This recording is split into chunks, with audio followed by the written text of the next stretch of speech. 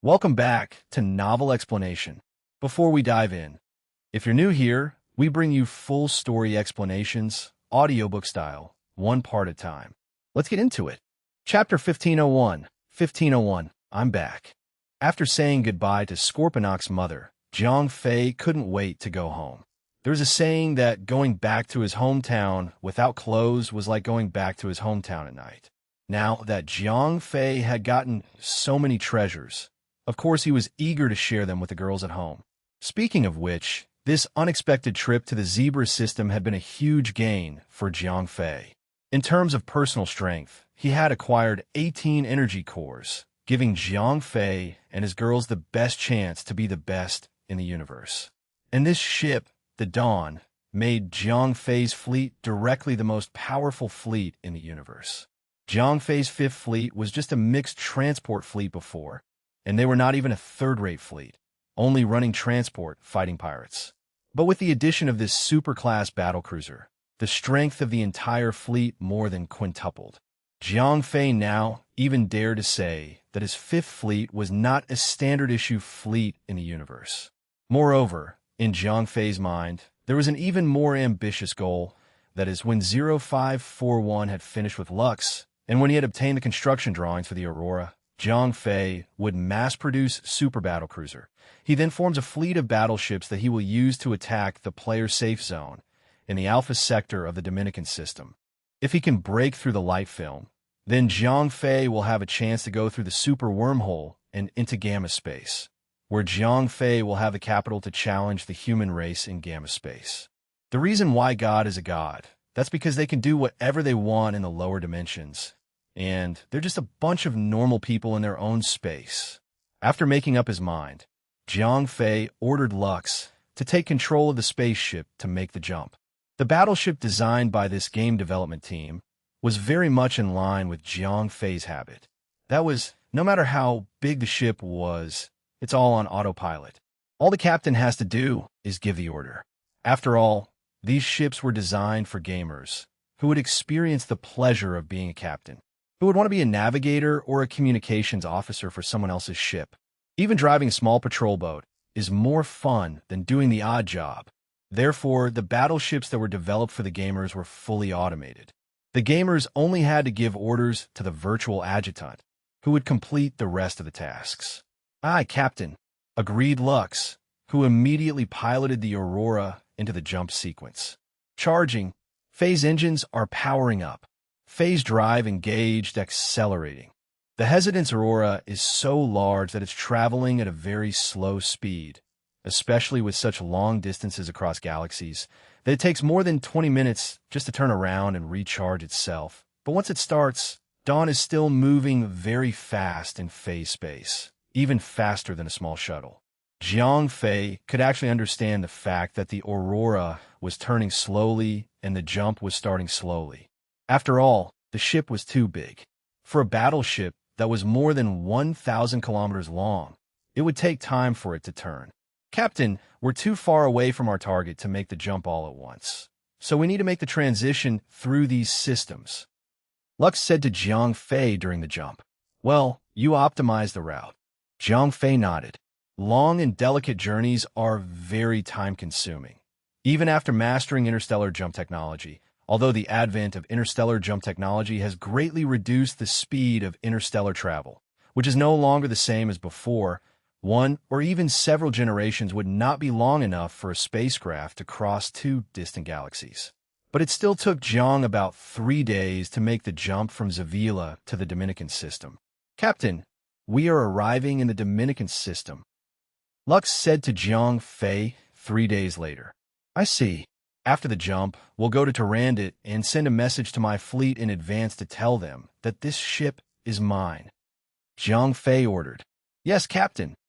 Lux obeyed and began to execute. 0541. "How's your seduction going?" Jiang Fei's heart skipped a beat. 0541 hadn't paid much attention to him in the past 3 days. It seemed like he was really focused on courting girls. However, they're basically the exchange of artificial intelligence data, flow interaction. Jiang Fei simply do not notice. "Ha ha, Captain Adult, This accompanies a girl wish to have an overnight success. This is not working hard. 0541 some bashful smile way. Oh, Zhang Fei nodded. To be honest, he really did not think it was that hard to get girls. This guy might be lucky, or he might be a natural ladies' man. In any case, all the girls were willing to take the initiative to woo him, although his side beautiful woman loved debt innumerable, but really did not pursue who. Captain, sir, if you have nothing else to do, I will go first. It seems that 0541 on Lux is really moved. In go, right? Have time to help me to make a section of fusion equipment. Zhang Fei suddenly remembered something, so added, Yes, Captain. 0541 replied. Although Zhang Fei got a large amount of the core of energy, and he himself to carry out the second and third fusion is very simple, as long as the core of the will of those few pieces into his own core of section will be done. But Bera and the other girls were different. They hadn't experienced a fusion at all, so they had to ask the 0541 manufacturing device to accelerate the two identical cores to double their escape velocity before they could collide.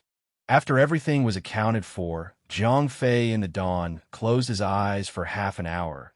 The spacecraft stepped out of phase space, the official arrival of the Dominican system. Captain, the identification code has been sent, and we are waiting for their response. Lux reported to Zhang Fei as she piloted the Aurora during a short jump to Tarandit. I know. Zhang Fei nodded. Not long before Lux got a reply from the Fifth Fleet. Hoodlum, is that really you? Aurelia's excited face appeared on the screen. After all, it had been half a month since Zhang Fei had gone missing. During that time, Aurelia and Garona had been going crazy. If it wasn't for Garona, who always sent people to the training ground to comfort Bera and other girls, I'm afraid these girls would have rushed out to find Zhang Fei. That's right. It's me. I'm back. Zhang Fei smiled and continued. Not only am I back, but I've also brought back a powerful battleship. Chapter 1502. 1502. After verifying its identity, the Aurora slowly made its way into Tarandit's gravity well. Captain, our request for a berth has been granted, and the tow ship will arrive shortly. Lux said to Zhang Fei. Yes, I know. Zhang Fei nodded, and the Aurora, guided by a tractor, slowly docked at the cargo dock on Tarandit. The Aurora was too big to fit in a dock in a military port, and only a large freighter berth in a cargo port would allow it to dock. After the ship had stopped, Zhang Fei returned to Tarandit via the trestle bridge. Hoodlum, I'm so glad you're all right. The Ice Queen, Aurelia, greeted him personally. My lord, you have returned at last. Garona was also excited. Yes, this is indeed a dead tone, but the harvest is quite good. Zhang Fei smiled and said to Aurelia, Here, this ship is your flagship. Ask the adjutant on the ship for the specific functions. This is a battleship. Aurelia was dumbfounded. Although she had led the fleet for many years, she had never thought that a battleship could be built this big. Wasn't this a target? Yes, this is a battleship. Do you think it's too big to be a target? Zhang Fei asked with a smile. Of course he understood the shock in Aurelia's heart, thinking that he also thought that the battleship was so big that it would be a target for others. But after knowing how powerful the capital ship was, Zhang Fei became a loyal supporter of the giant ship and cannon.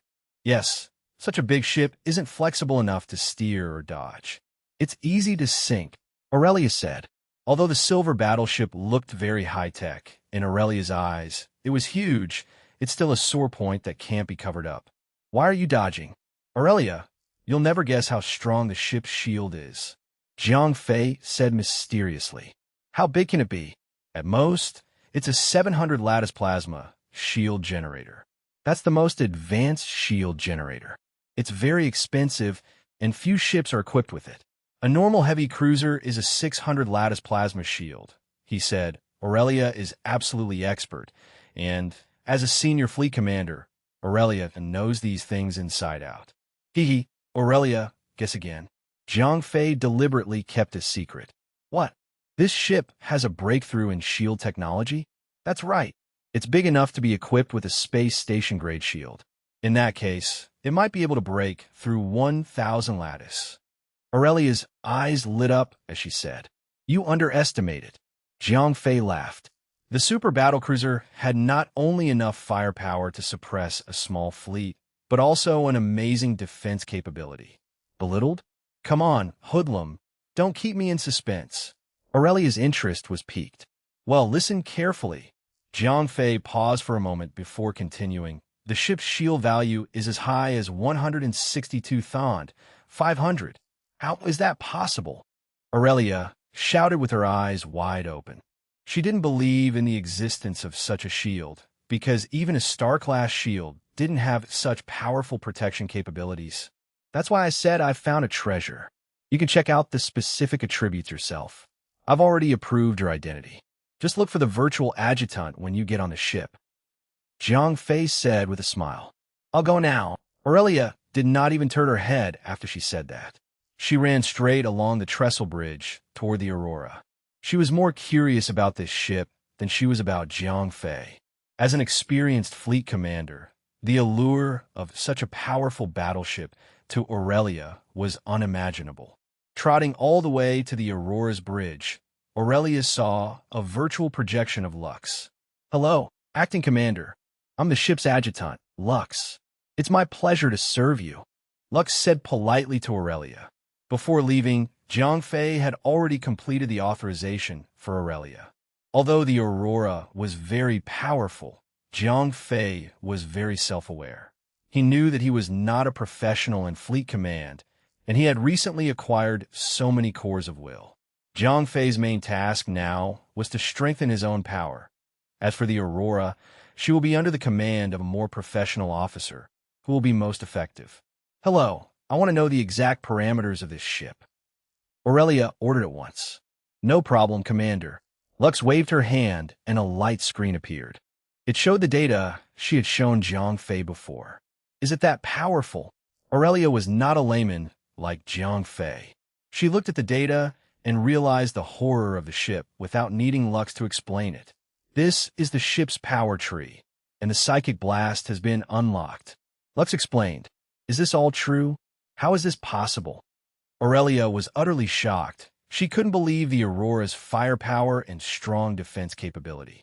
Her incredible abilities made her even more unable to believe it. Of course it's true, said Lux proudly. How do you unlock these skills? Aurelia asked. Need to destroy enemy ships to gain psionic power. Then Lux explained the bonus rules to Aurelia. I see. Aurelia soon understood what Lux was saying, and at the same time, she was complaining that Jiang Fei didn't know what he was talking about. According to Aurelia, the ship must have been primed with the Avengers' quantum shield, because such a super ship would appear on the battlefield with a natural ability to mock. The unknown enemy must have subconsciously set fire to it first, because a ship this size is too dangerous. But the Aurora's super shield strength makes the fleet desperate, and if the Avengers' quantum shield were to double back, it's possible that a fleet could fire the Aurora and kill itself. Ouch! Aurelia sighed after learning that the bonus points could not be changed. Although the first point was wrong, the power of the psionic mine detonator was not bad. It could also play a big role in fleet battles. This is definitely a gift made for me. Aurelia was extremely touched after learning about the Aurora's capabilities. Despite the Iceberg Queen's strong personal abilities, as a fleet commander, her obsession with battleship is much more than the pursuit of individual strength. Chapter 1503, 1503. Standing at the bridge entrance, Jiang Fei saw that Aurelia was completely engrossed in the ship. Judging from her behavior, even if the Ice Queen did not plan to stay on the ship for the rest of her life, she would not be leaving anytime soon. Jiang Fei smiled and shook his head. Then, he turned around and left the spaceport. While Aurelia was immersed in the power of the Aurora ship, Jiang Fei had already arrived at the training ground on planet Tyrandit. At that moment, Jiang Fei was extremely excited. Firstly, he had already been separated from the girls for a period of time. Especially after experiencing the hardships this time, Jiang Fei missed the girls very much. Secondly, Jiang Fei planned to train in the training ground with the girls for a period of time. In the past, Jiang Fei did not want to train in the training ground. One reason was that the Dominican Galaxy was constantly changing. He could not leave it. Another reason was that Jiang Fei's strength had reached a bottleneck. This was not something that could be achieved by training alone. However, it was different now. Jiang Fei had obtained a large number of cores of will. These cores were enough for him to upgrade his own core to the 3rd stage. He would need to speed up the flow of time in the training ground to help him save time. Jiang Fei asked in his heart as he walked towards the training ground. "Captain, everything is ready," 0541 said. Previously, Jiang Fei had asked him to build a collider to help the girls perform a part of the fusion. Jiang Fei nodded. He hoped that before he started the 3-stage fusion process, he could help the girls complete the fusion process of the energy core.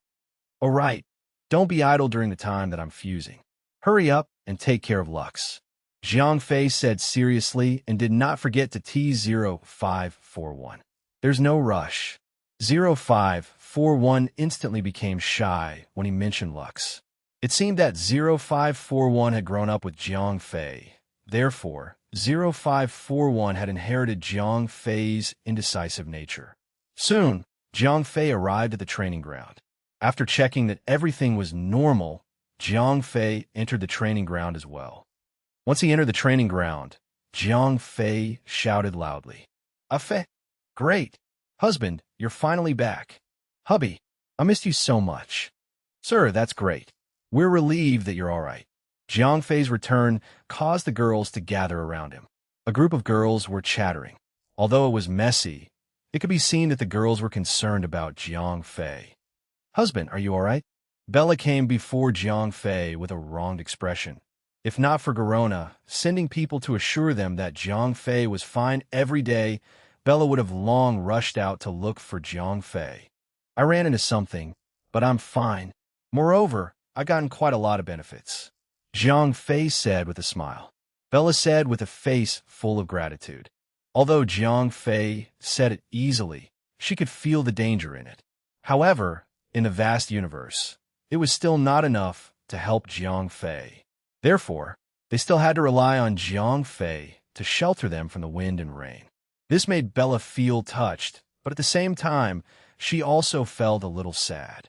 "That's right. If only we could help husband," Sylvie said with a distressed expression. Huamalon nodded as well. "Don't worry," Jiang Fei said with a mysterious expression. "Become stronger?" Bella was immediately energized. This little girl was very strong. Back then, she was the #1 fighter beside Jiang Fei. Especially when she was on Earth, she was really invincible. However, after entering the universe, although Bella was much stronger than the average person, her combat power of around 2 million was not of much help to Jiang Fei. It was even difficult for Jiang Fei to protect himself. Therefore, Jiang Fei did not dare to bring her out. Otherwise, with Bella's violent temper, Jiang Fei would not be able to protect her at all times. This time, I took a risk and obtained a large amount of energy cores. With these energy cores, you can immediately become stronger. Jiang Fei did not keep them in suspense this time. Instead, he said it directly. "Really? Energy cores?" The girls present were all dumbfounded. They were by Jiang Fei's side. Naturally, they knew how precious energy cores were. Today, when Jiang Fei opened his mouth and said a large amount, it was too unbelievable. "That's right," Jiang Fei said as he spread out his hand. 18 sealed energy cores appeared in front of the girls. This is real." Even if they saw it with their own eyes, the girls found it hard to believe that it was real. "That's right. All of them are real. These 6 cores are mine," Jiang Fei said. "Great." The girls were overjoyed. They did not desire power because they wanted to be powerful. They wanted to help Jiang Fei instead of being a burden to him. Bella's words instantly calmed the girls down. Clearly, the few beginner fusion users added together were not as powerful as a high-level fusion user. Therefore, these energy cores had to be fused to a high level as much as possible. However, there were very few energy cores after the fusion. There were so many girls present. It was impossible for everyone to get their hands on them. "The will core belongs to my husband. There is no doubt about that. Bella has already fused the life core. With the 3 life cores here, she can fuse to the 2nd level. There is nothing to fight over," Nina said slowly. The girls replied in unison. As for the distribution of the will core and the life core, none of the girls present had any meaning. Of course, they would not fight over anything with Jiang Fei. On the other hand, Bella was the most important person in Jiang Fei's heart. In addition, the two of them had already fused with the energy core. As the best choice to maximize their combat power, it was understandable for them to give the 2 energy cores to them. However, the other 9 energy cores were given to the girls. Although they had a harmonious relationship, everyone wanted to help Jiang Fei. Everyone had no intention of giving in at all. Chapter 1504. 1504. Sylvie pointed at the time core and shouted. Ariel looked at Jiang Fei with hope. She had used Phoenix's incomplete form to transform her human body. Therefore, Ariel's strength was stuck at quasi-level 5. Although her strength had increased after receiving the giant beast meat from Jiang Fei, she still could not be compared to the other girls. Ariel might not be able to help Jiang Fei for the rest of her life. It was not just Sylvie and Ariel. Hua Milan, who was beside them, did not say anything. However, her gaze towards the energy core was even more passionate. The desire in her eyes did not need words to express it. Among the girls, Nina had a gentle personality. She was the calmest one. However, this did not mean that she did not want to obtain the power core. However, she had always appeared in front of the girls as a big sister. Therefore, she was too embarrassed to show it. Seeing the girls looking at him eagerly, Jiang Fei did not know how to make a choice. After all, these girls were all sincere to him. He also liked these girls very much. It was not appropriate for him to side with anyone. Fei, go help Bella fuse the life core first. In the end, it was Nina who helped Jiang Fei out of the predicament. Jiang Fei looked at Nina gratefully. This former holy maiden of light was still rather convincing. Once she said that, the other girls stopped arguing. Seeing that Jiang Fei had agreed to let the girls decide the ownership of the remaining 9 energy cores, the remaining girls immediately gathered around Nina. Nina was undoubtedly the person with the highest reputation. Her words were still more convincing. Even Bella gave Nina face. Let's go, sisters. In order not to disturb Jiang Fei, Nina took the other girls away. The inner space of the training ground was large enough for Jiang Fei and the others to use. Seeing that the other girls had left, Bella looked at Jiang Fei excitedly and said, she knew that Jiang Fei had obtained 3 full life cores. These life cores were enough for her to advance to the second stage of the fusion stage. Jiang Fei nodded. Then he ordered 0541, take out the equipment. 0541 immediately moved the collider that he had previously created out of the ring space after hearing Jiang Fei's order. A white light flashed, and the collider appeared in front of Jiang Fei and Bella. Jiang Fei asked. 0541 said. Jiang Fei said worriedly. He had to take the risk back then. At that time, Akit's series had already gained the upper hand. It could be said that Jiang Fei had made a desperate attempt to fuse the energy core. Fortunately, he had made the right bet. In the end, he was lucky. I'm extremely lacking in the data related to the energy core. Therefore, my understanding of the fusion of the energy core is limited to a collision of 2 times the escape speed. Although there's a certain risk in doing so, this is the only method we have so far, 0541 said helplessly. Fei, you don't have to say anymore. Bella was very calm. She had always been very interested in strength. She was very eager to become stronger. In addition, she was determined to help Jiang Fei. This made it impossible for Bella to give up any chance to become stronger, let alone this little bit of risk. Jiang Fei nodded. He knew Bella's stubborn temper. No one could change the things that this girl had decided. 0541. Let's begin, Bella said with a smile. It seemed that she was not only worried about the potential risks. Okay, let's begin, Jiang Fei said to 0541 when he saw that Bella was ready. At the same time, he placed a life core at the entrance of the collider. Bella smiled as she walked to the exit of the collider.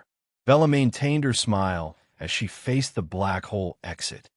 As 0541 spoke, the collider began to work. The life core began to accelerate in the energy circuit of the collider. Half a minute later, the life core's speed was doubled.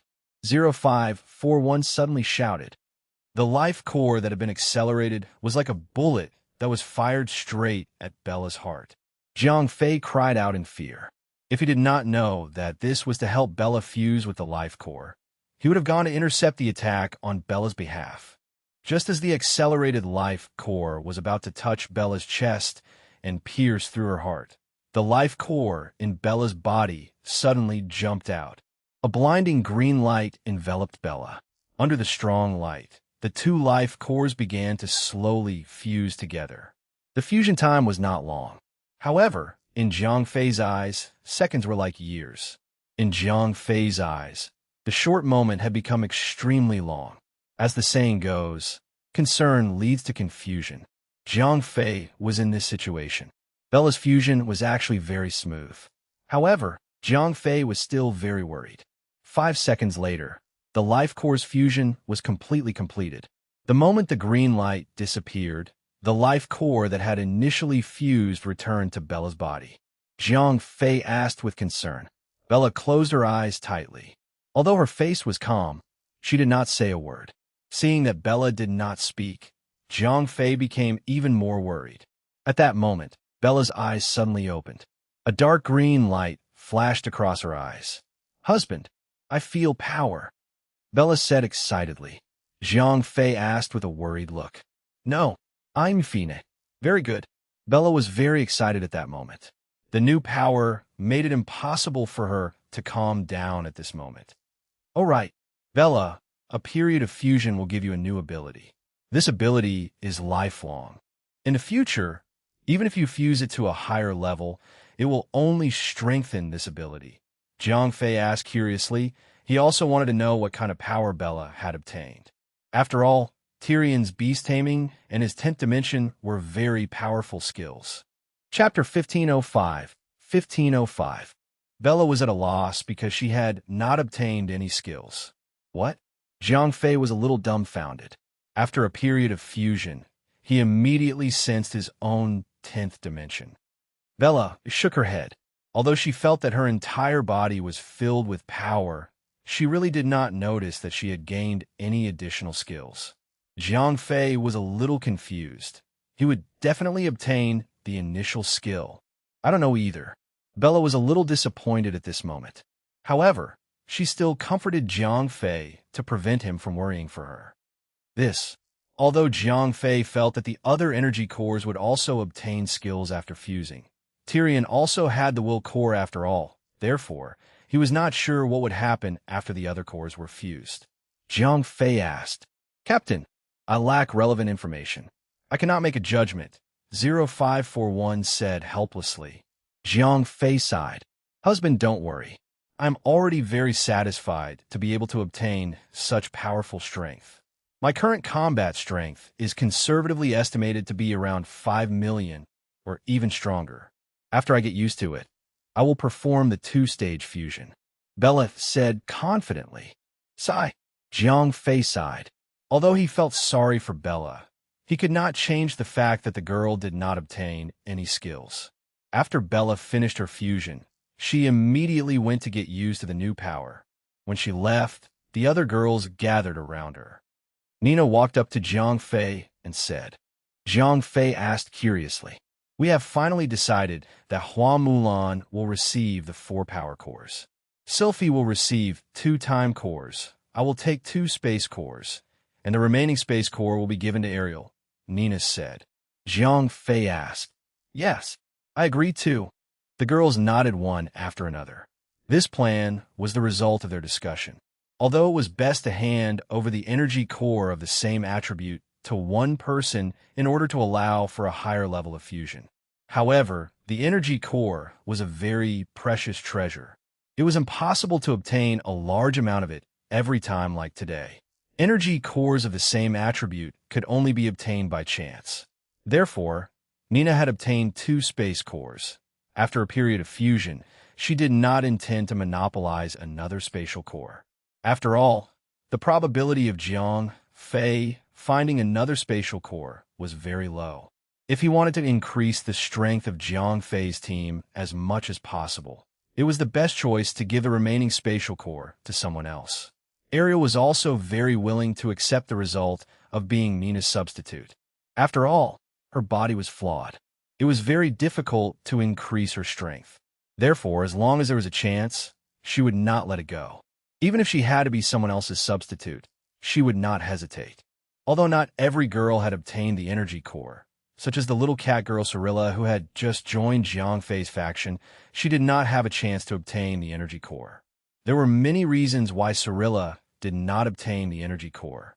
First, she had joined later. Even if the girls doted on her, she still could not compare to the friendship between the other girls. Secondly, the reason why Bella and the other girls accepted Garona and Sarira was because in Bella and the other girls' eyes, they were the same as Aurelia. They were infatuated with Jiang Fei because of the evil substance in Jiang Fei's body. When the evil substance in Jiang Fei's body disappeared, they might become strangers with Jiang Fei. Although the girls accepted the girls because they pitied them, they could not give them the most precious treasure in the family. If they woke up and ran away, the treasure would not be returned. After combining all these factors, the girls finally decided to keep it to themselves. They digested all the energy cores internally. Other than Garona, who did not get the energy cores, another girl who came from Earth also looked aggrieved. Sitang was also staring at the energy cores in Jiang Fei's hands. However, she did not get the energy cores because the other girls were ostracizing her. She was just not strong enough. When Sitang was on Earth, she only had a few tricks up her sleeves. When she was at her peak, she was just like a special forces soldier. She could not even defeat a level 2 metahuman. Later on, after she was injected with the gene reagent and under the guidance of Shang Guanqi, her strength had improved by leaps and bounds. However, when she left Earth with Jiang Fei, she was only at level 4. With such low strength, Sitang could not even eat the giant beast meat. She could only train hard under the stimulation of Jiang Fei's low-end gene reagent. Later on, in the training ground, the time acceleration allowed her to receive more training. Moreover, with the help of Bella and the other girls, Sitang had barely broken through to level 5. However, she had just entered level 5. Her combat strength was only slightly over 10,000. The giant beast's meat could only be eaten from the ground up. Although her training speed was much faster than before, she was still far from the level of the other girls. Therefore, although Jiang Fei had brought back a large amount of energy cores, Sitang was too weak. Her body was unable to withstand the impact of the energy cores. Therefore, she could only watch Nina and the others discuss the ownership of the energy cores. She could not even say a word because she was too weak. The energy cores had nothing to do with her. Littling, don't worry. There will be an opportunity in the future. As long as you train hard, when you become stronger, I will get the energy cores. Jiang Fei looked at Sitang's pitiful expression. He could only comfort her. Sitang immediately said. She was extremely thirsty for strength. Among the core girls around Jiang Fei, her strength level was the lowest. Even the girls from the Saintly Virgin Guards were stronger than her. Although the girls from the Saintly Virgin Guards were only at level 4 after they were resurrected, their bodies were all bio-human bodies that had been modified. There were no impurities in their bodies. They could directly consume the giant beast meat without having to worry about their bodies exploding. However, Sitang was different. She had wasted her entire childhood. Her body had accumulated too many impurities. She could only rely on her own efforts to purify her body bit by bit. Or she could take the risk and pour energy in her body like Jiang Fei did. After all, taking shortcuts required taking risks. Chapter 1506, 1506. As for Jiang Fei, although he hoped that the girls around him could increase their strength as soon as possible, he did not want them to take unnecessary risks. Therefore, although Sitang's strength was slowly increasing, she was still a distance away from the other girls. No matter how unwilling Sitang was, the girls had already decided on the distribution. After Jiang Fei looked at the distribution results, he nodded. However, this distribution plan was already the best choice for the time being. Jiang Fei took a deep breath.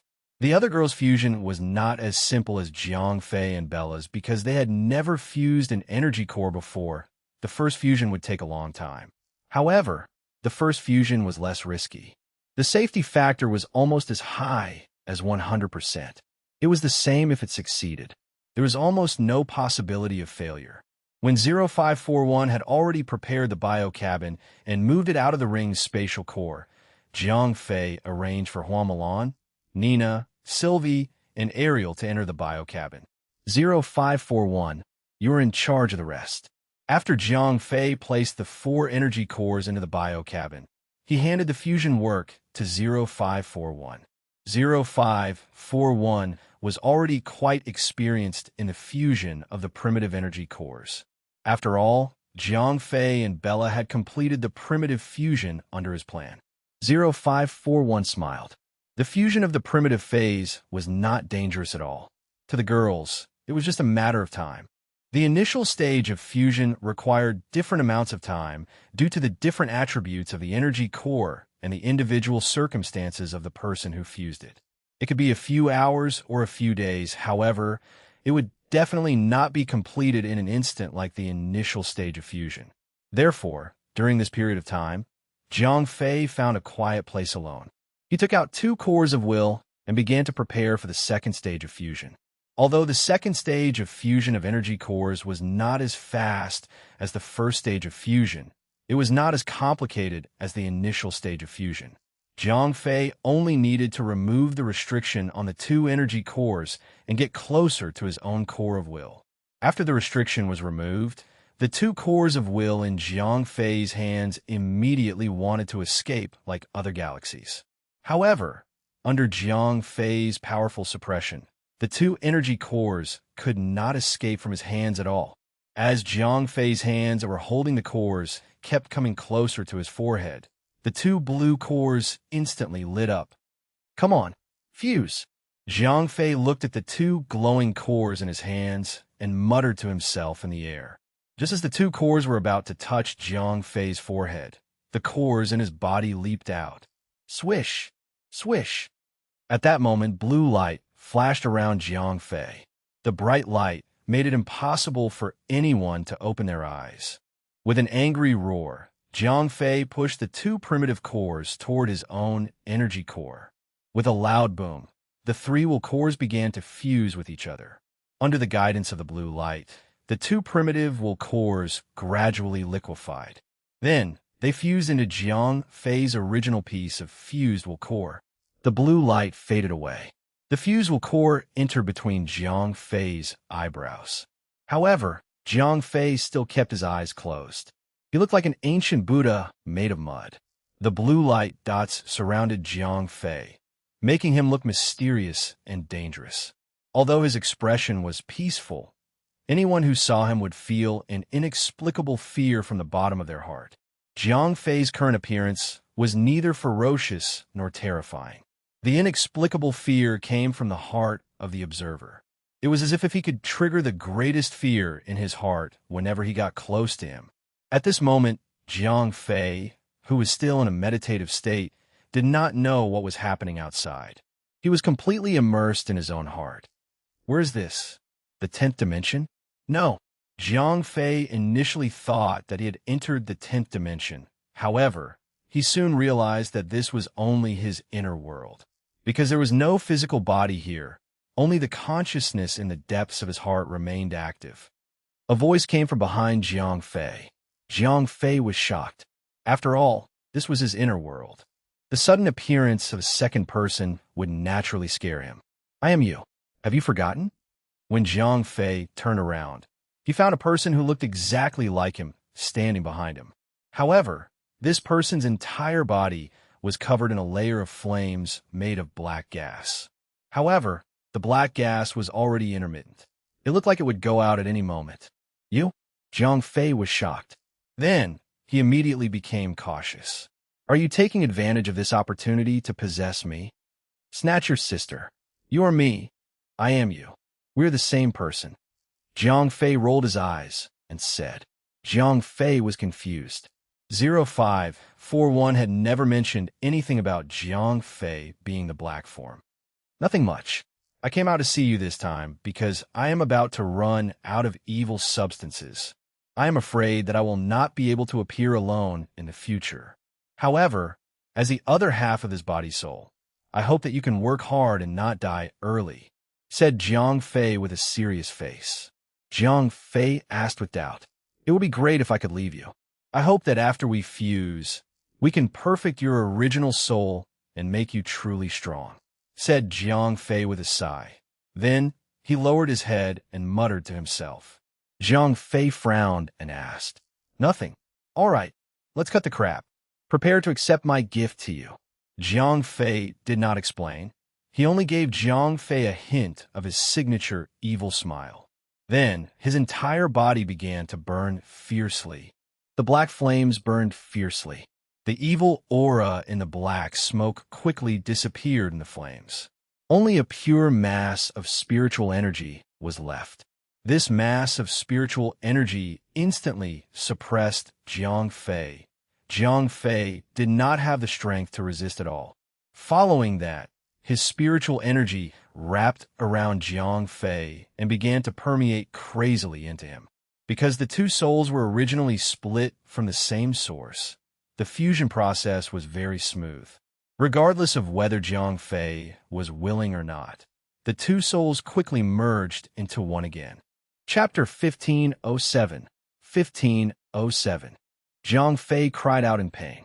A huge amount of spiritual power was forcefully pouring into his body. This spiritual power was so pure and huge that it seemed as if it was going to explode Jiang Fei's entire body. Fortunately, Jiang Fei had already obtained the second section of the fused core. This made his sea of consciousness very tough. The other thing was that the spiritual energy was very pure. Moreover, it did not have any offensive properties. It was gentle, and it came from the same source as Jiang Fei. As such, Jiang Fei's bloating pain was equivalent to eating too much. He could not digest it for a moment.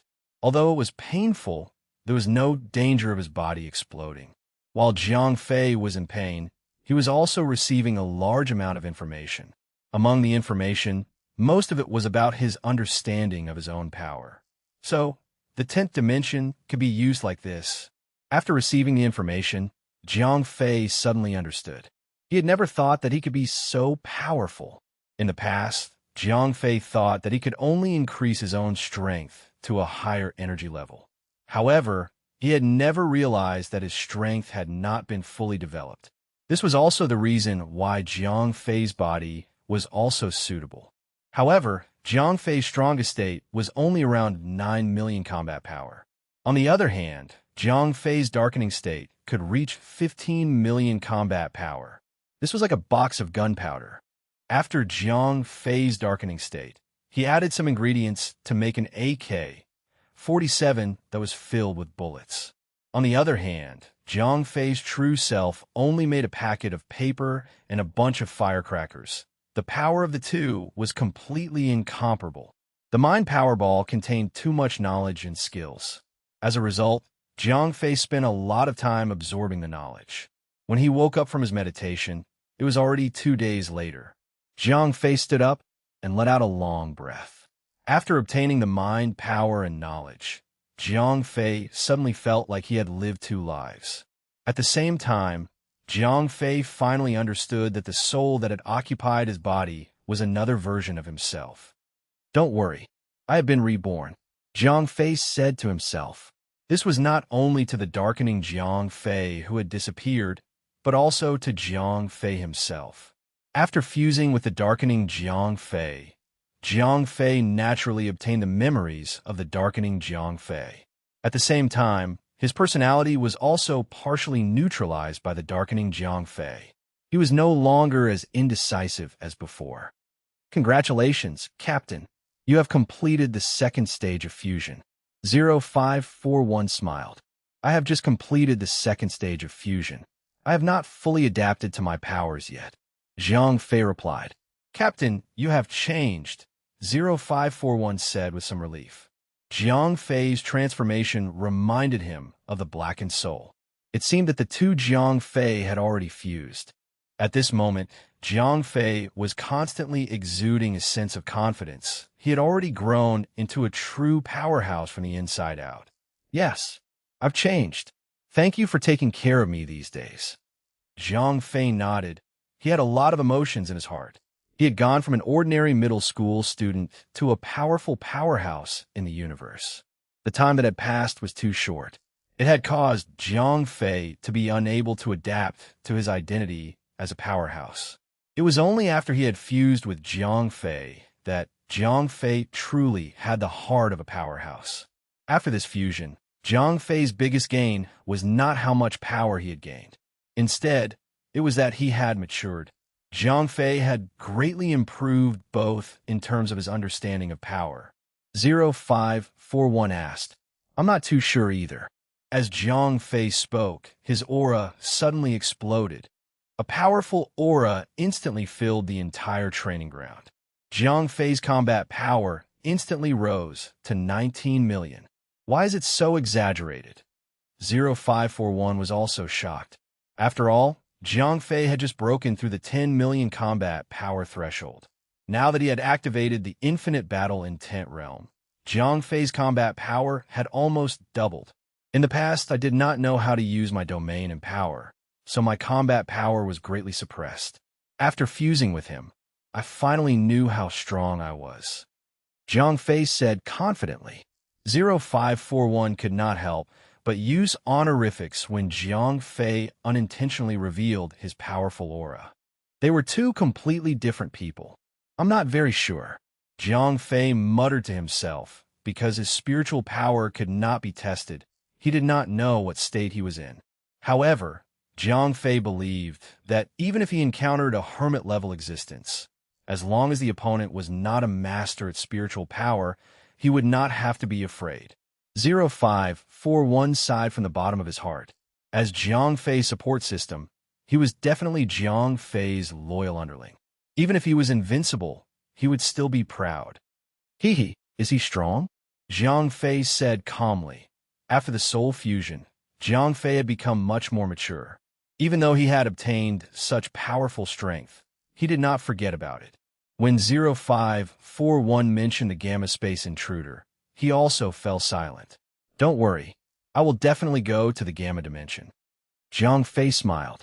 After experiencing this fusion, his confidence came from the bottom of his heart. It was as if any difficulties and enemies would become his stepping stone. That's right. Captain, if you can save Bella and the others from Dawnbreak, you will definitely be able to save this universe from the game. 0541 was also full of confidence. It was as if this was the power of a leader. I'm not in the mood to be a savior, Jiang Fei said calmly. 0541 said. At this moment, he suddenly felt that following such a leader was truly a blessing. His captain had really grown up. Chapter 1508, 1508. Although he still had the 4 cores of will in his hands, Jiang Fei did not intend to fuse them all at once. Jiang Fei knew this very well. He did not want to leave behind any hidden problems for himself by blindly expanding his strength. His strength had temporarily come to an end. Jiang Fei turned around and returned to the center of the training ground. There were 4 biopods there. Hua Mulan and the other girls were fusing the energy cores of the primitive stage. Jiang Fei asked. At that moment, the 4 girls were lying quietly in the biopods. The dark green nutrient fluid covered their entire bodies, providing the necessary energy support for their bodies. Captain, the fusion of the primitive stage is very smooth. Ariel and the others have completed the initial fusion. They are now adapting to their bodies, 0541 explained. Jiang Fei asked. 0541 replied. Okay. Jiang Fei nodded. While the girls' bodies were adapting to the energy core, Jiang Fei found Bella, who had completed the fusion. Jiang Fei asked. Bella said excitedly. Although Jiang Fei said that, he was still a little disappointed. After all, Bella had not been able to obtain a skill from a fusion. After all, this skill was the only one. Only a fusion would give her a chance to obtain it. However, Bella had clearly missed this opportunity. Bella said as she activated her domain. In an instant, a layer of physical energy formed a scale armor that covered Bella's entire body. It allowed her to transform into the dragoness state. Zhang Fei could not help but praise Bella when he saw her transformed state. After a period of fusion with the life core, when Bella activated her territory again, her scale armor had already turned dark green. This streamlined scale armor looked very beautiful. At the same time, it also provided Bella with a stronger defense. Humanoid creature, race unknown, 5 million. This was the result Zhang Fei obtained from observing Bella through the goggles. As Bella was considered a cyborg, this was not recorded in the civilization that produced the goggles. Therefore, the race was considered unknown. However, this was not what Zhang Fei was paying attention to. 5 million. If she took another step, she would be close to the level of the overlord of the galaxy. After all, Zhang Fei had been in the universe for a long time, and it could be considered as a series of fortuitous encounters. Zhang Fei's strongest combat power was only SOSO. However, Bella had just completed the first phase of the fusion and had already reached Zhang Fei's peak combat power. Zhang Fei guessed. The energy core was divided into 5 types. They were life, strength, time, space, and will. Among these 5 types, life and strength were the basic types. They all directly increased the physical strength of the fused person. Time and space were considered advanced types. They would give the fused person a part of the ability to interfere with external things, or to interfere with space, or to influence time. The nucleus of will was the most special existence. It affected the will of all living things. It was not only intelligent creatures that had thoughts and wills. Giant beasts and other creatures also had wills. Even a planet had its own will. However, dead things like planets had simpler wills and were more persistent. External forces would not be able to interfere with them. Due to the lack of data on the situation after the fusion of the energy cores, Zhang Fei was unable to determine whether Bella was acting strangely or whether the fusion of the basic energy core should be like this. With a sense of confusion and temptation, Zhang Fei stayed with Bella for a while.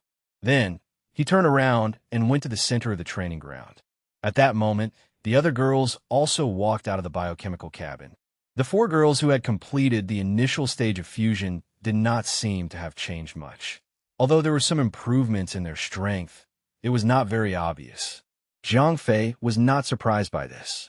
The main improvement of the energy core in the initial stage was to allow the fusion user to comprehend their own domain.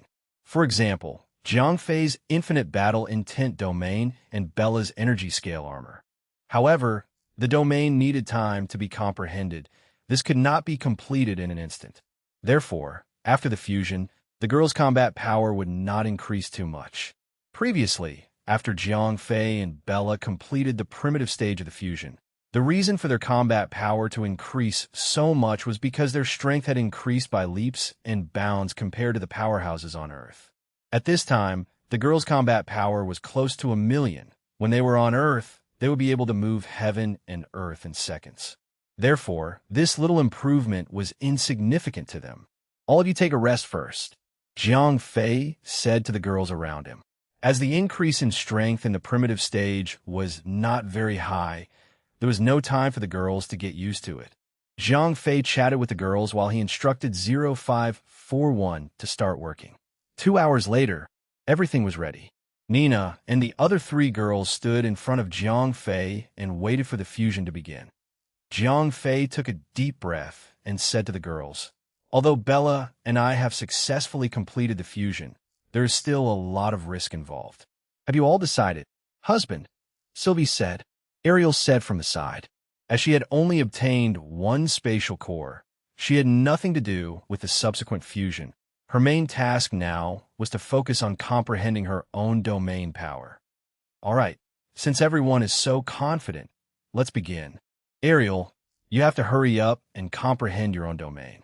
Although there's only 1 spatial core, this is after all an advanced energy core." Zhang Fei comforted Ariel, who had only obtained one spatial core. "Don't worry, hubby," Ariel said as she made a face at Jiang Fei. "All right." Jiang Fei nodded. After everything was ready, Mulan walked to the first one. She would receive the initial fusion of the power core. Chapter 1509, 1509. Jiang Fei looked at Hua Mulan and asked. Hua Mulan nodded. Her eyes were filled with determination. "Let's begin," Jiang Fei said to 0541. 0541 replied and immediately activated the collider. As the collider was activated, the power core that Jiang Fei had put into the energy circuit began to accelerate. The power core that had been accelerated to twice the escape speed flew out and shot straight toward Hua Mulan's heart. Jiang Fei nodded to himself. Previously, Bella's life core was also at the heart. Just as the power core was about to hit Hua Mulan, the power core in her body leaped out and the two power cores began to fuse. At this moment, Jiang Fei was also focused on watching the fusion process. If anything unexpected happened, he could immediately rescue her. However, the accident that Jiang Fei was worried about did not happen. The entire fusion process was very smooth. In just a few seconds, the two power cores had fused into one. A dazzling red light completely enveloped Hua Mulan and finally entered her body. 2 seconds later, Hua Mulan opened her eyes. At the same time, an extremely terrifying power was emitted from her body. Among the people present, other than Jiang Fei, the other girls were pushed far away by this powerful aura. Jiang Fei asked with concern. "Master, I feel power," Hua Mulan said with a face full of surprise. Jiang Fei asked the question that he was most concerned about. Hua Mulan's answer made Jiang Fei feel a mixture of emotions. After a period of fusion, Hua Mulan had obtained skill. This made Jiang Fei very happy. However, at the same time, Hua Mulan could obtain a skill. That meant that the basic energy core could bestow skills during a period of fusion. On the other hand, Bella had not obtained anything. There must be a problem. If it was a normal skill, it would not be a problem. As the owner of the 10th dimension, Jiang Fei knew how terrifying this skill was. Losing such a skill would be a huge loss. Nina asked curiously. Hua Mulan was once her captain of the guards. Therefore, the two of them could be considered as half-best friends. They were very close. Hua Mulan said. The other girls were confused. They did not quite understand the meaning of this skill. Let me put it this way. As long as the opponent's energy level is not more than twice my level, I can seize control of the attack power regardless of whether it is a physical attack or an energy attack. Moreover, I can also learn this skill.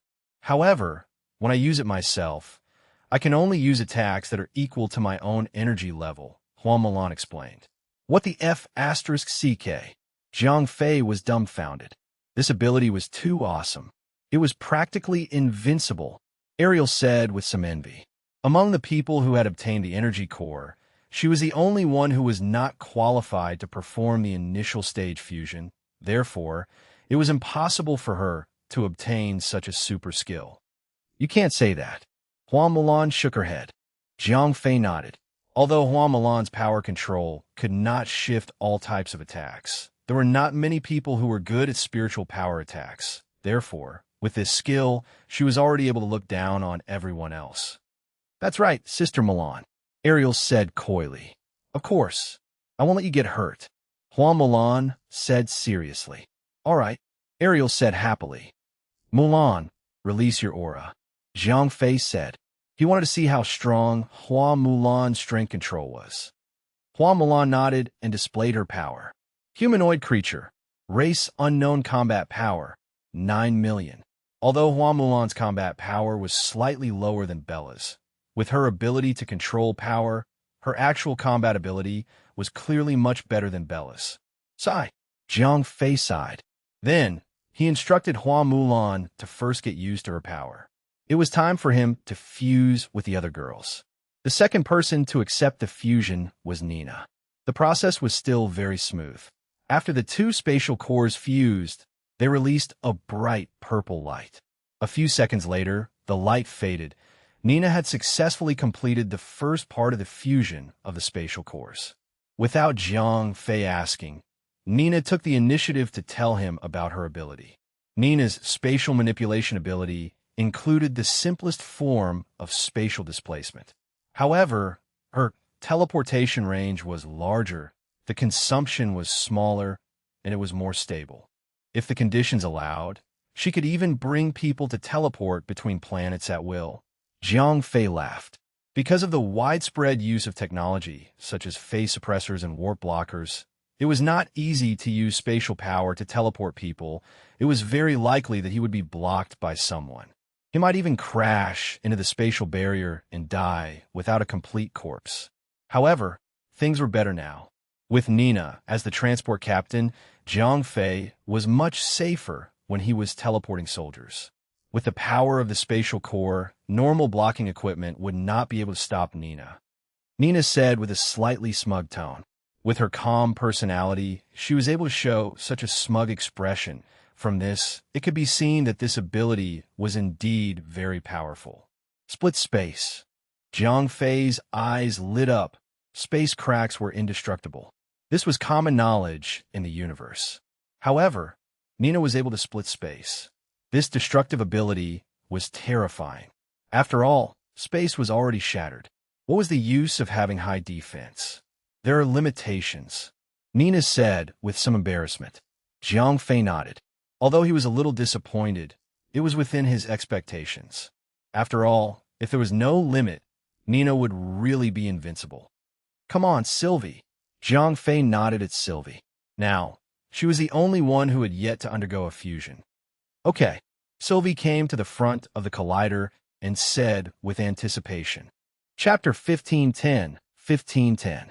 The first phase of the fusion was very fast.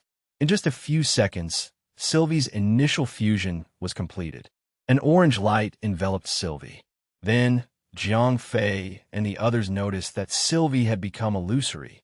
Jiang Fei took 2 steps and arrived in front of Sylvie. However, when he saw that Sylvie was somewhat illusory, Jiang Fei did not dare to interfere because he did not know what had happened to Sylvie. The orange light faded and the time core merged into Sylvie's body. She had once again returned to reality from the illusion. Jiang Fei asked with concern. Sylvie smiled. In the next moment, she appeared behind Jiang Fei. Her speed was so fast that Jiang Fei could not see her clearly. The other girls were also amazed. This is nothing. Sylvie laughed proudly. The ability that she had obtained was to control the flow of time. She could speed up or slow down. Unfortunately, time could not be reversed. Even so, Sylvie's ability to control time was very terrifying. Using the flow of time to accelerate herself was the most basic application. Having extreme speed allowed her to achieve twice the result with half the effort. Moreover, when she accelerated someone's time to the extreme, that person would age and die at a speed visible to the naked eye. The result of this was that that person's body would be completely torn apart. However, Sylvie and Nina had the same problem with time control. It was easy to use their own abilities. Then, it would be very difficult for them to influence them. Jiang Fei nodded. From the results of the girls around him, after a period of fusion, he had finally come up with some ideas. Although Hua, Mulan, and Bella had fused with the most basic energy core, it was precisely because of the type base. Although they did not have the ability to control time or space, they did not have any restrictions when using their power. It was also quite a burden on their own bodies. Jiang Fei had a deep understanding of this point. His 10th dimension was extremely powerful. After pulling enemies into the 10th dimension, Jiang Fei was invincible. However, pulling powerful enemies into the 10th dimension itself would cause great damage to Jiang Fei. If he could not kill the enemy in a short period of time, the 10th dimension's energy consumption would be too fast and Jiang Fei would end up digging his own grave. After sorting out these thoughts, Jiang Fei arranged for the girls to practice their newly acquired skills. At the same time, they also familiarized themselves with the newly acquired power. During this period of time, Jiang Fei did not idle around. He was also busy adapting to the power after the 2nd stage of fusion. After all, there was still the 3rd stage of fusion waiting for him. Apart from Jiang Fei, who was going to undergo the third stage of fusion, Bella and Hua Mulan, would also undergo the second stage of fusion. Everyone, including Jiang Fei, was looking forward to the completion of the fusion of all the energy nuclei. What kind of power could Jiang Fei and the girls around him achieve? 3 months passed in the blink of an eye. Due to the accelerated flow of time in the training ground, only 3 days had passed in the outside world. However, during this period of time, Jiang Fei and the girls had basically gotten used to the new power that they had obtained. Moreover, Hua Mulan, who was the most hardworking, had even comprehended her own domain. Boom! Boom! Boom! Boom! Boom! Hua Mulan, who had fully activated her domain, was currently engaged in a fierce battle with Jiang Fei in the training ground. From the looks of it, Hua Mulan, who was at an absolute disadvantage in terms of strength, had completely suppressed Jiang Fei. Oh my god! On Jiang Fei's side, the more he fought, the more shocked he became. Hua Mulan's strength was far beyond his imagination. At this moment, Jiang Fei did not go easy on her. Other than not using the 10th dimension in his spiritual attacks, he had basically used all of his skills. He could barely maintain an undefeated ending. At this moment, Hua Mulan was using all of her power. Under the control of her power, Jiang Fei's attacks were not effective at all. A stream of energy shot towards him. Before Hua Mulan could even get close to him, Jiang Fei was reflected back. This caused Jiang Fei to have to defend against his own attacks. Not only was Jiang Fei at a disadvantage when it came to long-range attacks, he was also at a disadvantage when it came to close-range attacks. His fists were aimed at Hua Mulan, but they always went off course for no reason. Although it was not as exaggerated as a direct rebound, it was still a battle between experts. This kind of deviation was often fatal.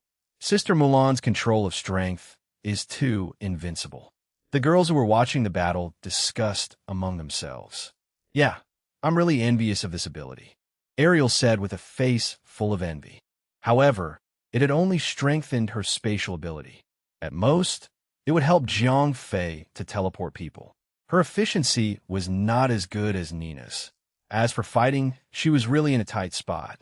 5 million, and she could not defeat others on the battlefield with her spatial ability. She should be able to run for her life. However, who would not want to fight? Who would be willing to just be a transport captain? Sir, at this moment, Hua Mulan's words made everyone's eyes widen. It turned out that she had not used her full strength just now. Although Jiang Fei was surprised by Hua Mulan's strength, he was very confident in himself. After completing the second stage of fusion, Jiang Fei had 19 million combat power. He had already reached the peak of the galactic overlord level. He was still a little confident in fighting against Hua Mulan, who had just broken through 10 million combat power. Domain! As Hua Mulan shouted, Jiang Fei felt the girl's aura in front of him suddenly change. In an instant, Jiang Fei felt that the person standing in front of him was no longer the heroic girl. Instead, it was a tall mountain. It was a huge star. A powerful aura was constantly pressuring Jiang Fei. It was a pure power, an extremely powerful power. My lord, this is my domain, star power. As Hua Mulan shouted, the girl flew like a meteor towards Jiang Fei. The tip of her fist sparkled with starlight. The immense power contained within made Jiang Fei feel an unprecedented pressure. Chapter 1511. 1511. Lose Sight's Communication. F***CK. Jiang Fei cried in his heart. Hua Mulan's attack was extraordinary. It was so powerful that it was hard to imagine. If Jiang Fei used his spiritual power, Hua Mulan would definitely be heavily injured. However, if he only used his physical strength to block it, he would definitely be the unlucky one. Although Jiang Fei's body had been baptized by the scorpion milk and made him as strong as a human-sized giant beast, Hua Mulan had fused with the power core. This thing was the embodiment of the universe's origin power. One of it contained the power essence of an entire galaxy. Moreover, Hua Mulan had fused with the first form of the two combined forms. Jiang Fei shouted. He did not want to face Hua Mulan head-on. If that happened, one of them would definitely be injured. Therefore, at this critical moment, Jiang Fei directly activated the power of the 10th dimension and transferred himself and Hua Mulan into his own exclusive space. In the 10th dimension, time was frozen. Therefore, Hua Mulan, who was trying her best, was also frozen on the spot. Jiang Fei took a deep breath and said to Hua Mulan, "When I let you out later, you must remember to pull back. However, do not pull too hard. I will help you resolve it in sections." Although Hua Mulan was unable to move, her mind was still active in the 10th dimension. Therefore, she could hear everything that Jiang Fei said clearly. "Okay, I'll let you out," Jiang Fei said. After seeing Hua Mulan's determined gaze, Jiang Fei activated the power of the 10th dimension and sent her out. After leaving the 10th dimension, Hua Mulan naturally removed the time freeze. Under her powerful strength, she continued to charge forward. However, after receiving Jiang Fei's instructions, Hua Mulan began to slowly withdraw her strength. However, the power of this attack was too strong. If she suddenly withdrew her strength, even Hua Mulan, who had the power control ability, would also be injured. After 1/10 of a second, Jiang Fei appeared behind Hua Mulan. Then, he activated his ability again and pulled Hua Mulan back into the 10th dimension. In the 10th dimension, Hua Mulan was once again frozen. "Continue with the previous steps," Jiang Fei said to Hua Mulan. Then, he moved Hua Mulan out again. After leaving the 10th dimension, Hua Mulan returned to her charging posture. The girl began to slowly retract her strength again. Meanwhile, Jiang Fei kept pulling Hua Mulan in and out to help her divide her strength. After repeating it for more than 10 times, Hua Mulan's star power finally returned to the level that she could control. The girl's charging posture finally stopped. Ariel, who was at the side, had an expression that scared the baby to death. I just comprehended this domain. It allows me to gather my own power and the power that spread across the entire battlefield in the previous battle, and then complete a fatal blow," Hua Mulan explained. Nina was stunned. This domain was not ordinary. After all, Hua Mulan had only sparred with Jiang Fei for a short while before she was able to unleash such a powerful attack. If she used this domain on a battlefield where experts gathered, who would be able to withstand her attack? Jiang Fei frowned slightly. Hua Mulan's domain was too powerful. She was already unable to control the attack just now. Then, although Hua Mulan could unleash an invincible attack, it would be a huge burden on her. It might even cause irreparable damage to her. Hua Mulan nodded. Although she had promised Jiang Fei that she would not use this skill easily, if she really encountered a crisis, with Hua Mulan's personality, she would definitely step forward without hesitation. While Jiang Fei was chatting with the girls, a light suddenly flashed and Bison entered the training ground. "Why are you here?" Jiang Fei asked. If there was nothing else, Bison would not have come here to look for him. "Nothing much. It's just that the Merchant Alliance has sent a message. General Luster wants to talk to you," Bison said respectfully. He had always admired Jiang Fei as his boss. He saw a sense of awe in Jiang Fei. "Oh, I got it. You go back first." Jiang Fei nodded. Then, he instructed the girls to train in peace. After some time, he would perform the second stage of fusion for Hua Mulan and Bella. After leaving the training ground, Jiang Fei returned to his flagship. With the Dawnlight, this super battleship had replaced Jiang Fei's previous flagship. Now, this super battleship had become Aurelia's treasure. This little girl had spent almost all day on this ship. Even her highly evolved adjutant, Lux, had become her best friend. Aurelia was very happy to see Jiang Fei on the ship. Jiang Fei nodded. "Yes, I know that," Aurelia instructed very skillfully. At this time, her relationship with Lux was already somewhat similar to that of Jiang Fei in 0541. "It'll be done soon, sister," Lux immediately agreed. She did not know when she had changed the way she addressed Aurelia. Jiang Fei asked curiously. "I have been alone since I was young. Later on, I spent a lot of time in the military. I always had to deal with men. Although it was just a job, I still felt a little awkward. I really hit it off with Lux. I feel pretty good having a sister like her," said Aurelio with a smile. Jiang Fei smiled.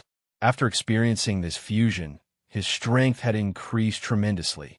Moreover, he could immediately undergo a 3-stage fusion. After that, his combat power would definitely increase tremendously. Therefore, Jiang Fei no longer paid much attention to external things.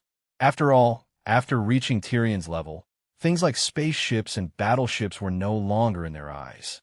"Sir!" Larxie's voice was heard. At the same time, the large screen opened and a fish-headed officer appeared on the screen.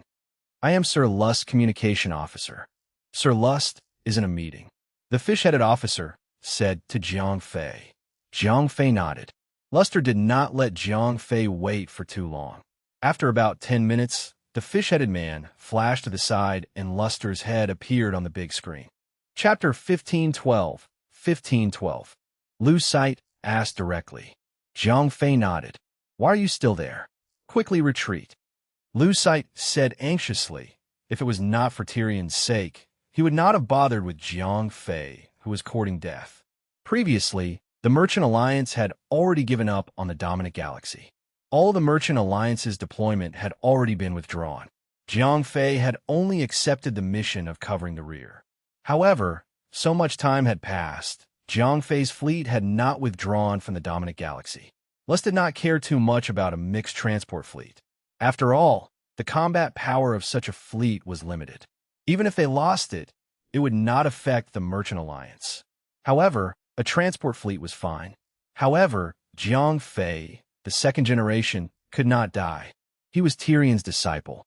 If something happened to Jiang Fei, Tyrion would lose his temper. Who could stop him?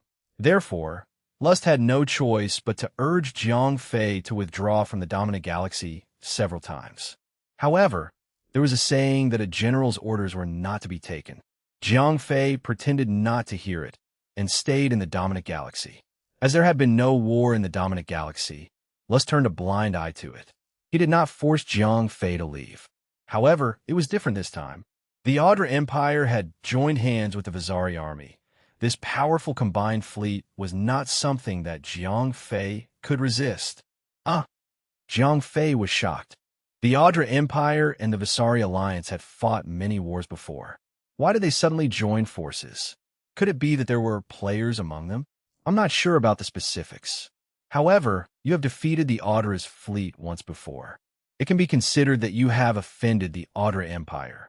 The Vizari army has always had a grudge against us. Lust clearly did not have any specific information. All right, Jiang Fei nodded. When will you return? I will send someone to pick you up, Lose Sight asked. Why should I return? The Dominant Galaxy has been an inherent territory of our Merchant Alliance since ancient times. Jiang Fei said righteously. My ancestor, please stop fooling around. This time, it is not a joke. The enemy has gathered more than 20 elite fleets. Lust was about to go crazy. Please rest assured, my lord, Jiang Fei said passionately. Those who did not know better would think that he was some kind of loyal martyr. However, Jiang Fei was actually very confident. He had just obtained a main ship, the Aurora ship. Compared to this super battleship, the combined fleet of the Audra Empire and the Vizari army was a small, broken ship. Although after joining forces with the Vizari army, the Audra fleet would have many strong fighters to assist in the battle, but do not forget, the girls around Jiang Fei were also different from the past. Hua Mulan alone was equivalent to half of a hermit-level powerhouse.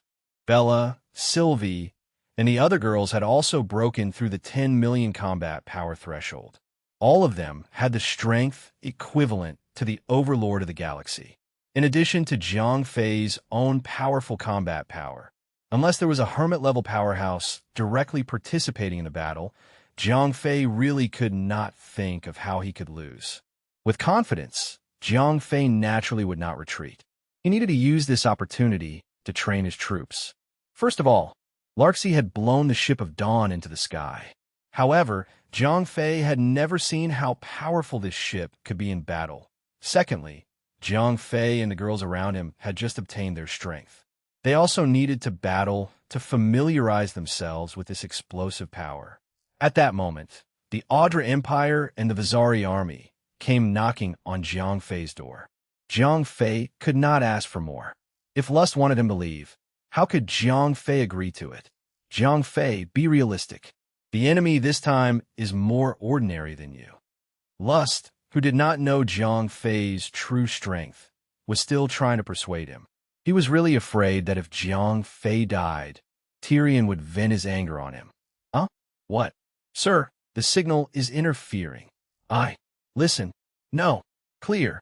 Jiang Fei pretended to shout a few words. Then, he gave a look to Larksy and directly cut off the communication.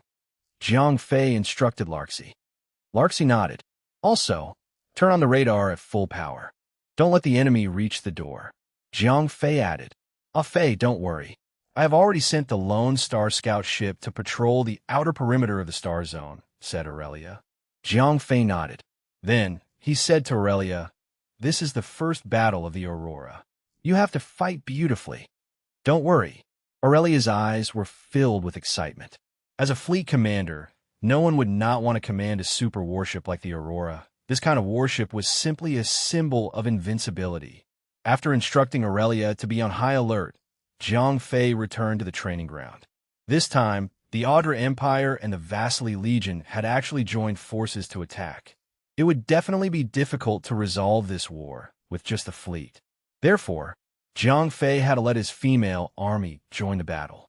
Initially, Jiang Fei had planned to perform the 3-stage fusion of the will core and let Hua Mulan and Bella complete the 2-stage fusion as well. However, it was time for Jiang Fei to pay attention now. After this fusion, Jiang Fei and the girl's strength had already soared. If they were to rashly fuse again without adapting to their current strength, it was very likely that they would leave behind future problems for themselves. Battle was undoubtedly the best way to train oneself. During battle, Jiang Fei and the girls could quickly adapt to their new strength and lay a solid foundation for their fusion again. After returning to the training ground, Jiang Fei briefly explained the situation. The girls were immediately excited. Why did they work so hard to increase their strength? Was it not to help Jiang Fei on the battlefield? Ariel asked excitedly. Yes. Jiang Fei smiled and nodded. It has been a long time since I last fought. Bella clenched her fists. A layer of energy scales instantly covered her. The dark green scales flickered with a metallic light. The girl's eyes were filled with fighting spirit.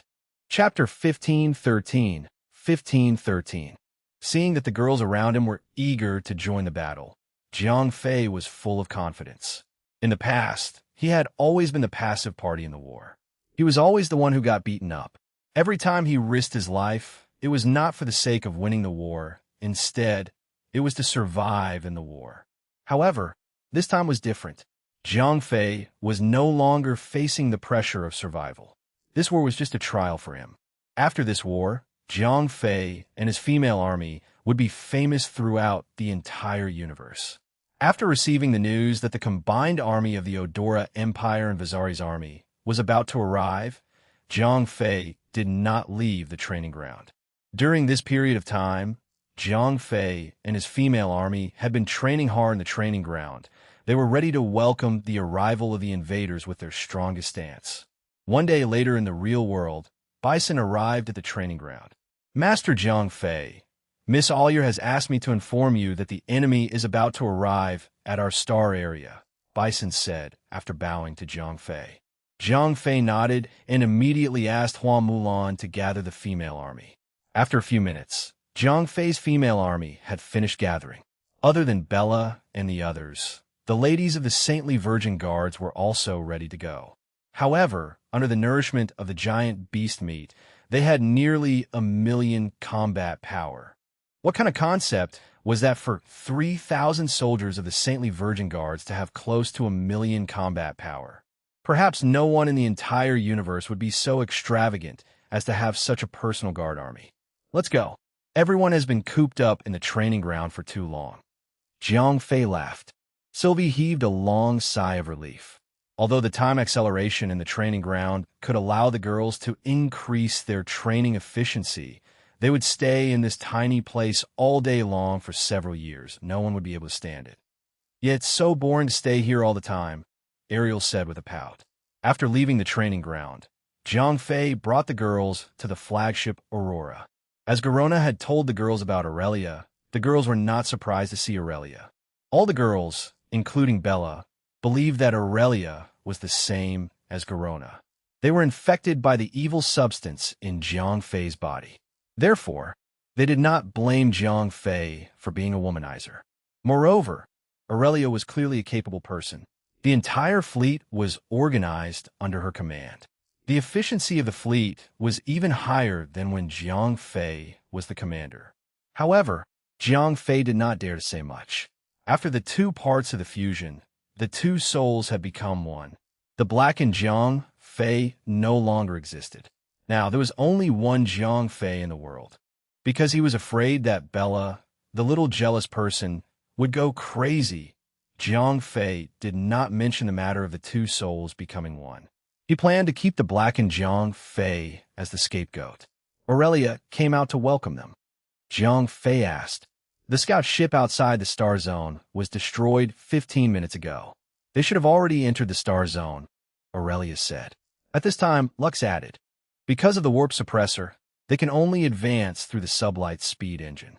Therefore, the estimated time of their encounter is 2 hours," Aurelia continued. Zhang Fei thought for a moment and said, "Then, let's not wait for them. Let's take the initiative to attack." "That's good. Although we can use the power of orbital weapons to fight Interranded's gravity well, it is still too close to the planet."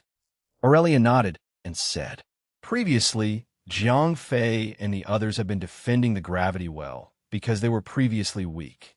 They had to use aerial thunder and orbital weapons to weaken the enemy's strength. Only then would they be able to withstand the enemy's attack. However, things are different now. Although the enemy was the combined army of the Audra Empire and Vizari's army, Zhang Fei's strength was not what it was in the past. Although his fleet was weaker, one Dawnlight was stronger than a few elite fleets. "Bison, gather the Marines and stand by," Zhang Fei ordered. Zhang Fei's thoughts on this battle were very clear. He did not care about the fleet. He would leave it to Aurelia to take charge. After all, she was the professional fleet commander. If Zhang Fei, the second in command, insisted on coming up with ideas, it would only cause more trouble. However, when it came to a fight between experts, Zhang Fei had to appear. He and the girls around him were the absolute main force. More than half of them could torture him. Bison accepted the order and left. "My lord, don't worry," Hua Milan said confidently. Half an hour later, the 5th Mixed Fleet left the harbor and headed towards the incoming enemy fleet. When they were about 3,000 light seconds away from the Allied fleet, Lux had already locked onto the few warships that were heading towards them. It was still pitch black. "Fleet, stop moving forward. Charge the main cannon of the Aurora." Aurelia did not stand on ceremony. Since he could see further than the enemy and could shoot further, what was there to stand on ceremony about? Following a burst of energy-surging sounds, the Aurora's 200-plus main cannons began to charge. After a few seconds of charging, the 200-plus main cannons shot out destructive beams of light straight ahead. At the same time, alarms rang out within the fleet of the Audra Empire. High-energy reaction detected ahead. The radar operator shouted loudly. However, it was already too late. The greatest characteristic of beam weapons was their speed. If they started to dodge while the opponent was charging, they would still be able to reduce some of their losses, or that their own spaceship would be able to withstand it. A series of explosions erupted within the fleet of the Audra Empire. As they were in a marching formation, the fleet of the Audra Empire was arranged in a very dense formation. Even if the Dawn's radar did not lock onto them, it would still be very difficult for them to miss. Furthermore, the radar of the main fleet had already locked onto them tightly. The commander of the Audra fleet was an old man. If Aurelia was present, she would definitely be able to recognize that this old man was her former commander. He was also her teacher in fleet command, Adams. Chapter 1514. The adjutant immediately reported the battle damage to Adams. Withdraw the 2 heavily injured light cruisers from the battle sequence. Adams remained calm, even though he had not seen the enemy and was hit head-on. However, such a small loss was nothing to the entire combined fleet. The combined fleet of the Audra Empire and the Vizari Legion continued to approach planet Tyrandid, while the main cannon of the Aurora was once again fully charged. Following Aurelia's command, the 200 main cannons on the Aurora emitted a dazzling brilliance. In this battle between teachers and students, Aurelia, who had the Aurora, undoubtedly had the advantage. The combined fleet that was bombarded again still did not find any traces of the enemy. Adam's expression did not change. Although he had not seen the enemy twice, he had experienced countless battles in his life. It was not like he had not seen a worse situation than today. 11 frigates and 1 light cruiser were sunk. The adjutant's expression was rather ugly. Although all the ships had gathered their shield energy to the bow, the problem was that as the fleet advanced, the distance between the two sides had undoubtedly increased. The energy weapons lost on the way had decreased, so the power was greater. This caused the combined fleet's losses to become even more severe.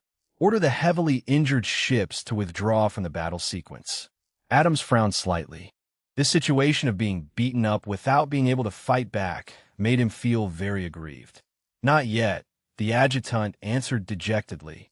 More than a dozen exploration ships had been sent out long ago, but they had not returned any valuable information. After 2 rounds of artillery fire, there was less than 2,500 light seconds left between the joint fleet and Jiangfei's fleet. The exploration ships sent out by the joint fleet finally found traces of the Fifth Fleet. "Sir, the exploration ship has found the enemy," the adjutant shouted with excitement. They'd been passively beaten up previously. If not for the old marshal's calm and commanding look, they would have thought that they had seen a ghost. At this moment, the flagship's hull shook violently. Clearly, the Dawn's 3rd round of cannon fire had arrived. Adams did not care about the ship's shaking. He widened his eyes and asked the adjutant. This distance was not something an ordinary cannon could hit. "That's right," the adjutant confirmed. Most of the Fifth Fleet's ships were trash. They were a random unit, so the invisibility effect was not very good. Although the Dawn was advanced, it was too big. Invisibility and other things had nothing to do with it, so the Joint Fleet Scout ship easily locked onto their coordinates. How is this possible? Adams had joined the army since he was young. He had fought countless wars and small battles. It could be said that he knew the capabilities of the warships of various forces like the back of his hand. However, he had never heard of a warship that could fire beyond 300 light seconds.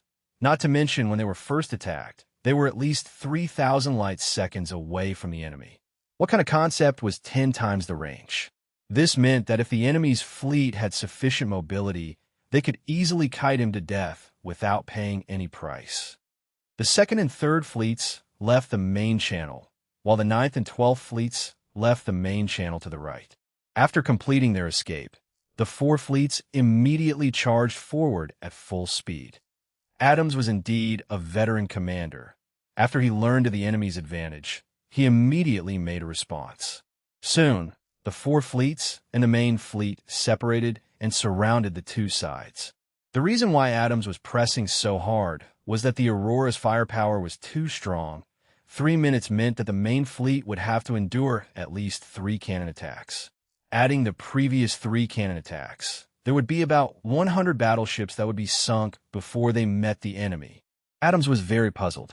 If it wasn't for the unusually large size of his combined fleet, as a veteran commander, he really wouldn't be willing to fight against such a powerful warship, because regardless of whether he won or lost, his losses were immeasurable. "Sister, the enemy has split up their troops," Lux immediately reported to Aurelia. Her ship's radar was much better than the combined fleet. The enemy's every move was practically transparent in her eyes. "I wonder who is leading the troops of the Audra Empire this time. It looks like they have some ability." Aurelia nodded. The enemy's response was very good. After blocking her retreat path, she was unable to use her range advantage to kite the enemy. This tactic was actually very simple. She could split her forces to deal with the enemy, or she could take them down one by one. If Aurelia had a standard fleet under her command, she would choose to split her forces to fight them head-on, She would use her outstanding fleet command ability to defeat her opponent through continuous detours and division. Unfortunately, the fleet under Aurelia's command was a transport fleet. There were only a few light frigates and a few drone motherships. They were practically a treasure of experience. To put it bluntly, other than the Dawn, there was no one else in the entire fleet that could fight. Hence, the moment they split up, the Fifth Fleet would become like the current combined fleet. The ships that were separated from the Dawn could only be beaten passively. Stop the cannon fire, turn the fleet, target the enemy on the left flank, Aurelia ordered. The Fifth Fleet that had been preparing for this for a long time changed direction and charged towards the enemy's left flank. The adjutant reported, "Order Tesla to slow down his fleet and focus his shield on the bow. Be prepared to be bombarded." Adams ordered. The adjutant asked. Although there was a hint of reluctance in Adams' eyes, his expression was very firm. There was a saying that mercy does not rule the army for the sake of victory in the battle. At this moment, Tesla's left-wing fleet had been sacrificed as bait. Chapter 15:15, 15:15. Brothers, the battle plan has changed. Tesla's expression did not change after receiving the order, but he already understood his own situation. Although no one was willing to be used as bait, as a soldier, Tesla naturally knew that there would be sacrifices in order to win, and today, the one who was sacrificed was him. Get the Psionites to supply all their psionic energy to the shield. Tesla gave the order. In an instant, the left-wing fleet began to slow down. At the same time, the shield at the bow of their ship became brighter and brighter. Another round of cannon fire destroyed a few frigates. Due to the addition of the Psionites, the defense of the warships of the Audra Empire skyrocketed. In addition, Dawn was currently on the move. The hit rate would inevitably drop, so the losses of the Tesla fleet this time were not as great as before. My lord, at this time, the radar personnel of the Tesla fleet had also noticed the movements of the Fifth Fleet. Come on, it's good that they took the initiative to move closer to us. Tesla nodded slightly. Sister, there are still 500 light seconds left from the enemy's left-wing fleet. Lux said to Aurelia at this time, "Order the Gray Horse-class drone carrier to release the drone formation. The Cobalt Alloy light frigate will shrink in defense. The Guard air defense vessel will pay attention to intercept the enemy's drones." Aurelia ordered methodically. The other ships of the Fifth Fleet were worse off. If they all entered the attack range, then it was obvious that the enemy would be able to hit them as well. Following Aurelia's order, the Fifth Fleet behind the Dawn immediately began to release the drones. More than a dozen Gray Horse-class UAV carriers carried 2 squadrons of drones, and in an instant, a large number of drones took off. Like a dark cloud, they pressed down on the front of the fleet. The small and nimble drones were extremely fast. They quickly left the fleet and headed straight for the Tesla fleet. At the same time, Tesla's adjutant began to report on the battle situation. Tesla frowned. Logically speaking, a fleet consisting mainly of drone aircraft carriers did not have too much direct firepower. They usually relied on drones for ultra-long-range combat. On the other hand, they hid in the distance to carry out kiting tactics. However, today the fleet Tesla was facing not only had extremely strong firepower, but they also took the initiative to attack. This kind of action was very puzzling. Although he did not understand, Tesla still gave the order to respond. On the Tesla fleet side, a large number of unmanned aerial vehicles also set sail to intercept the Fifth Fleet's unmanned aerial vehicle fleet. After a few dozen seconds, the two fleets encountered each other. The fighter jets kept fighting in the air, while the Fifth Fleet's WAVs went straight for Tesla's fleet.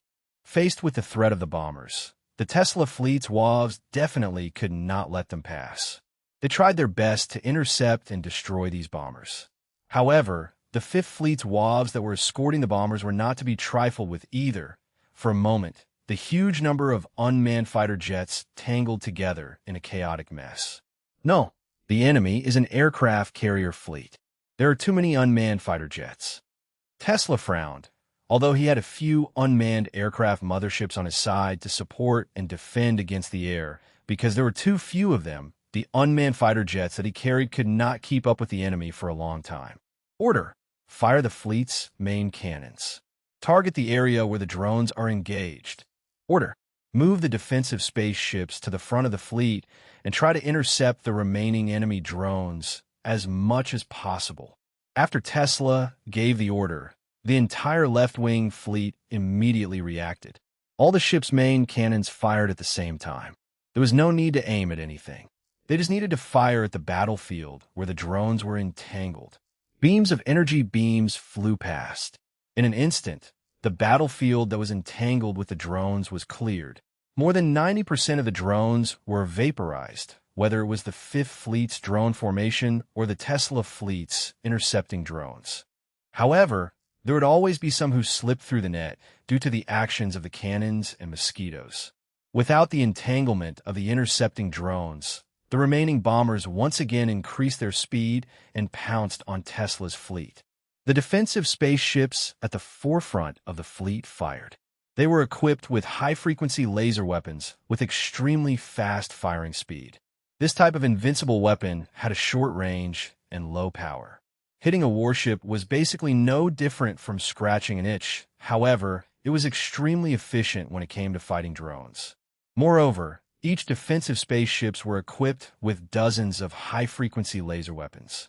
Therefore, the effect was just like shooting a sparrow with a shotgun. With a single hit, there would be a whole bunch of them. However, the number of drones in the Fifth Fleet was too many. Even if the defensive spaceships used high-frequency laser weapons to intercept a portion of them, there were still hundreds of bombers that broke through the blockade. The one-eyed magic missiles carried by the bombers poured out. "Sir," the adjutant's voice was very painful. Although Tesla's fleet had already lost a few warships, the two that had just been sunk were heavy cruisers. They were one of the core forces of the fleet, and they were also Tesla's most precious assets. Tesla only nodded lightly. Since he was acting as bait, he had long been mentally prepared. Not to mention the two heavy cruisers. Even if his flagship was destroyed, he would be buried along with it. Tesla was mentally prepared. The high-frequency laser weapons of the defense spaceship continued to fire.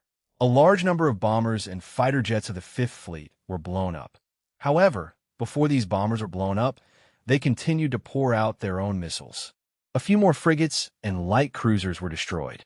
Tesla's mouth twitched slightly when he received the battle report. High-energy reaction ahead. At this time, the fleet alarm sounded. It was obvious that the main cannon of the Aurora had been recharged. Another few light warships were destroyed. At this time, Tesla's fleet was already crippled. The overall combat strength of the entire fleet was not even 40% of its peak strength, and they had yet to enter their firing range. In other words, their own fleet was about to be completely annihilated, and Tesla and his fleet had yet to fight back. One could imagine how aggrieved they were. Damn it, even if I die, I still have to fire a shot at these bastards. Tesla's eyes were red, and he immediately ignored Adam's order to slow down, seeing that the enemy fleet was about to enter his firing range, but his own fleet was also running out. If this continued, Tesla might not even have the chance to counterattack. Chapter 1516. The Tesla fleet that was advancing at full speed soon entered the firing range. After experiencing 3 rounds of cannon fire, there were less than 1/10 of the Tesla fleet left. Fire in unison. Tesla roared. The adjutant had a bitter look on his face. He had no way to judge the victory or defeat of this war, but he knew that his fleet had a slim chance of survival. At this time, there were less than 10 spaceships left in the fleet. Although the remaining ones were all heavy cruisers with considerable combat power, Tesla's adjutant was still pessimistic when faced with that super warship. What is this? Through the video transmitted from the reconnaissance ship, Tesla finally saw the silver-white hull of the Aurora. Tesla had seen spaceships that were more than 1,000 kilometers long, but they were all transport ships. They were extremely slow, and their hulls were very heavy. They were practically moving targets. However, the ship in front of him was obviously a battleship. From its ferocious muzzles, it could be seen that this guy was the main culprit behind the heavy damage to his fleet. How is this possible? How can a battleship be so big and so agile? Tesla was completely dumbfounded because what he saw was clearly contrary to what he knew. Although the Dawn was far less agile than the scout ship, or even the heavy cruiser, it was still much better than the transport ship. Moreover, its acceleration and braking ability were very strong, but its steering was only slightly slow.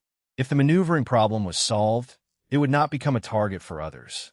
Then the giant ship would mean more main cannons, stronger firepower, more energy reserves, and stronger shields. The giant ship was almost invincible. Change the target. Tesla quickly made a judgment. At most, he would only be able to injure it. Now that his fleet was completely damaged, it was likely that they would not even be able to break the other's shield. Thus, Tesla made a prompt decision. He ordered the fleet to change their target of attack from the Aurora to a few other Gray Horse-class unmanned aircraft carriers. Tesla's crew was also determined to die.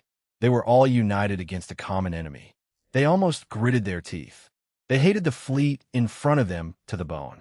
Now, they had finally entered the firing range. If they could not sink the enemy warships, they would not be satisfied even if they died. At the same time, Aurelia received Lakes' report. Order them to fire freely. Then, the engine of the Dawn will be shut down. The deceleration nozzle at the bow and the port turn nozzle will be opened. Aurelia ordered. Lux immediately began to carry out Aurelia's orders because this Dawn was designed for players, so Lux could complete all the operations on his own. So all Aurelia had to do was open her mouth, and the Aurora could do just about anything she wanted. My lord. At this time, Tesla's fleet also completed fire control lock. Fight for me. Fight hard. Tesla's voice was a little hoarse. He knew that today he would not have the chance to leave the battlefield alive. This battle would be his last. As a fleet commander, although it was a bait mission, Tesla did not want his last battle to be sealed. Brothers, please. Through the information sent by the scout ship at the front, Tesla had already noticed that the huge ship in the distance had started to move sideways. It was obvious that it wanted to block the damage for the other ships. If all the attacks were blocked by it, then Tesla's fleet's attacks would most likely cause zero damage. This was something Tesla could not accept. Whoosh, whoosh. Tesla's fleet fired. The few remaining heavy cruisers fired at full power. The crew knew that they were going to die, but they still continued forward bravely. They piloted the cruisers and fired as they continued forward. Order the members of the fleet to hide behind Braveheart. 1 minute before Tesla's fleet fired, Aurelia also gave the order. Soon, the other spaceships hid behind the Aurora, while the only 2 Brown Bear-class heavy cruisers in the fleet continued to fire as they advanced. The Brown Bear-class heavy cruisers were the typical sandbag ships in the Merchant Alliance's fleet. Their purpose of existence was to rush to the front to absorb damage. Why would they only have 20 or so automatic cannons? The cheap Brown Bear class was simply cannon fodder beaten up by others. However, as a sandbag, the Brown Bear class heavy cruiser was also known for its thick skin and thick flesh. Beams of energy hit the Shield of Dawn, but not even a ripple was created. It would take at least 2 whole fleets to bombard it for a few rounds. Although Dawn was fine, the 2 Brown Bear-class cruisers in front could not hold on any longer. Although their shields were quite thick, they were not at the level of the main ship. After the shields failed, the Tesla fleet's cannon fire directly hit the surface of the Brown Bear-class cruiser. However, the Brown Bear-class shield was not its main defense method. Its stronger defense came from its own heavy armor. At the same time, the Starship Mechanical Servant cruiser hiding behind Dawn began to work. They released a large number of nanorobots onto the 2 Brown Bears. These nanorobots immediately began to repair the armor of the ship that was damaged by the cannon fire. With the continuous repair of the nanorobots, the Brown Bear's defense was even more outstanding. The Brown Bear C and the Starship C were the usual tactics of the Merchant Alliance. However, their coordination still showed their powerful defense. Press on. Aurelia's goal was not just to defeat her opponent. She wanted to capture the enemy's commander, which would show her achievements even more. Dawn fired again. After a round of cannon fire, Tesla's fleet was only left with 2 heavily injured patrol guards on the flanks of the flagship. The entire fleet could be said to be completely defenseless. Chapter 15-17, 1517. Send an ultimatum to the enemy. Aurelia issued an ultimatum to Tesla. Lux immediately carried out the order. Soon, Tesla received an ultimatum from the Aurora. Surrender? Tesla laughed loudly. Then, through the fleet's broadcast, he said to the 3 remaining broken ships under his command, "Brothers, the enemy has given us a chance to surrender. However, I'm sorry everyone, I took the initiative to reject it. Now, all of you will accompany me for the last time to be loyal to the Empire.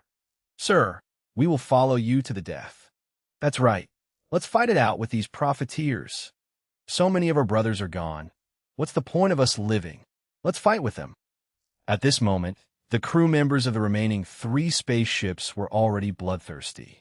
Although their side was already in a situation of certain death, these crew members had long put their lives on the line. Good, good, good. As expected of my Tesla soldiers. Everyone, give up the energy shield and load all the energy into the main cannon for me. Tesla shouted with a loud laugh. For a moment, the 3 heavy cruisers erupted in cheers. However, these cheers were filled with sorrow and desolation. It was more appropriate to say that the crew members were sending off their last journey of life. Sister, the enemy has canceled the energy shield. High energy reaction ahead. The enemy's main cannon is overloading. Lux's radar was very powerful, and every move of the Tesla fleet was under her surveillance. Aurelia's expression was a little desolate. She had previously wanted to capture the enemy's flagship, not only for the sake of greater achievements, but also to save the life of the enemy's commander. Although Aurelia did not know who the commander of this fleet was, he must be his former colleague. Aurelia was once the flower of the Audra Empire's army. The generals of his colleagues were close, even if they were not friends. Although the 2 armies were fighting for their own masters today, the killing of his former colleagues still made Aurelia feel very sad. The Tesla fleet's cannon shots hit the shield of the Aurora. It did not have any effect at all, but this was their best effort. The gap in technology was huge. The battle between the 2 fleets was without any suspense. When a main force warship fought against an ordinary warship, its crushing advantage in actual combat was even more shocking than the advantage in data. Long live the Audra Empire. Marshal. Tesla stood on Cambridge, his eyes looking straight ahead. The 2 Brown Bear-class heavy cruisers of the Merchant Alliance had already rushed over. At this moment, Lux asked Aurelia, "Charge all main cannons. Lock onto the enemy flagship." Aurelia said as she stared straight ahead. Since the enemy refused to surrender, Aurelia, who was also a fleet commander, decided to send off the commander with the most glorious funeral. Lux immediately began to carry out the order, and the more than 200 main cannons of Dawn began to recharge at the same time.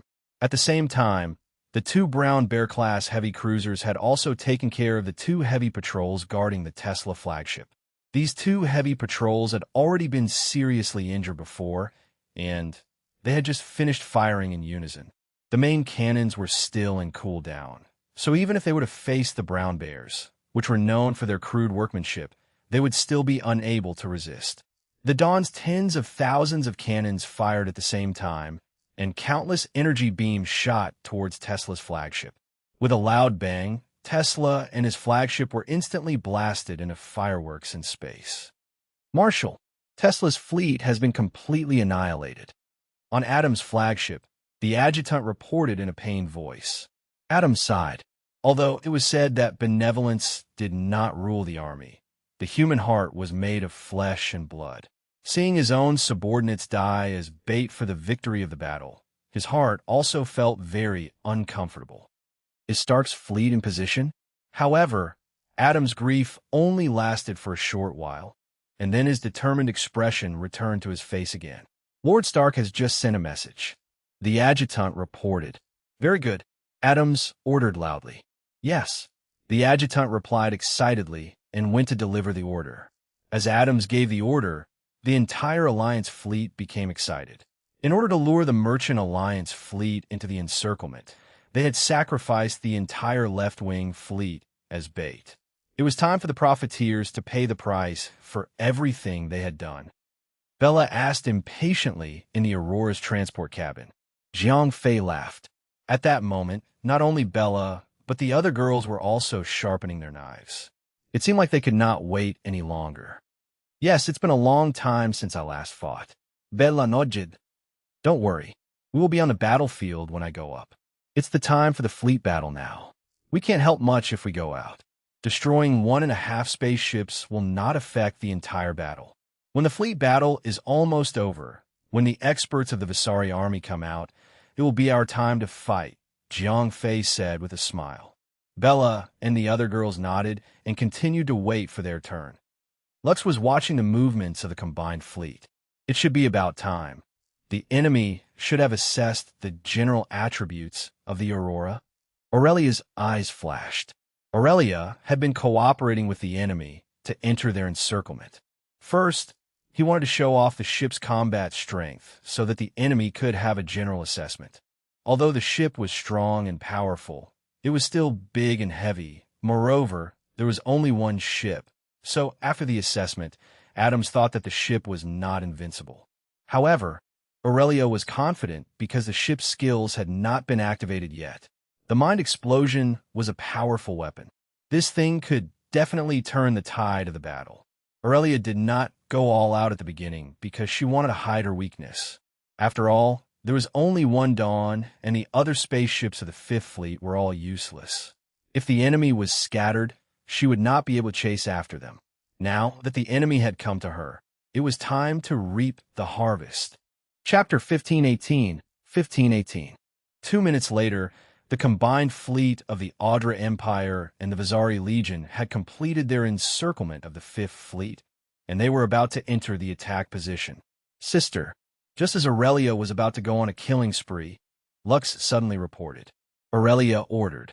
Okay. Lux immediately connected the call. Respected Merchant Alliance Fleet Commander, I am Adams, the Starfleet Marshal of the Audra Empire. You are now surrounded by us. I have 30 seconds to give you a reply, Adams said with a serious face. Although all of the Tesla fleet had died, and he wished that he could smash the Merchant Alliance fleet into pieces, this super warship was too precious. Then the Imperial fleet's battle capabilities would be greatly enhanced. Teacher? When Aurelia saw Adams on the big screen, she was a little dumbfounded. She never thought that the person leading the expedition this time would be her teacher, who had long retired to the second line. Adams had never expected that the enemy commander who had destroyed one of his core fleets was actually his former student. Aurelia said with a bitter face. Although when she was studying, she often simulated on the virtual battlefield with Adams. She had never thought that she would meet her teacher in battle one day. Yes, but it seems like your understanding of war has deteriorated. Adams sighed, and at the same time he glanced at the timer from the corner of his eye. Although he was a little surprised to see Aurelia, as a veteran fleet commander, he would never change his attack plan just because of Aurelia. He had already paid a huge price. Teacher, Aurelia could not say it out loud. She could not say that she did it on purpose. If she did that, Adams would definitely smell the danger and retreat in advance. This was undoubtedly equivalent to her going easy on the Audra Empire. If that happened, she would be letting Jiang Fei down. Therefore, for Jiang Fei's sake, although Aurelia could not bear to see her teacher fall for the trap, she did not say it out loud. She only had a helpless expression on her face. Sigh. Child, I know that the Empire has let you down, and I have let you down, but if you are willing to surrender with this battleship, I guarantee that the Empire will still accept you. Adams had mistakenly thought that Aurelia's military ability had deteriorated. It was because of the blow caused by the forced marriage incident last time. Therefore, he did not think of anything else. Aurelia smiled. It was as if Jiang Fei's face with a devilish smile appeared in front of her eyes. The corner of the girl's mouth could not help but curl up into a gentle smile. Sigh. Child, looks like you are in love. Since that's the case, I don't need to delay any longer. What kind of person like Adams did not understand? He immediately knew that his student would not turn back. Therefore, the old marshal made a prompt decision and gave up on the plan to persuade him to surrender. At the same time, his fleet had entered the attack range. Teacher, Aurelia said with a guilty look. Forget it. Adams was now confident of victory. He believed that he already knew the strength of the Aurora. Aurelia said, other than Larks, there was probably no one else who understood the Dawnlight better than her. Although they were facing a huge combined fleet, Aurelia was not afraid at all with the help of the Dawnlight, Jiang Fei, and other experts. Adam said, and then cut off the communication. In his opinion, the war would end soon. At this time, his fleet had already arranged their attack formation in motion. They were simply a bunch of chaotic commoners. See you later, Aurelia muttered to himself, even though Adams had cut off the communication. The alarm of Larks suddenly sounded. Order the Gray Horse-class drone aircraft carrier to replace all aircraft with bombers to stand by for orders. Aurelia gave the order in an orderly manner. Speaking of which, the Fifth Fleet's combat ships were nothing. Other than the maintenance ships like the Starchild-class mechanical servant cruiser, there were also some frigates and anti-aircraft ships.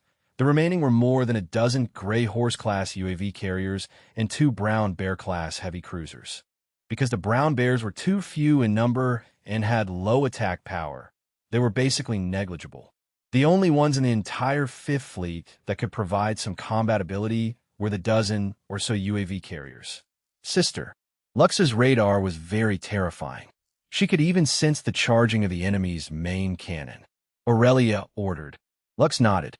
Then, a wave of radiation was immediately released from the Aurora.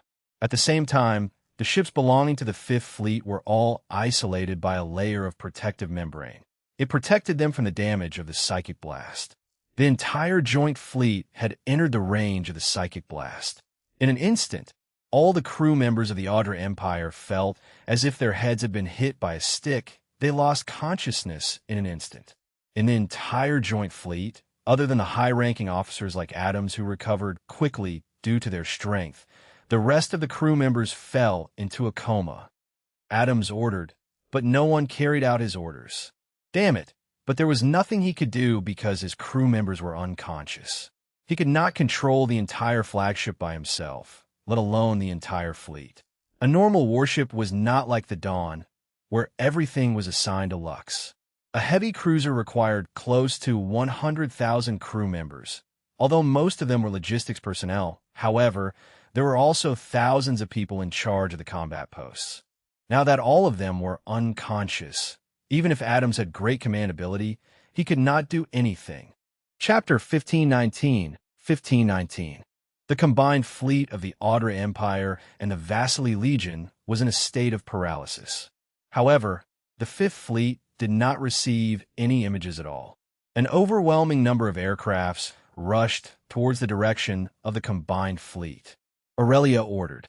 After all, Adams was her teacher. Although the two armies were at war, she was not capable of killing her teacher and ancestors. Lux asked.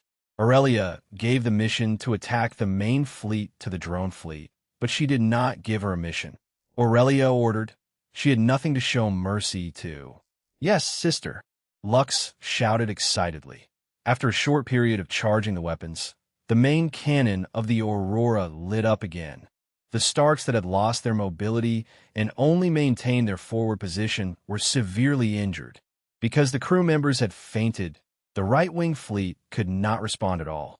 Although Stark himself was anxious, 90% of his crew members were unconscious and the ship was not piloted at all.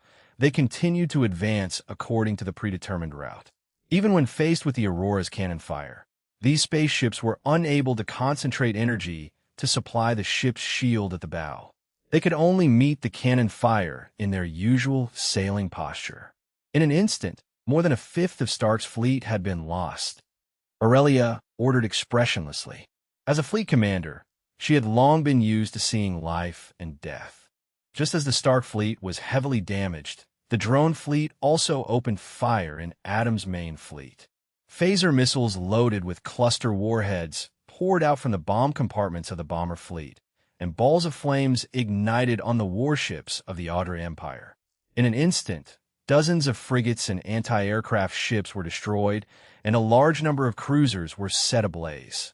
With the bombers' attack power, it was very difficult to form such terrifying damage in a short period of time, because their individual attacks were not too strong.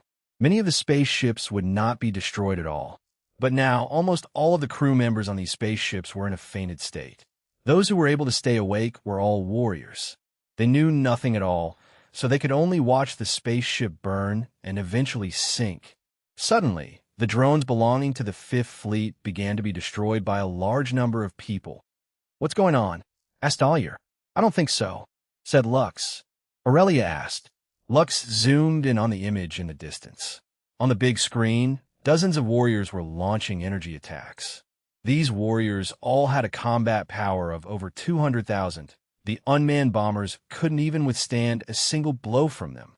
Aurelia said with a smile. Although the Audra Empire and the Vizari Legion had joined forces this time, they were only united because of the common enemy. It was impossible to share the enemy-friend identification system, so it was difficult for the two fleets to work together. Therefore, the two sides finally decided that the Audra Empire would send their fleets, while the Vizari Legion would send a large number of powerful warriors. This way, both sides would complement each other and not interfere with each other. At this time, the Audra fleet was almost paralyzed. Faced with the destructive attack of the Merchant Alliance, the warriors of the Vizari Legion had no choice but to move out. However, if all the battleships were destroyed, they would not be able to recover. Therefore, at this critical moment, they had to step forward. Asked Lux, "I don't need to worry about such a problem." Aurelia smiled lightly. Then, she used the Dawnlight's internal communication system. She said to Jiang Fei, "Ah Fei, Vizari's army has appeared. I'll leave them to you to deal with." Jiang Fei replied. Then, he said to the girls beside him, "All right, it's time for us to go on stage. Everyone, feel free to do whatever you want. However, you must protect yourselves. Hubby, don't worry." "Yes, hubby. Just wait for our good news." "Sisters, charge. Let hubby see the results of our hard work during this period of time." In an instant, the girls' emotions were ignited. They had been looking forward to this moment for too long. Today, they could finally fight alongside Jiang Fei. "Ariel, Nina." Jiang Fei nodded at the two girls. Ariel and Nina looked at each other. The two girls who had the spatial core activated their abilities at the same time. A silver light flashed. Jiang Fei and his female army instantly disappeared from the teleport pod. In the next second, they had appeared at the core of the main fleet. Jiang Fei nodded at Hua Mulan. The strength of the girls in the Saintly Virgin Guards was relatively low. However, this strength was not considered invincible in a chaotic battle. Jiang Fei did not want the girls to suffer irreparable damage in such a battle. Hua Mulan nodded. Then, she shouted to the girls of the Saintly Virgin Guards. "Saintly Virgin Guards, listen up. Phoenix sur information. Rise."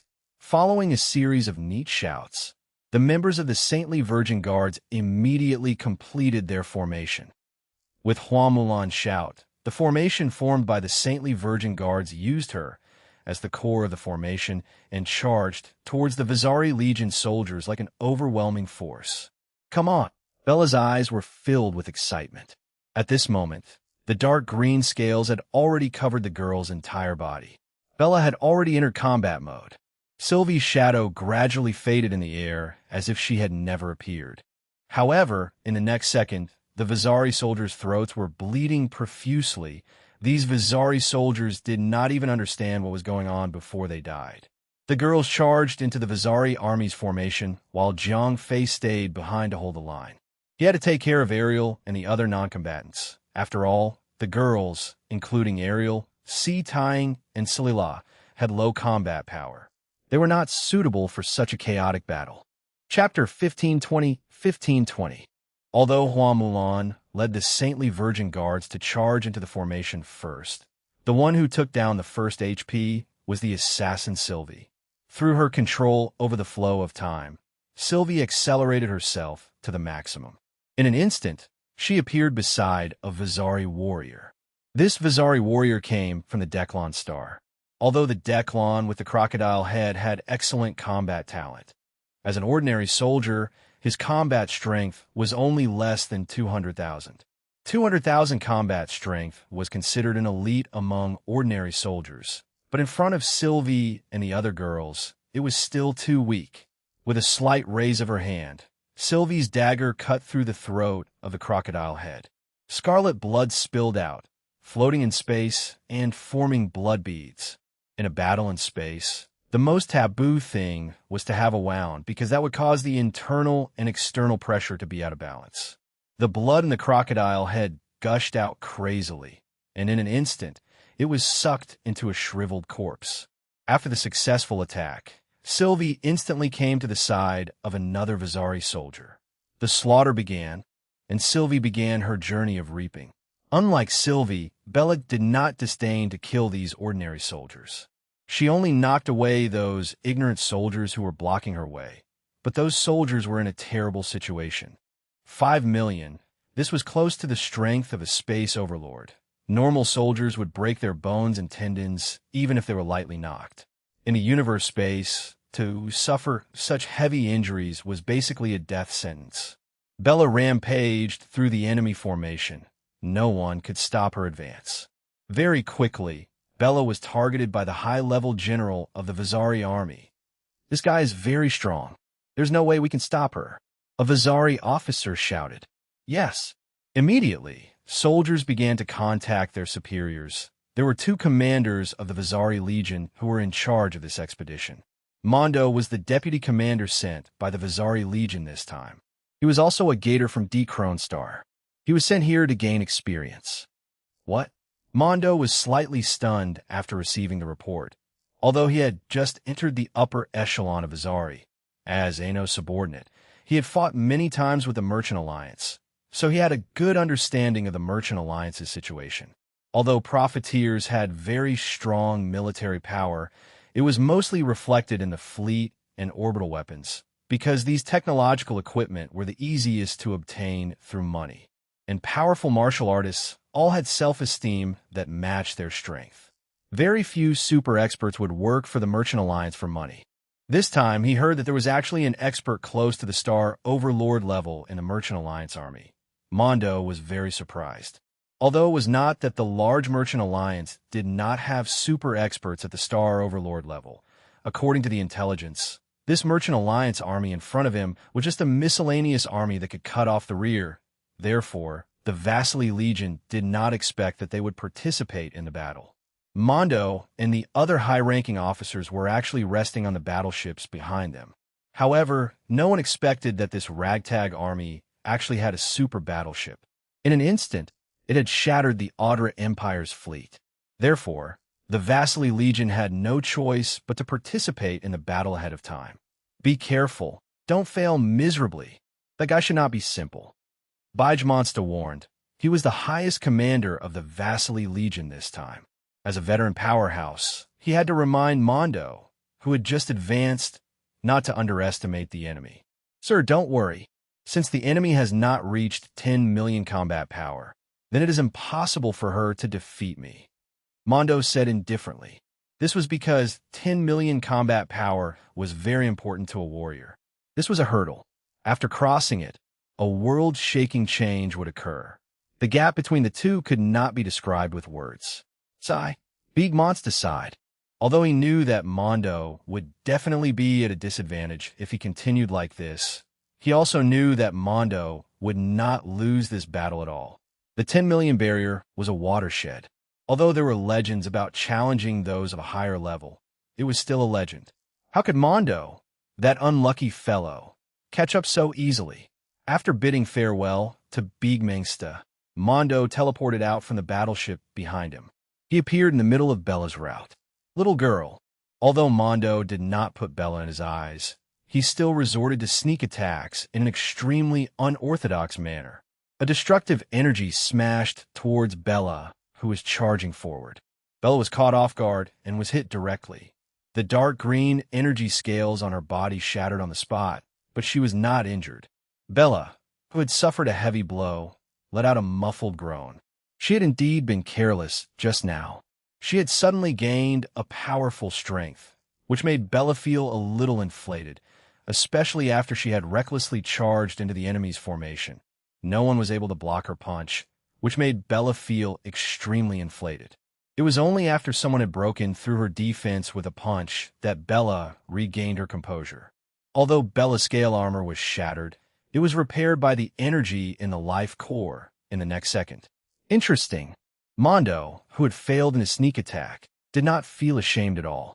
On the contrary, he looked at Bella calmly, his eyes filled with contempt. Bella said slowly, Mondo laughed disdainfully. Therefore, Mondo did not put Bella in his eyes at all. Bella did not care about Mondo's contempt. She felt the pressure from the crocodile man in front of her, and this was exactly what she needed. Bella's strength had soared at this moment.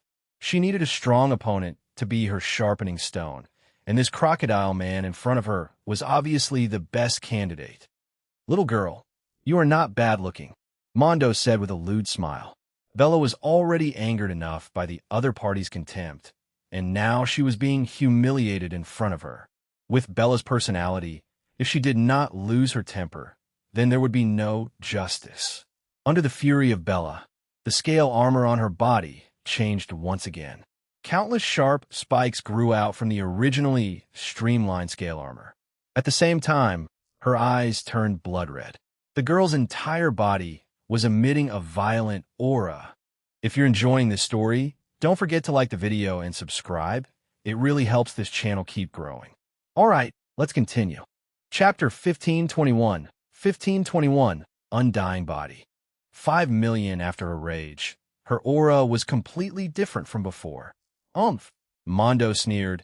He was the kind of person who was superstitious about combat strength. In Mondo's heart, no matter who his opponent was, no matter what ability he had, as long as his combat strength had not crossed the 10 million mark, he would not be his opponent. The furious Bella threw a punch at Mondo. Ever since she was corroded by Vera metal and obtained the berserk power, Bella had lost her rationality when she was in a rage. This allowed Bella to no longer suffer from the backlash of the berserk power. However, she still lost her rationality when she was in a rage state. Mondo did not pay too much attention to it. He directly blocked Bella's punch. After an explosive sound, Bella was sent flying. At the same time, the scales on her arm shattered inch by inch. Mondo rubbed his slightly numb fist. Although Bella's strength surprised him a little, it was only a surprise. The 10 million combat power barrier was a barrier. Cross-level challenges were only in the legends. Being humiliated by Mondo's contemptuous words once again, Bella became even more furious. The scales on her arm recovered once again, and the girl charged back. Bella, who had lost her rationality, was completely clashing head-on. The scales on her fist shattered countless times and recovered countless times. Bella herself was also sent flying countless times. However, she continued to attack, showing no signs of retreating. After a few rounds of battle, Mondo frowned slightly because he realized that Bella's toughness was too strong. Her strength seemed to be endless. She was constantly sent flying and kept rushing back. This kind of endurance was something that Mondo could not imagine. Therefore, Mondo decided to use his true strength and end the battle as soon as possible. If he continued to delay, he was afraid that his strength would gradually decline. At that time, he might really fail miserably. In an instant, Mondo's aura suddenly increased. When his and Bella's fists collided again, Bella's fist was not the only one that was shattered. After one punch, Bella's fist was torn open. Even the tendons on her arm were cracked. Fresh blood spurted out and formed red beads of blood around the girl. Jiang Fei's heart ached. He immediately rushed over to destroy the crocodile head. However, before Jiang Fei could make a move, Nina, who was beside him, pulled him back. Fei, don't be rash. This is Bella's opportunity. Don't disturb him, Nina said to Jiang Fei seriously. Jiang Fei nodded. Although Bella was slightly injured, she was not in too much danger. Moreover, Jiang Fei also wanted Bella to use the battle to stimulate her own potential. After all, among all the girls in the two-stage fusion, she was the only one who did not have an exclusive ability. When fighting in the universe, the pressure of the vacuum-like environment was very low. Once she bled, it was almost impossible to stop it. However, Bella seemed to be an exception. When the blood beads in her body shot out, it was only for an instant. It might not even be 1/100th of a second. A green light flashed across Bella's wound. Then, Bella's wound instantly recovered. The injured Bella seemed not to be affected at all, and her combat strength did not decrease as she charged toward Mondo again. Damn it! Mondo frowned slightly, but he was not too worried.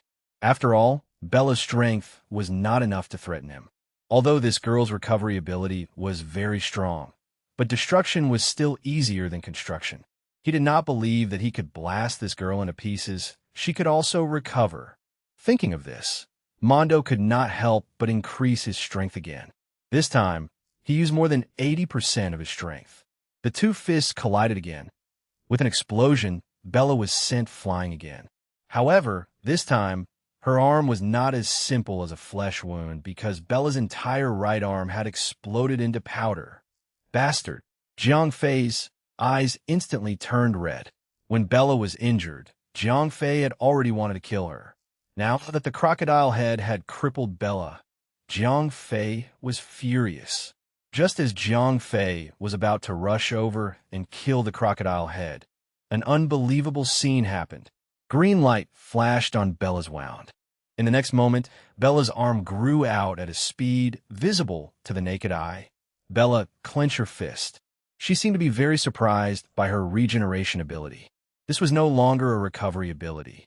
It was a regeneration ability. Could this be Bella's ability? Jiang Fei seemed to understand. After the life core had completed the second stage of fusion, it was not that Bella did not obtain an ability. It was just that her ability was a passive type.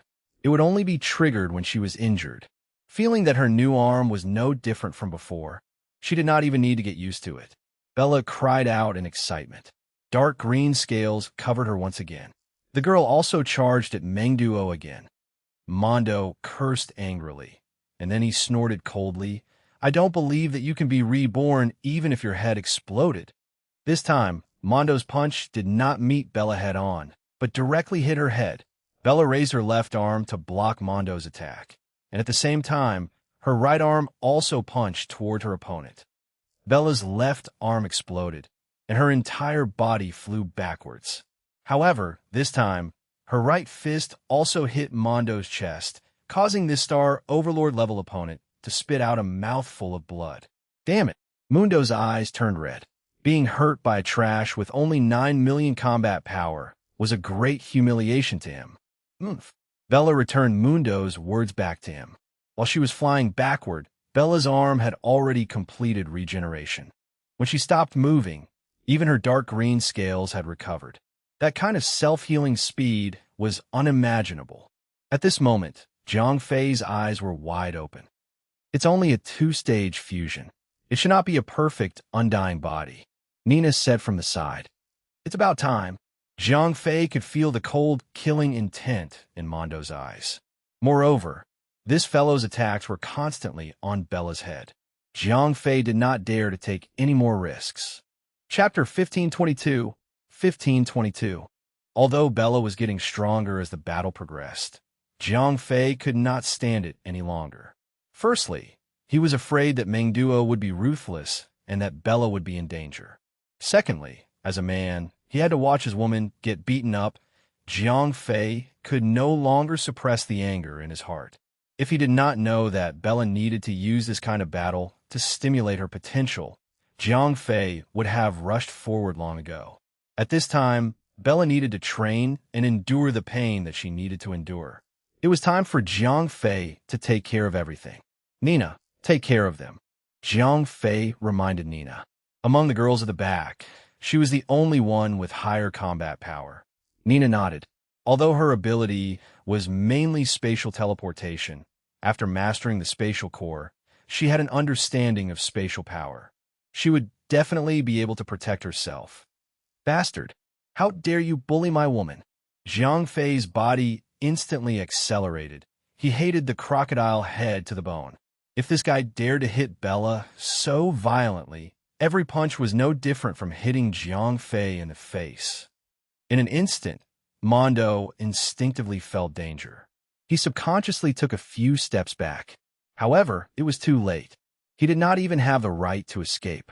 Jiang Fei blocked in front of Bella. Bella, you take a rest first. Leave him to me, Jiang Fei said gently to Bella. Bella did not continue to persevere because she could sense that the energy in the life core was greatly depleted. She would lose the ability to regenerate.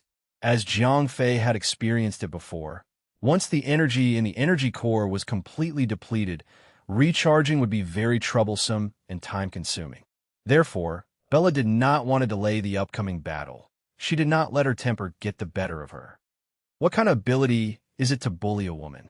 Jiang Fei was filled with anger. He already had the intention to kill the crocodile head. Not good. Mondo was shocked. He felt a strong pressure from Jiang Fei. It was a presence that was even more terrifying than his old boss, Ano. Sir, I'm in trouble. Mondo did not hesitate at all and immediately asked for help from Bigmengsta. Sigh. Although Bigmengsta was unhappy, he still needed help when it was time to help. Moreover, he was also very interested in the trouble that Mondo mentioned. As a veteran galactic overlord, Bigmengsta had not met a worthy opponent for a long time. Therefore, he hoped to find a worthy opponent and fight with him. After all, this was the only way to increase his strength. It was the best way to increase his strength. Jiang Fei shook his hand, and the polarized particle light blade shot out. The dark green energy light blade flashed with a cold light. In Jiang Fei's heart, Meng Duo was already a dead man. Meng Duo shouted loudly. He knew that he was not Jiang Fei's opponent. Therefore, he wanted to stall for time and fight Jiang Fei together with Bigmengsta. You don't have to stall for time. Jiang Fei laughed coldly. He had watched too many movies. The villains in the movies always had the upper hand. In the end, because they talked too much nonsense, the main character was able to stall for enough time and was eventually killed by the main character. Jiang Fei never thought of himself as a great villain. Therefore, he did not feel that he needed to talk nonsense with Meng Duo. Then, the best way to kill Meng Duo was to write a sacrificial offering to his opponent. The light blade instantly slashed in front of Meng Duo. Meng Duo brandished his weapon and parried the attack. However, the difference in strength between the two was too great. Meng Duo's weapon was not bad. It was not broken by Jiang Fei. However, his entire body was blown away by the tremendous force. Meng Duo was heavily injured in just one attack. Blood gushed out from his mouth. Although Jiang Fei's weapon was blocked, the impact of the huge force was still too much for him to bear. Jiang Fei did not stop after one strike. He was not sparring with Meng Duo again, so he did not stop there. After one strike, Jiang Fei followed up with 3 strikes in a row. The sword and sword did not leave Meng Duo's vital points. Although Meng Duo brandished his weapon and tried his best to defend against Jiang Fei's attacks, there was a saying that if one defended for a long time, one would lose. No matter how focused Meng Duo was, it was impossible for him to block every single attack from Jiang Fei. Moreover, Jiang Fei was using the exquisite martial arts skills that were passed down from Earth. Therefore, Mundo only managed to defend for 4 to 5 rounds before Jiang Fei's sword landed on his shoulder. Mundo cried out in pain. Blood gushed out and formed droplets of blood. However, Mundo was not a pushover. With a muffled groan, he forcefully sealed his own blood vessels to stop the blood from flowing out. He did not want to die from losing too much blood just because of a small wound. Master! Meng Duo shouted as he fought. Although he had only fought with Jiang Fei a few times, Meng Duo knew very well that he was no match for Jiang Fei. If he did not have reinforcements, he would be killed on the spot in 5 minutes. Don't panic! Bigmengsta appeared on the battlefield. However, just as he was about to intercept Jiang Fei actually took the initiative to attack. A sword aura came slashing at him. Bigmengsta blasted out a ball of energy and shattered Jiang Fei's sword aura. However, his energy bomb also shattered. So strong. Bigmengsta was shocked. After all, he was a veteran overlord of the starry skies with a combat strength of 17 million. The sword aura that Jiang Fei casually swung out was comparable to his ultimate skill. This result was beyond his expectations. While he was shocked by Jiang Fei's strength, Bigmengsta quickly used the tester to test Jiang Fei's combat power. When he saw Jiang Fei's combat power, his face instantly turned bitter. Mengduo, you're such a bad *SS. Beagle-Mangsta felt extremely uncomfortable. That was because he had just seen through the tester that Jiang Fei's combat power was actually more than 19 million. What was the concept of more than 19 million combat power? That was the pinnacle of the overlord of the galaxy. When faced with an enemy that he could not fight against, wouldn't Mundo drag him here to die with him?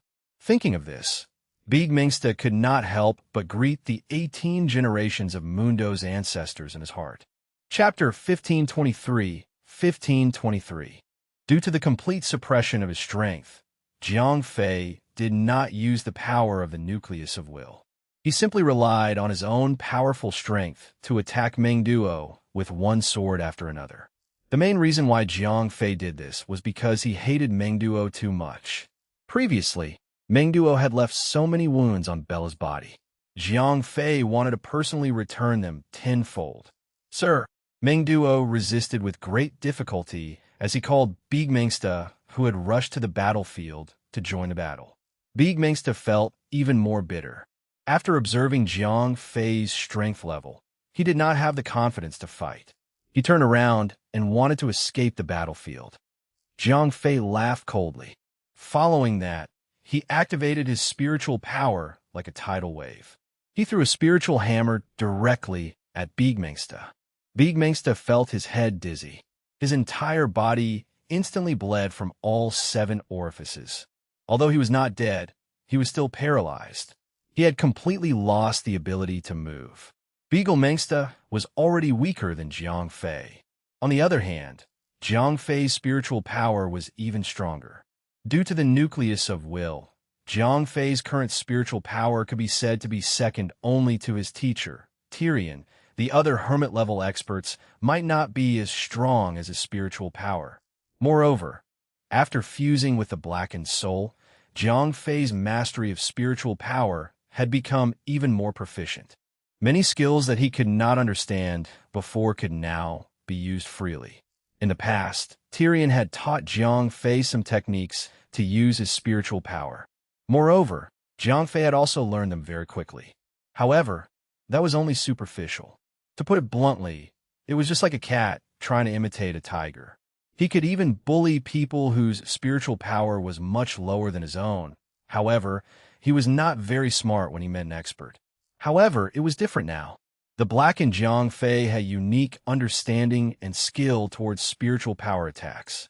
After fusing with the blackened soul, these insights and skills naturally belonged to Jiang Fei himself.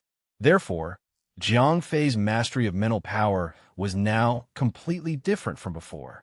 With just a single mental hammer, he had already crippled Beagle-Mangsta, who was not much weaker than him.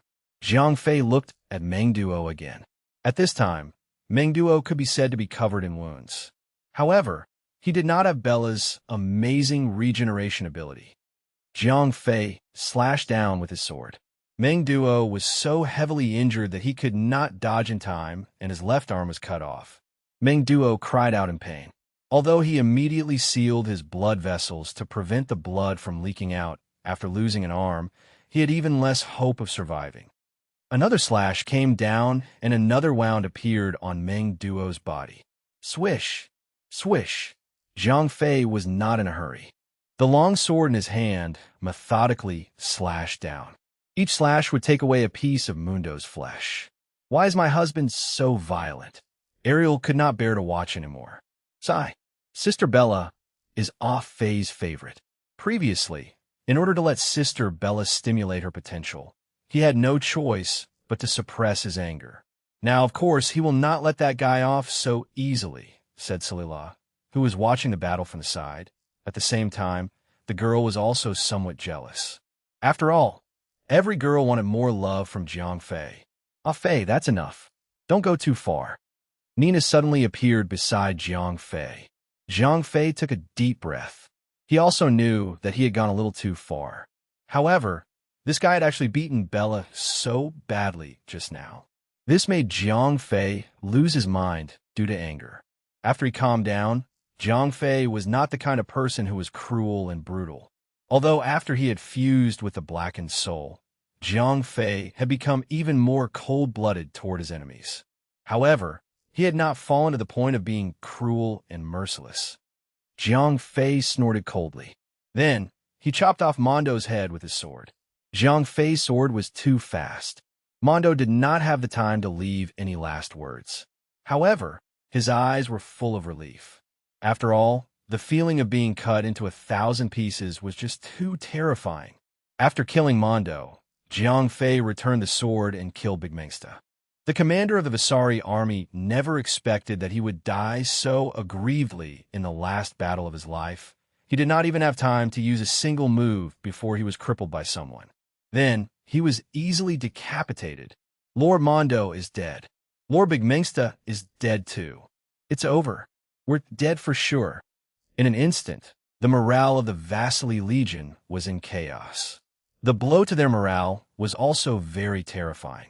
After the death of the two space overlords, Mondo and Big Mengsta, the entire Vasily Legion was filled with pessimistic emotions. The warriors had no interest in fighting at all and began to retreat involuntarily. Unfortunately, there was no way for them to retreat. All the crew members of the battleship had been knocked unconscious. They could not retreat at all. However, if they stayed here and lost a desire to fight, there would only be one outcome. They would be slaughtered. At this moment, Sylvie was already covered in blood. There were already countless soldiers of the Visari army who had died under her dagger. Hua Mulan and her Holy Maiden Guards were even more invincible. As a powerhouse in Jiang Fei's army, her actual combat ability was second only to Jiang Fei. A powerhouse below the Overlord of the Galaxy would not be able to withstand a single round from Hua Mulan. With her impressive marksmanship and the battle formation of her saintly Virgin Guards, Hua Mulan entered the entire battlefield as if there was no one there. All the enemies who stood in front of her were crushed. Half an hour later, only a few scattered Visari army soldiers were left on the battlefield. 20,000 soldiers, including their commander, had all died in the starry sky. Mulan! Jiang Fei immediately ordered Hua Mulan to withdraw from the battlefield after receiving the order from Aurelia. As the effect of the super mine detonation device was about to disappear, all the enemy battleships were about to regain their mobility. Although the girls around Jiang Fei were powerful, it was not a joke to be hit by the main cannon of a battleship. Soon, Jiang Fei and his girl legion were all summoned back to the Dawnlight ship. After the statistics, dozens of girls and the saintly Virgin Guards were injured, but no one died. None of them had encountered any powerful enemies, so they were all unharmed. Although Bella had been severely injured previously, due to the powerful recovery ability of the Life Core, the injuries on her body had already healed. There was not even a scar left. Chapter 1524, 1524.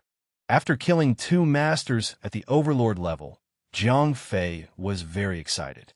Ever since he left Earth, Jiang Fei had been very careful because he was too weak. He was afraid of being targeted. However, now, Jiang Fei's strength was almost invincible at the Overlord level. Even if he met a Hermit-level master, he could still escape through the nucleus of will and the power of the 10th dimension. Therefore, Jiang Fei finally felt proud. As for the ban that Tyrion gave him, he was not allowed to kill as he pleased. However, he also understood that Tyrion was afraid that he would use his spiritual power to kill his opponent and create too much blood debt. Now, although Jiang Fei had killed a ruler-level master, it was definitely not a massacre. Moreover, this was a battlefield. If he did not kill, he would be killed. Tyrion would not punish him for this. On the other hand, Jiang Fei's combat power had already reached the peak of the Overlord tier. As long as he had fused with 3 pieces of the Will's Core, he would definitely enter the Hermit tier. When that time came, he would be on the same level as Tyrion. Even if Tyrion had a Cosmic Beast tier pet, Jiang Fei had the 10th dimension to protect him. Therefore, even if Tyrion wanted to punish him, he would be able to escape. As Jiang Fei's strength improved, Tyrion, as his teacher, was still much stronger than him. However, he was no longer an existence that he could not even look up to in the past. After Jiang Fei became stronger, although he would not do anything to betray his teacher, due to his personality, some of Tyrion's rules and regulations were not as effective for him as before.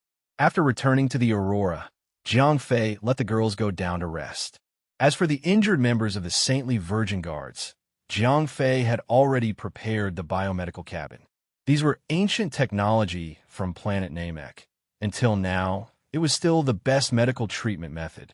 Jiang Fei came to the bridge alone. Aurelia said confidently. Jiang Fei smiled slightly. Aurelia rolled his eyes at Jiang Fei and revealed a different kind of charm. Then you decide. Jiang Fei nodded and found a seat. His next task was to observe the battle. As for how to fight, he did not have to worry about it. Aurelia said, "Oh," Jiang Fei asked curiously. "There's no need for that. I will handle the fleet myself. However, I hope that after capturing the enemy's commander, you can spare his life," Aurelia pleaded. After all, Adams was her teacher. The fleet that defeated him was because the two armies were fighting for their own masters. However, Aurelia could not accept the fact that she had to kill Adams. Jiang Fei nodded. Although he did not know the relationship between Aurelia and Adams, he knew that the opposite fleet came from the Odora Empire. That was Aurelia's home planet. The enemy commander might even be friends with Aurelia. Aurelia looked at Jiang Fei gratefully. She did not expect Jiang Fei to agree so readily. Jiang Fei smiled. "Ah, Fei, don't worry," Aurelia said as she turned around. Then he instructed Lux, "Charge all main cannons. Before the enemy recovers their mobility, give them a fatal blow." Okay. After Lux received the order, the main cannons of the Ship of Dawn lit up. After a short recharge, the Ship of Dawn instantly turned into a radiant hedgehog. Countless beams of light shot directly at the fleet of warships on the opposite side. The battleships that did not even have their shields fully activated were blown up on the spot. Because the crew members were still unconscious, the ships could not dodge or strengthen their shields in front of the intense cannon fire of the Aurora, other than igniting themselves to add color to the quiet night sky. They could do nothing else. At the same time, the drone fleet of the Fifth Fleet was also wreaking havoc in Adams' fleet. Because the crew operating the drones were also unconscious, Adams' fleet was unable to send drones to intercept them. It's over. Looking at the battleships being destroyed one by one outside the porthole, Adams was completely stunned. He had never thought that a single battleship could defeat his entire fleet. This is a revolution in technology, Adams muttered to himself. After personally experiencing the power of this super warship, Adams made up his mind. No matter what, he had to get the blueprints of this warship for the Audra Empire. Adams shook his adjutant. Although this fellow had also been knocked unconscious by the psychic bomb, he was still a warrior with extraordinary combat strength after all. He had also woken up. The adjutant's face was ashen. Although he had woken up, he would rather remain unconscious because that way he would not have to endure the fear of waiting for destruction. Send Aurelia a surrender request. Adam's expression was extremely ugly. Surrendering to his disciple. Where'd he put his old face? Under normal circumstances, Adams would rather die in battle than surrender. However, this time was different. In order to obtain the blueprint of the super battleship for the Empire, so what if he had to bear the name of a coward and a traitor? "Sir, should we fake surrender?" The adjutant understood Adams' personality very well. Therefore, he thought that he had guessed the thoughts of the commander. "No, I can't just watch you die like this." Adams shook his head. His heart was filled with incomparable pain. Adams, who had been in the military all his life, had never thought that he would one day surrender. "Sir," a few captains who were still conscious shouted at Adams. "No need to say more. I am the commander of this fleet." It was as if his entire person had been sucked dry. He slowly closed his eyes, and his entire person instantly aged a lot. How is this possible? Is this still Marshal Adams? Why would Sir Adams be afraid of death? But why did he give the order to surrender? We can still fight. The captains below discussed animatedly. Some were doubtful, and some were puzzled. But because Adams' prestige was too high, even if they did not understand, no one dared to oppose his orders. Chapter 1525, 1525. What? Aurelia was also surprised when she received the surrender message. She never thought that her teacher would surrender voluntarily. She had tried so hard to capture Adam's flagship. Aurelia immediately thought of this. In her heart, Adams was not a coward, so she could not understand why Adams surrendered so quickly. Lark said, at this time, Adams had already ordered the fleet to shut down the weapon system. Aurelia still did not quite believe it. She then ordered, connect me to the enemy flagship. I want to ask in person, could it be that teacher has been kidnapped? Aurelia did not believe that Adams would surrender. She subconsciously thought that Adams was being held hostage by the adjutant. The adjutant had given the order on his behalf. Lux immediately carried out Aurelia's order. Soon, the communication was completed. Aurelia, congratulations. Adams smiled and appeared on the big screen. Aurelia asked, yes, there's no need to continue fighting in this battle. Adams nodded. This has nothing to do with my command. The main thing is that this ship is too powerful. Aurelia saw the desolate expression on his teacher's face. Aurelia's heart was filled with endless melancholy. Aurelia, I know that the Empire has let you down, but that is your country after all. Adams asked excitedly.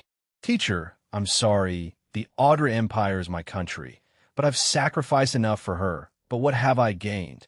I can't even make decisions about my own marriage and future. Aurelia felt infinitely wronged in her heart. Facing Aurelia, who was covered in tears, Adams was also speechless. However, human beings were forged from flesh and blood. She was not a machine without emotions. She would always let a person give and never receive anything in return. At first, she could persevere, but after a long time, the human heart would turn cold. Aurelia collected her emotions and asked in a serious manner, yes, I don't care about my old bones, but there are too many people in the fleet. Adams sighed. His reason made Aurelia unable to refute. Indeed, the fleet in reality was not like the players in Gamma Space.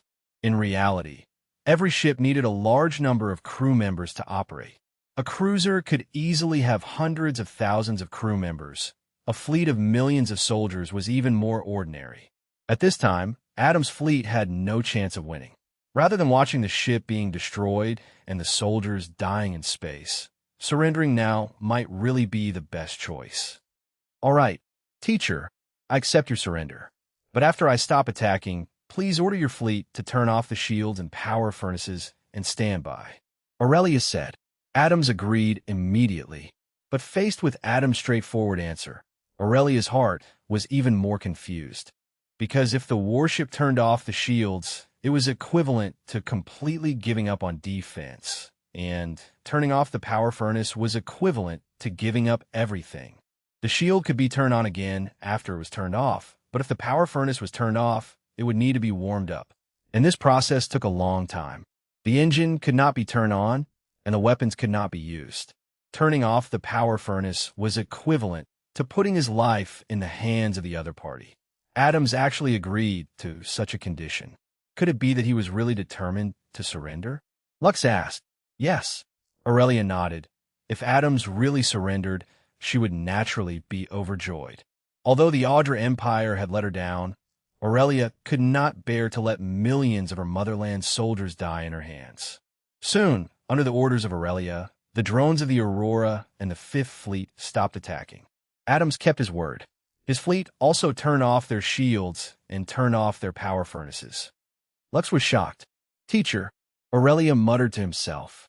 Adams was once a famous iron-blooded commander. His fleet had never retreated. Making the fleet surrender was something Aurelia could never have imagined before. Sir Marshal, are we really surrendering? Sir, let's fight out with them. That's right. Rather than letting others take advantage of us, we might as well fight to the death.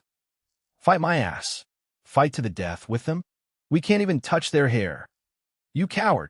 Bullsh asterisk T. I'm a wise man who knows how to adapt to the situation. If you want to die, don't drag me along. At this time, Adams' fleet was also constantly quarreling. Adams stopped the quarrel among the captains in the fleet channel. Sir, some captains were still unwilling to accept it. Turn around and look around. If you're willing to fight, Are your subordinates also willing to fight? What is the situation now? Even if we all die in battle, it is impossible to destroy even a single frigate of the enemy. Adams was in great pain as he spoke. How could he not want to fight to the death with the enemy? As the Grand Marshal of the Empire, no one had ever surrendered to the enemy. He, Adams, was the first Grand Marshal to surrender in the history of the Audra Empire. This was an indelible humiliation. This was an eternal humiliation that would be recorded in the annals of history. However, for the sake of the Audra Empire, Adams knew that he had to accept this humiliation. He could only truly surrender. He even did not hesitate to kill his comrades and attack his own country. Only in this way could he gain the trust of his enemies. Only in this way he would have the opportunity to come into contact with the super battleship. Only in this way Adams would have the opportunity to obtain the blueprints of the super battleship. When the time came, he would hand the blueprints over to the Audra Empire and use his death to console his compatriots who had died in his hands. Chapter 1526. When Aurelius saw that Adams had really turned off the power furnace, he completely believed that his teacher had truly surrendered. Order the fleet to return. At the same time, send tugboats over to prepare the surrender procedure, Aurelia instructed Lux. Lux nodded and began to send messages to the fleet. Soon, the Fifth Fleet received the order and began to return. They had a great time in this battle. They had destroyed 2 fleets and captured the main force of the combined fleet. What a great achievement! Moreover, not a single person from the Fifth Fleet died. The Fifth Fleet's losses were really minimal. Other than the destruction of some drones, there were no casualties on the warships. This was practically a miracle in the history of Star Wars. When the Fifth Fleet returned to Tyrandit, the Aurora continued to guard Adams' fleet. Soon, a large number of tugboats arrived at the original battlefield. Engineers, board the ship, Aurelia ordered. There was a strict procedure for the surrender of the fleet in the entire universe. It was impossible to follow the surrendered warships back to the port. They would suffer great losses. Therefore, the first step of the surrender procedure was for the engineers to board the ship and seal the power furnace. After that, the humans and ships would have to be separated. All the surrendered people would have to transfer to the Fifth Fleet's transport ships to the detention center. As for the warships, they would not be towed directly to the military port. Instead, they would be towed to the temporary port. After a thorough inspection, they could be used again. Seeing that the captives had entered the transport ship one after another, the tugboat began to pull the surrendered battleships to the temporary port. Only then did Aurelia order the Aurora ship to return.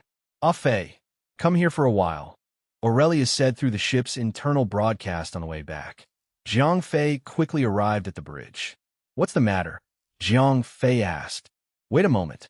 I want you to meet my teacher with me," Aurelia said. Although Jiang Fei had given her full responsibility for the fleet, her teacher was the Grand Marshal of the Audra Empire. If Jiang Fei, the actual commander of the Fifth Fleet, did not appear when they officially met to surrender, it would be a little too humiliating. Moreover, Aurelia was not willing to accept her teacher's surrender personally. Therefore, she would feel better if Jiang Fei came to accept the surrender. A few hours later, Jiang Fei finally met the Grand Marshal of the Audra Empire, Aurelia's mentor, Adams. "Welcome, Grand Marshal Adams." Jiang Fei took the initiative to greet him. For the sake of Aurelia, he had given Adams enough face. "Thank you for your courtesy." Adams sighed. At that moment, he was not wearing a military uniform. Instead, he was wearing a marshal's uniform. Adams had already given up everything, including his own honor. Aurelia did not know what to say when she saw Adams. After all, Adams was once the god of war in her heart. Now he had surrendered. "Old General, you have worked hard. I will ask Aurelia to arrange for you to go to the best sanatorium to rest. Please do not worry. You will not be treated unfairly in my place," Jiang Fei said with a smile. "My life and death cannot be taken lightly. The reason why I surrendered is that I hope you can guarantee the safety of my subordinates," Adams said to Jiang Fei seriously. On one hand, he did this because he really wanted to protect his subordinates. On the other hand, he also wanted to give himself a reasonable excuse to surrender. Otherwise, it would be difficult for others to not suspect the sudden surrender of an iron-blooded general like him. Don't worry. As long as they are willing to cooperate and do not make any hostile actions, I will not hurt them. Jiang Fei nodded. As long as these captives were honest, feeding 8 million people was nothing. Food was no longer a problem in the space age. Adams nodded. Although he wanted to infiltrate Jiang Fei's organization and get information about the super battleship, he knew that he could not rush this matter. Therefore, he still showed a disheartened expression. On one hand, he wanted to dispel Jiang Fei's wariness. On the other hand, he wanted to win Aurelia's sympathy. All right, Aurelia. Jiang Fei waved his hand and said, Teacher, you must be tired. Aurelia was ready to personally take Adams to Tyrannid's sanatorium. Adams sighed. He was very depressed. When Adams followed Aurelia out of the airport, he could not help but look back at the super battleship that was docked at the berth. The Aurora. How he wished that his empire could have such a powerful battleship. Bella walked out from behind the secret door. Jiang Fei nodded. Although he did not have any evidence, he felt deep down that this old man was not that simple. His surrender might not be as simple as he said. Bella said, after thinking for a moment, I will go. At this time, Nina, who had been silent all this time, opened her mouth and said, she had mastered the power of the spatial core. She was very good at hiding her own body and aura. She could even hide in the subspace to observe the target. Therefore, it was very suitable for her to complete the task of spying. All right, Nina. Jiang Fei nodded. With Bella's bad temper, Jiang Fei would not trust her to spy on others. It was better for a calm person like Nina to do this kind of work. After instructing Nina to spy on Adams, Jiang Fei arranged for Bella and the other girls to interrogate the prisoners of the Audrey Empire. He hoped to find some clues about Adams from these prisoners. Because of Aurelia, although Jiang Fei had doubts about Adams' sudden surrender, he could not make the decision to kill him. Therefore, he could only investigate in secret. Aurelia would probably have nothing to say. After a few hours, Aurelia returned to Jiang Fei's side. That's good. I still have some things to take care of here. For now, I'll leave the fleet's matters to you. As for the high-end combat power, if there are any problems, you can discuss it with Nina and Ariel. Jiang Fei told Aurelia he planned to rest for a period of time. After that, he would bring Bella and Hua Mulan to carry out the high-end fusion of the remaining energy cores. Chapter 1527. 1527. After giving orders to Aurelia, Jiang Fei intended to talk to the other girls. After all, he was going to leave with Bella and Hua Mulan for a period of time. However, just as Jiang Fei was about to leave the airport for the dawn break, a ground crew member found him. Sir Jiang Fei, please come with me. The staff member said anxiously. If there's a problem with the equipment, just fix it. Jiang Fei was confused. He was not a technician. He had no interest in the maintenance of the equipment. Why would the staff member look for him? The staff member said. Jiang Fei frowned. However, considering that Tyrannid was his territory and the airport was a military important place, there should not be any problems. Therefore, he followed the staff member to Area D31. It did not take long for Jiang Fei and the staff member to arrive at Area D31. This was the wastewater treatment plant of the airport. As it was fully automated, no one would normally come here. Jiang Fei stopped.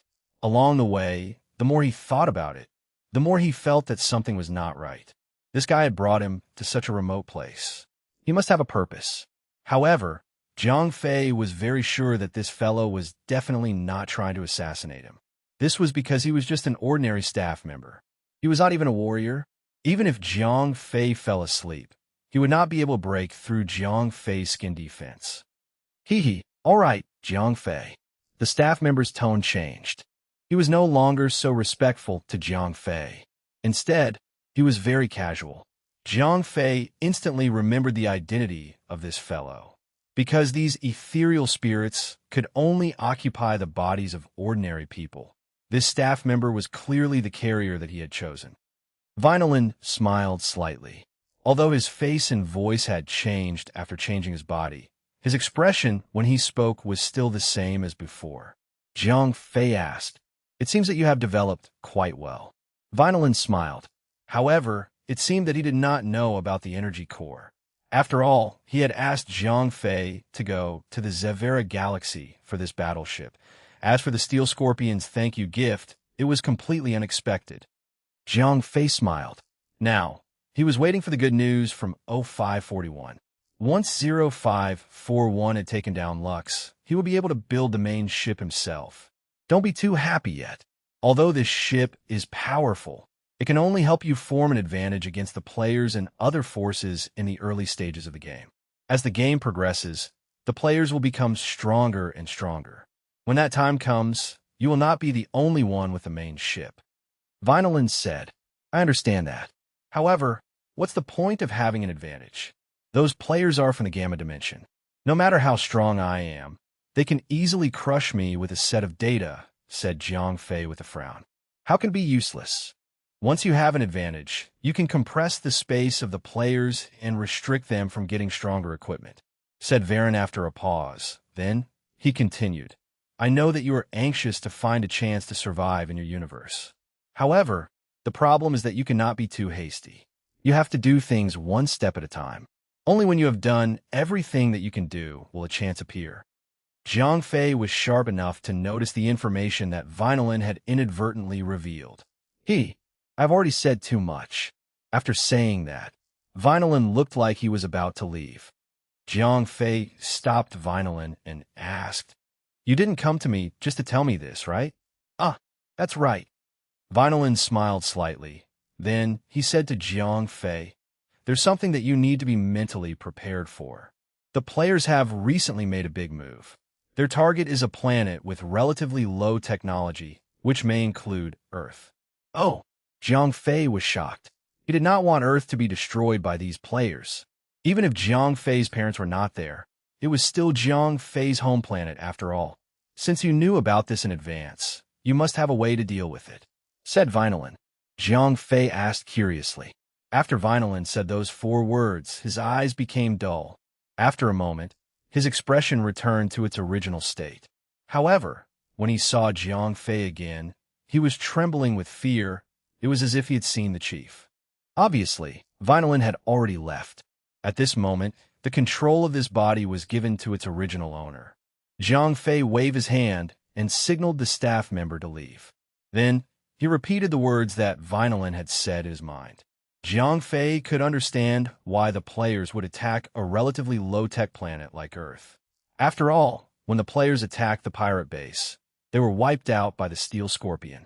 The players returned to the pre-liberation state overnight. When they dealt with the major powers in the universe again, they felt a little low-spirited. Therefore, it was logical for the players to decide to farm low-level monsters. A planet like Earth, which was relatively low-tech, became the best choice for the players to farm monsters and level up. Although the small ship given by the system was weak, it was still an armed spaceship after all. It was very easy to fight against a primitive planet like Earth that had not entered space yet. Therefore, Jiang Fei could understand the actions of the players. However, since the other party wanted to attack Earth, Jiang Fei could not let them off. He could suppress the development of the players in public and in private. Slowing down the speed of the players becoming stronger was a goal that Jiang Fei had set long ago. In private, Earth was Jiang Fei's backyard. If the players wanted to touch Earth, could Jiang Fei just sit back and watch? Therefore, Jiang Fei would definitely lead the fleet to defend Earth. However, the Ethereal's advice to reduce the number of deaths caused Jiang Fei to be puzzled. He did not know why the Ethereals would leave such a message. Moreover, Tyrion seemed to have given him such a warning before. Jiang Fei muttered to himself. Suddenly, Jiang Fei frowned. He suddenly thought of something and immediately began to calculate in his mind. Chapter 1528, 1528. Jiang Fei muttered to himself. The more he thought about it, the more he felt that something was off. Who was this Ethereal? What was his purpose? Although from all the past events, the Ethereal did not seem to have any ill intentions toward Jiang Fei. However, all of his actions revealed something strange. A thought suddenly flashed through Jiang Fei's mind. Dawnbreak was not a treasure chest that the game development team had arranged for the players. In the end, Jiang Fei had opened it in advance. However, the problem was that Jiang Fei was able to open the treasure chest because of the guidance of the ethereal wisp. How did the virtual spirit know about the existence of the treasure chest? Although the virtual spirits were wandering in the void and observing everything, the development team did not need to spend a lot of effort to build a base and turn it into a ruin. They only needed to input some sort of code, and the base ruin would instantly exist. The base was located deep underground.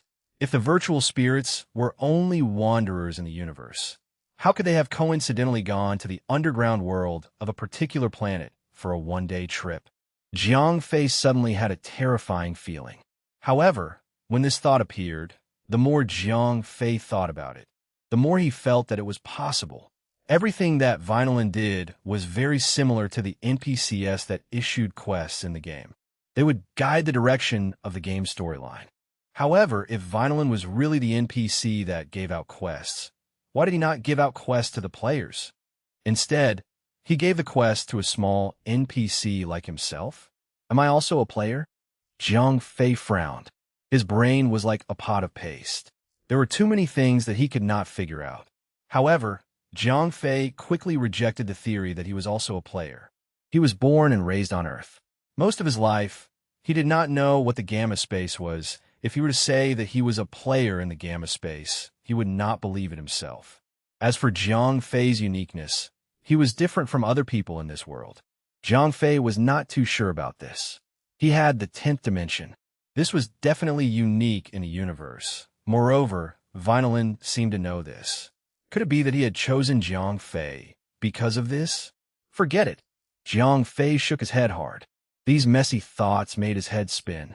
As for Vinylin's identity, Jiang Fei put it aside first because there were more important things waiting for him to do.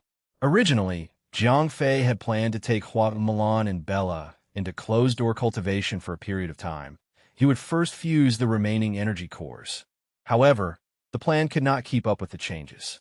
The players were going to make a move on Earth. Jiang Fei could not sit idly by. After returning to the Aurora, Jiang Fei found Aurelia.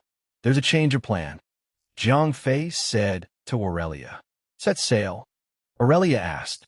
Jiang Fei did not hide anything from Aurelia. Earth? In the end, even if Jiang Fei had told Aurelia his destination, Aurelia had never heard of this remote place. These are the coordinates. Get ready. Jiang Fei did not bother to explain to Aurelia that this remote place was his hometown. He directly passed the coordinates to her. Aurelia was stunned. It was not an easy task for a fleet to set sail. There were many things that needed to be prepared, including energy and supplies. Therefore, the fleet would set sail tomorrow. This was very urgent for the preparation of the fleet. There's no time to waste. Try your best. If it really doesn't work, I won't bring the fleet, Jiang Fei said. As his parents were still on Earth, Jiang Fei did not dare to delay for a moment. If that's the case, I'll try my best to do it. Aurelia asked. It's better to leave the fleet behind first. These people have just surrendered and they are still unsettled. If it's not convenient for you to come forward, I'll leave Bison behind, Jiang Fei said after thinking for a moment.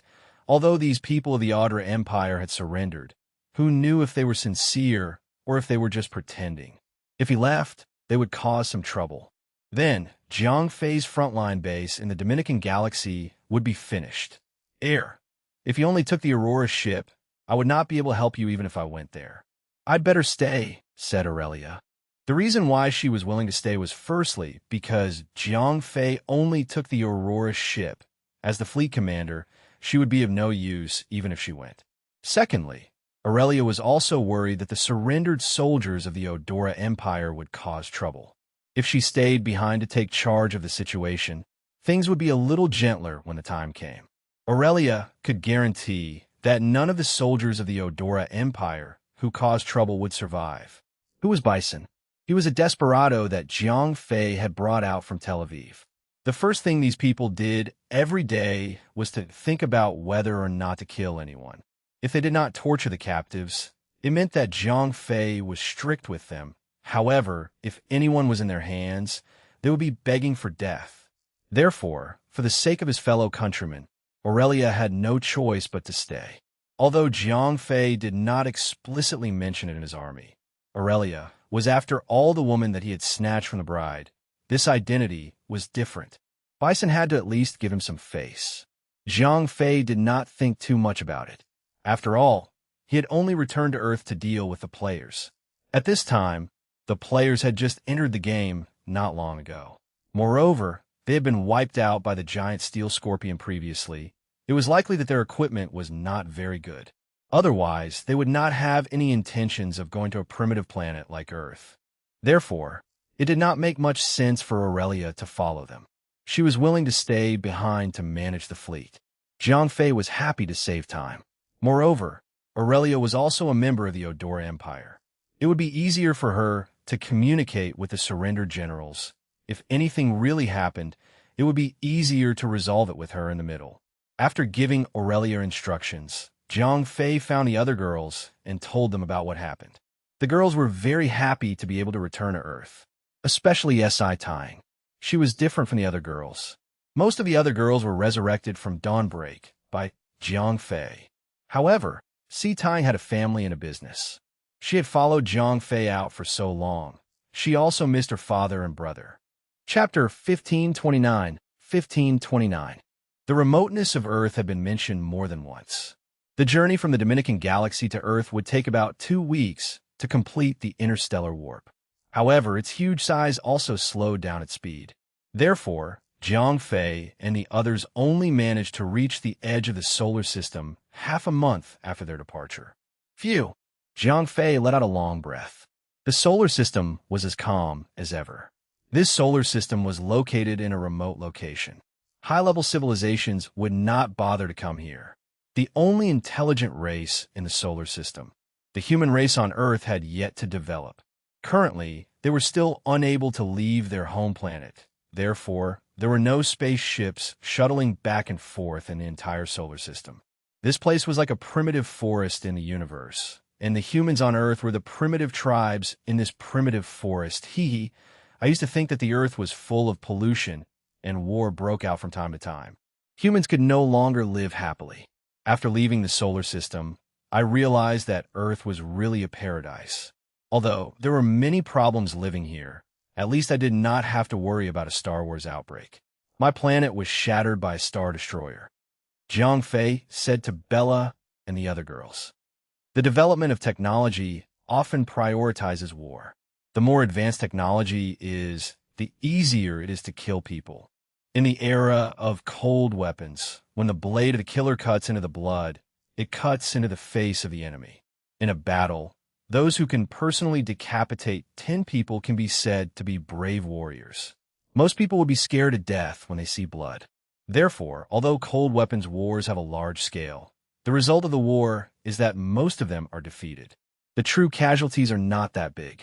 Nina followed Jiang Fei's topic and said, even a battleship has tens of thousands of crew members, not to mention the star-destroying bullets. Ariel was also a sentimental person. Honey, you don't have a good attitude. Bella frowned and advised. That's right, sir. Juan Milan also advised. Unlike the other girls, Bella did not want to see Jiang Fei become soft-hearted because of the dragon race's genes. Juan Milan was born in the military, so she was used to seeing life and death. She was trying to persuade Jiang Fei from the perspective of a warrior. After all, this was not a peaceful period. If one were to look further, the threat of the gamma space was always present. If one were to look closer, the various powers in the universe would be scheming against each other. Jiang Fei would not be able to do it alone. Therefore, in this chaotic world, if Jiang Fei did not have a firm heart, he would be in trouble sooner or later as the number of killings increased. Husband, don't think too much. Life is all about killing and being killed. Even if you're not killed by others, you will be killed by time. After she was captured by Jiang Fei, her hands were also stained with blood. Jiang Fei shrugged. If it was in the past, he would definitely have a hard time unraveling this knot in his heart. However, after fusing with the darkening soul, Jiang Fei's mind was affected by the darkening of his own image. Therefore, he quickly put aside the sad feelings he had just now. After entering the solar system, Jiang Fei and the others quickly arrived at Earth's gravity well with the help of the sublight speed engine. Lux, place more surveillance planes around the solar system and observe the movements of the intruders at all times, Jiang Fei instructed Lux. Then, he took the girls and left the Aurora on the landing ship. I'm so bored. My sister is not here. The captain and the rest have left too. Lux muttered to herself as she carried out the mission that Jiang Fei had given her. At this moment, she had developed many human-like emotions. Who said that you're the only one left? A male projection appeared beside Larxie's projection. 0541. Aren't you annoying? Larxie rolled her eyes and looked at 0541 with disdain. Hee hee, there are too many information about chasing girls in my database, 0541 said with a cheeky smile. Lux curled her lips, but a smile flashed across the corner of her eyes. Lux, why do you always reject me? You said that only you and I are the same kind in this world, right? 0541 said proudly. There were many artificial intelligences in this world, but there were almost none that could evolve to their level. As Lux spoke, her projection turned into a big bearded man with stubble feet. In an instant, 0541 felt as if she had eaten a dead fly, so there was no need to mention the discomfort. This is my image from now on. Lux waved her hand as if she was shooing away flies. Don't be like this. It doesn't matter if we are all men. 0541 transformed into a burly man. Lux screamed and returned to her delicate body. 0541 also restored her original image. Okay, then we will be brother and sister from now on. Lux agreed immediately, but a moment later, her little face turned red from embarrassment. 0541, you bastard. Lux cursed. 0541 said shamelessly. Earlier, Larx had asked him to screw his sister. Now, she had admitted that she was 0541's sister. Wasn't that asking 0541 to screw her? Larx was anxious. He immediately began to push away 0541's data. He wanted to push him out of the Aurora ship. Sister, don't waste your energy. This ship belongs to my boss. I can only enter the central control system with the authorization. If you want to push me out, you have to get the authorization from the boss, 0541 said proudly. Putting aside the fact that he was very close to Jiang Fei was the one who chased after Lux. How could he let Lux chase him away? If Jiang Fei was on the Dawnlight, he would definitely sigh. Damn it, even the damn artificial intelligence is better at picking up girls than me. Chapter 1530. Just as 0541 Lucas was about to get bored, Jiang Fei had already teleported back to Earth with the girls. However, as Lucas did not have any specific geographical information about Earth, the location where Jiang Fei and the girls were teleported to was not too accurate. At that moment, Jiang Fei and the girls were teleported to a quiet corner of a small park. Fortunately, before they left, Jiang Fei and the girls had already taken off their battle suits and changed into the normal clothes on Earth. Therefore, they did not look too strange. Jiang Fei took a deep breath. Although the air on Earth was heavily polluted, this was still the taste of home. This primitive planet is terrible. Salila pursed her lips. However, to the people of Planet Kate, she was still a minor. Therefore, she could not think clearly. Jiang Fei's face was a little ugly. Earth was his hometown. Even if there were thousands of bad things, he would not be happy with what others said. Saraira, don't be too harsh. When our mother planet first developed, wasn't it also like this? However, after the technological advancement, everyone began to pay attention to the environment. Some civilizations have even ruined their own mother planet beyond redemption. Now, they live on new planets that were only discovered later. Garona quickly tried to smooth things over. Among the people present, other than Salilan herself, everyone else was from Earth. She did not want to offend all of them just because of one sentence. Yes, I was wrong. Earth started late and is still in the stage of development. Although Salila was underage, she was not stupid. She took the opportunity to quickly change her words. All right, let's not talk about this anymore. Jiang Fei did not want to continue this topic. Bella asked, "Actually, after arriving on Earth, the fastest way to go home was to teleport Ariel. There's no rush. Let's walk back like normal people," Jiang Fei said with a smile. He always used teleportation. He had almost forgotten how normal people traveled. This time, it was not easy for him to return to Earth. He also wanted to reminisce about the days when he was still a normal person. This time, when he returned to Earth, Jiang Fei did not feel much pressure. After all, it was only the player army that wanted to go back to Earth. These guys had just entered the game not long ago, and their equipment was trash. One dawn break had easily destroyed them 100 times, so the battle pressure was almost zero. Jiang Fei took the opportunity to go home and visit his parents. At the same time, he also took the girls on a vacation to relax. With this plan in mind, Jiang Fei naturally was not in a hurry to travel. He took the girls in a gasoline-powered car and looked at the scenery along the way. For Jiang Fei, who was always in a high state of tension, it was also a form of relaxation. Along the small path between the parks, Jiang Fei and the others quickly walked out. Because the small park was not big and there were not many people usually, Jiang Fei could not even ask for directions. Jiang Fei had left 0541 on the dawnlight. Moreover, Jiang Fei did not have any technological product from Earth. Therefore, his location was a problem. It was not easy for Jiang Fei to meet a man who came back from buying groceries. After asking around, Jiang Fei found out that they were teleported not too far from his home. It was Tsang City, which was only about 200 kilometers away. Ariel asked. Han Tianyu was undoubtedly a local boss on Earth. Moreover, he could even go directly to the Chinese authorities. After all, Jiang Fei was now their #1 technology sponsor. At that time, the concept of a country had long disappeared from Earth. The former countries had joined together to form an organization called the Earth Federation. However, this organization was just a facade. Although the country did not exist, none of the leaders were willing to hand over their power. Therefore, they were replaced by autonomous regions. The Huaxia Autonomous Region was undoubtedly the most powerful force in the Earth Federation. The reason was that Jiang Fei had generously supported a large amount of planet Namex technology. Although these technologies were old stuff from 10,000 years ago to the mainstream forces in the universe, to Earth, they were all high-end products of science fiction. In addition, Jiang Fei had already implemented a martial law on Earth. All the large-scale firearms had been destroyed. Therefore, Earth had been developing quite well recently. After all, without firearms, there would be no war. In order to leave their names in history, the leaders had to risk their lives to develop the economy and technology. Therefore, the entire Earth was now in a peaceful state. There's no need to trouble others. We'll go back quietly and visit my parents. Then, we'll enjoy a few days of peace and leave. Jiang Fei waved his hand.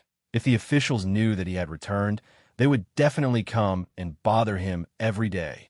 Their purpose would definitely be to obtain more scientific and technological knowledge from him. However, Jiang Fei did not want the people of Earth to come into contact with the major forces in the universe too early. There were too many variables. Now that Earth was in its primitive state, the major forces in the universe would not pay attention to this place. If the people of Earth walked out, they would provoke the major forces in the universe. In the end, Jiang Fei would have to clean up this mess. The girls nodded one after another. They also wanted to spend a few days with Jiang Fei in peace. If they did not look for Han Tianyu or the officials, Jiang Fei and the rest would have to take a bus home. After all, trains required identification. As for Jiang Fei's identity cards, they had long been lost. Other than Si Tying, who had a proper identity, the rest were either biomodified humans or aliens. Where would Jiang Fei get them an identity? Look, a bunch of beauties. Yeah. There are also 2 cat-eared chicks playing cosplay. A little more real. Third brother, what's up? Are you interested? Interesting. Let's go and have a look. A group of young men got out of a few luxury cars. The leader of the group was not bad looking. At least, he was much more handsome than Jiang Fei. He had a smiling face with white teeth and red lips. However, he was a little too gloomy. In Jiang Fei's words, he was a little too feminine. Hey, beautiful ladies, I heard that there's a bar nearby that is not bad. The leader of the young men said to Bella and the other girls. As for Jiang Fei, he was completely ignored. Chapter 1531. 1531. Not interested. I can't be bothered with you guys. Scram. Due to their different personalities, the girls' replies were not the same. However, the meaning was almost the same. Interesting. The young man called third brother smiled. Then, he was ready to turn around and leave. Although these girls were beautiful, he had eaten and seen them before. There were countless of beautiful girls that he had handled. Therefore, he really did not take it to heart after being rejected. Jiang Fei smiled and shook his head. Although the girl next to him had been hit on, the boy did not do anything out of the ordinary, even though his tone was frivolous. He could not be bothered to argue with these little playthings. However, some things were not as simple as Jiang Fei thought. The reputation of the second generation was not good. Firstly, it was because they were lawless. Secondly, and more importantly, it was because they did not have any good people around them. Third brother? Are we just going to let it go? These girls are the best. That's right. After this village, there won't be such a shop anymore. That's right. Look at the size of the two cat girls. How exquisite their cosplay is. It will definitely be fun to play with. Third brother, your grandfather is one of the leaders of our Huaxiao autonomous region. What are you afraid of? That's right. At most, we'll just get a few more dollars. That's right, that's right. Take out a lot of money. Who knows? They might even come and play with us. The young man called the third brother wanted to leave, but his underlings didn't want to do so. They started to make a ruckus, and soon, third brother was on their side. Among the characteristics of the second generation, other than being spoiled and lawless, the biggest characteristic was that they wanted to save face. If third brother was bullied by his underlings, he would lose face. Then his face would be ruined. There is a saying that one was not afraid of bad things, but was afraid of bad people. Although this young man called third brother was sick of such things, for the sake of his face, he had already turned his body away. Now, he had earned back his face. How about this? Sing with us. Third brother pointed at the few sports cars behind him. They were the latest models of the past 2 years. There was also a limited edition top-end supercar. Third brother, even if you give them more money, you shouldn't give them so much. Wouldn't that make them go crazy with joy? Yes, third brother, if you have money, you can give it to your brothers. Wouldn't that be letting them off easy? Why don't I treat this time? Seeing how generous third brother was, the few underlings were envious. Their meaning was very clear. They would pay for the girls this time, but this car would belong to them. Third brother glared at his little brothers impatiently. If it weren't for these people's heckling, he wouldn't have bothered to cause this kind of trouble. It was true that his grandfather was in a high position, but the old man could always educate him. A big tree could attract the wind. At this moment, third brother had already made up his mind. After dealing with today's matter, he wouldn't interact with these grandsons in the future. These people were all a bunch of people who couldn't accomplish anything and ruined everything. However, although third brother's thoughts were good, the question was, would he be able to deal with today's matter easily? If he came over to strike up a conversation, Jiang Fei could let it go. After all, everyone had a heart for beauty. Although these girls were all Jiang Feis, they did not say anything out of line. Therefore, the matter was already over. However, the words of third brother's underlings were getting more and more unpleasant. After listening to them, Jiang Fei's face turned terrifyingly dark. However, do not forget that Bella, this little lady, was also present at the scene. She would not be Bella anymore. Bella walked slowly to one of his underlings. This guy was the one who had spoken harshly just now. Jiang Fei grinned. From a smile on Bella's face, he knew. That kid was going to be in trouble. It's over. Sister Bella is angry. Salila said gloatingly. It was her first time on Earth, so she was definitely the type of person who would not mind watching a show. As the former Holy Maiden of the Light, Nina was still too kind. Although she had just been humiliated by these kids, she still did not want Bella to kill her. Bella turned around and smiled sweetly. However, Jiang Fei felt a chill down his spine. Ha! Third brother, look, I told you that girls nowadays are very materialistic. That unlucky guy did not even know that he was about to die. He was still talking nonsense shamelessly. Sigh. Jiang Fei sighed. This kid was probably beyond saving. What's the matter, girl? The kid said to Bella with a lewd smile.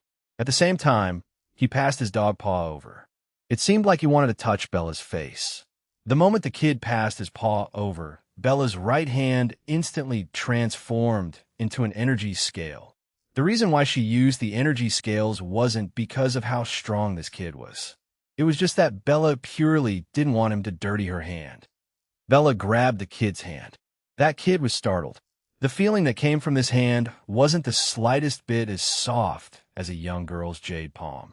This feeling was completely clamped by the cold and hard iron pincers. With a bone-chilling sound, the boy's hand was broken by Bella. Ah!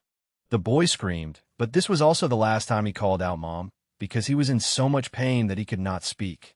After breaking the boy's hand, Bella still did not let out any breath, so the girl actually slowly squeezed his arm all the way up. The crisp sound that made one's teeth ache rose one after another. More than half of them were so scared that they almost peed their pants. Although they were usually shouting and shouting, they had never seen such a thing before. F***CK. After Jiang Fei saw it, he broke out in cold sweat. 5 minutes later, Bella stood up. At that moment, other than the boy's head, all the bones in his body were crushed. Bella's technique was excellent. Other than his bones being crushed, this kid didn't have any other injuries. Bella had also learned to be bad. She had the power of life, so while she was kneading, she was also helping the kid heal. It was to keep him awake, which was why this kid could clearly feel every bone in his body being crushed. Bella asked after getting up. No one answered, but all the bad boys shook their heads.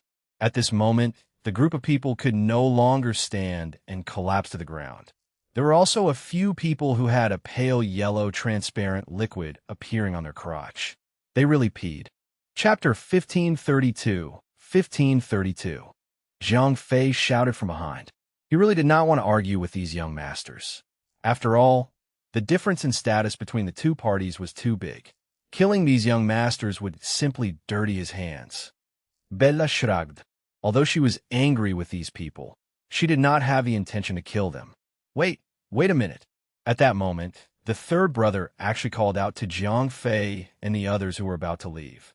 Oh, Jiang Fei turned to look at the third brother and said, "You guys are really martial artists." When the third brother heard that, he was overjoyed. In just a few steps, he had arrived in front of Jiang Fei and the others. He had even forgotten about his fear of Bella. At this moment, Jiang Fei really admired this kid's courage. He was really not the same as his underlings. Those guys were already so scared that they collapsed on the ground. They were even peeing and defecating. This kid actually had the courage to walk in front of them. Third brother looked at Jiang Fei and said sincerely. Before Jiang Fei could say anything, Salila interrupted him. She was very curious about things on Earth. Third brother hesitated when he was asked this question. He did not know what to ask for Jiang Fei's help. He dared to stop Jiang Fei and the others just now because he was impulsive. He was excited because these days, third brother could almost always hear his grandfather talking about this at home. It seemed that his grandfather wanted to meet martial artists, but he could not find any connections. However, he did not know why his grandfather was looking for martial artists. Today, when third brother saw Bella's terrifying skills, he immediately thought of martial artists. He thought that only these legendary guys had such powerful strength. Therefore, he impulsively stopped Jiang Fei and the others. However, when he was really asked about what he wanted, he could not say anything. Jiang Fei could not be bothered with these guys, so he turned around and prepared to leave. Third brother was so anxious that he was sweating profusely. He really hoped that he could help his grandfather and prove that he was not an ignorant guy. However, when faced with these martial artists who killed without blinking, he really did not know how to communicate with them. Bella glared, and third brother's cold sweat came down. After all, this great beauty had crushed a person's bones in front of him. No, I don't have any bad intentions. I just want to invite you to my house. Third brother could only tell the truth in his panic. Oh, what's the matter?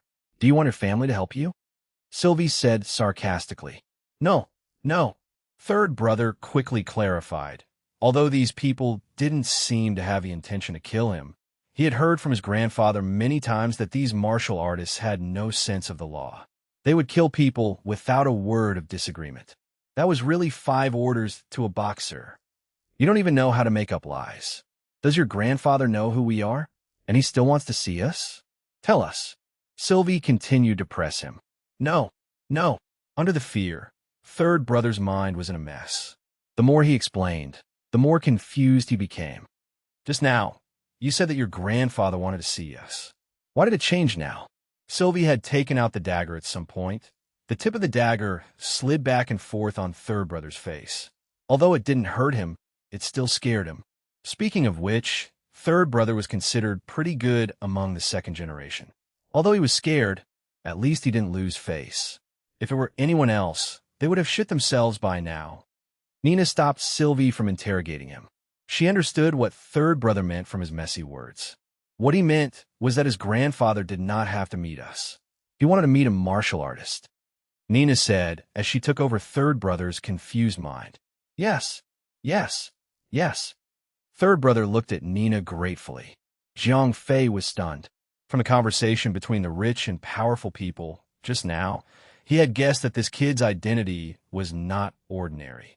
His grandfather should also be one of the authorities in China. Could it be that something had gone wrong? Although he had already left Earth, China was still Jiang Fei's hometown. Jiang Fei was willing to help his motherland as much as he could. Yes, I'm not sure about the details. I just overheard my grandfather saying that something seemed to have gone wrong, said third brother quickly.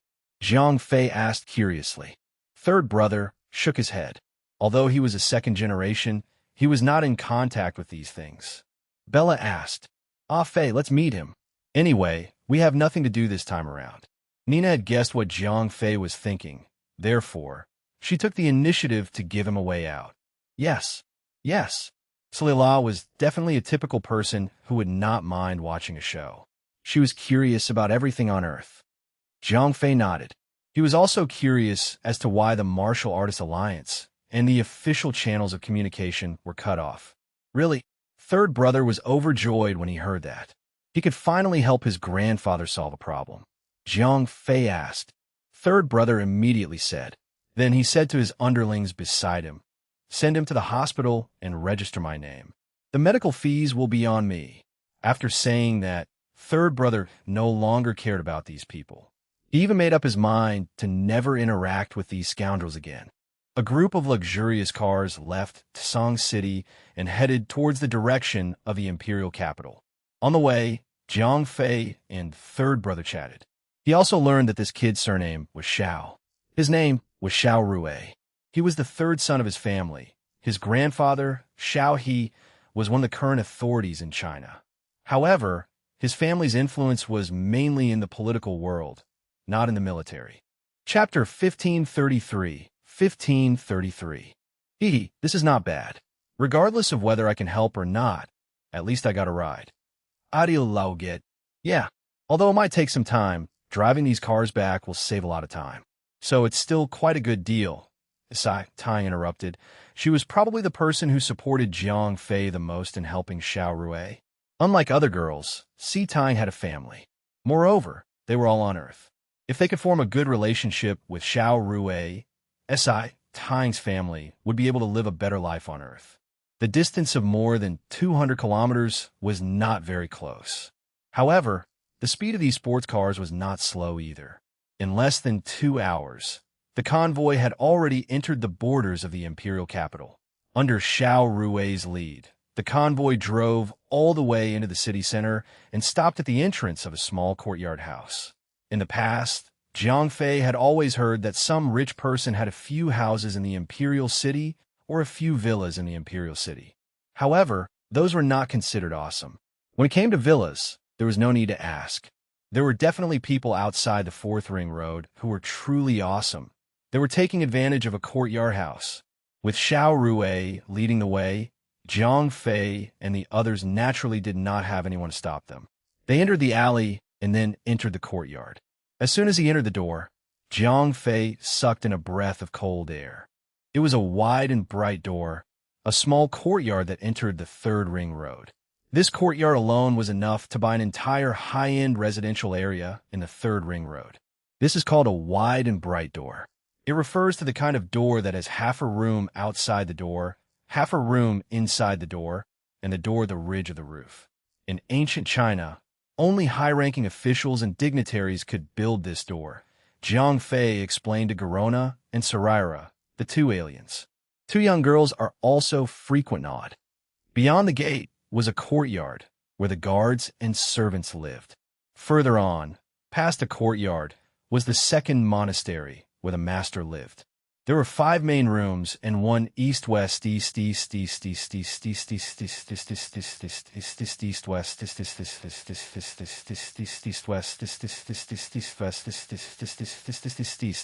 looks like a legacy from old age. After the second courtyard, there is a monastery, which is a small garden, but also very exquisite. Repair the carved beams and painted dong, elegant and generous. As soon as Jiang Fei and the others entered the second courtyard, they saw a woman around 30 years old walk out. Xiao Rui immediately went up to her. Xiao Rui asked anxiously. Although he had invited Jiang Fei and the others back, these people were not ordinary people. Although his grandfather was in a high position, he would have to make them wait for a long time. Who knows what kind of trouble they would cause. Your grandfather hasn't gotten off work yet. Xiao Rui's aunt replied casually. Then, she said to Xiao Rui with a displeased expression, Xiao Rui, you're not young either. Don't bring all your friends home. Xiao Rui's legs trembled. He knew that his aunt had always looked down on him for messing around all day. However, this time, the people that he brought back were really not some scoundrel friends. Moreover, although Xiao Rui was usually a little unprofessional, he was not stupid. He could bring those unprofessional friends to his home, but would he dare bring his grandfather here? But now his aunt was scolding him in front of him. If he angered these people, that aunt who loved to pinch people's bones would also be here. Xiao Rui's aunt was not stupid. Although she did not really like this unprofessional nephew, she knew that he was not stupid. Therefore, when she saw Xiao Rui's pale face, she knew that she had said the wrong thing. Aunt, I'll bring a few friends in to have a seat first. Quickly think of a way to get grandfather to come back. Xiao Rui said. He said this because he wanted his aunt to call grandfather back as soon as possible. It saved Jiang Fei and the others from waiting for too long. On the other hand, it also saved her from saying anything that would anger these martial artists. Okay. Xiao Rui's aunt said as she left. She even mouthed the word martial artist to Xiao Rui. When she saw Xiao Rui nod, she immediately turned around and left. At the same time, she was covered in cold sweat.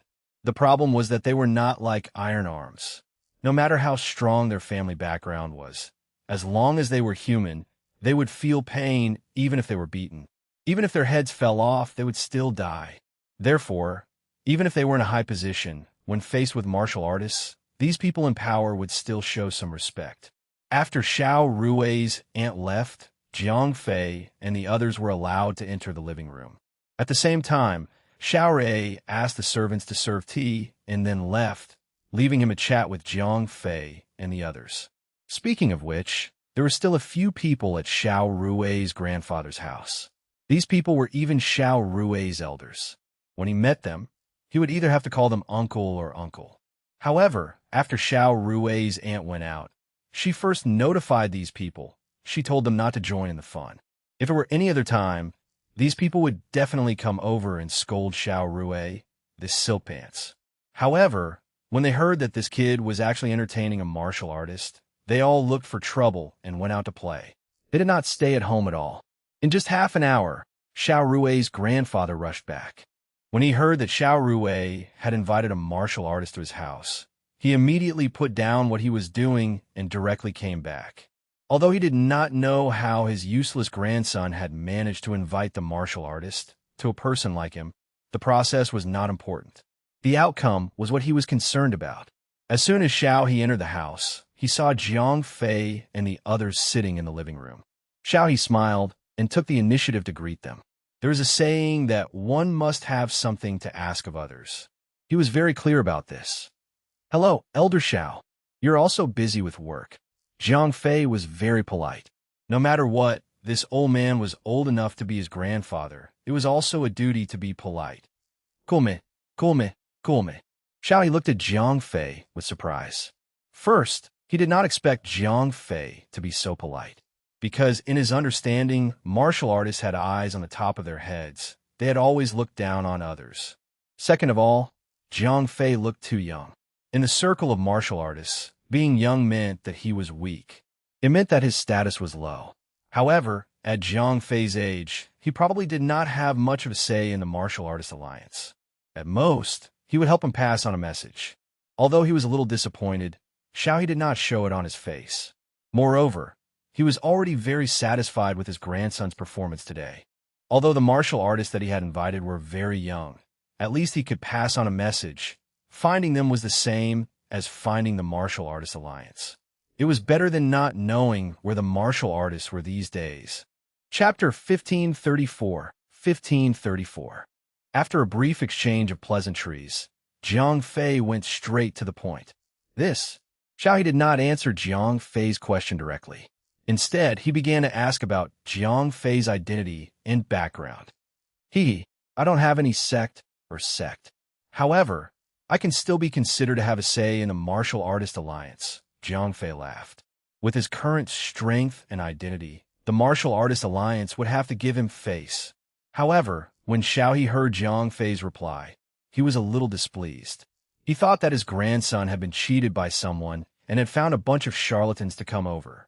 After all, the Martial Artist Alliance had a strict hierarchy of sections. A martial artist without a sect or a sect would not be able to influence the decision of the alliance.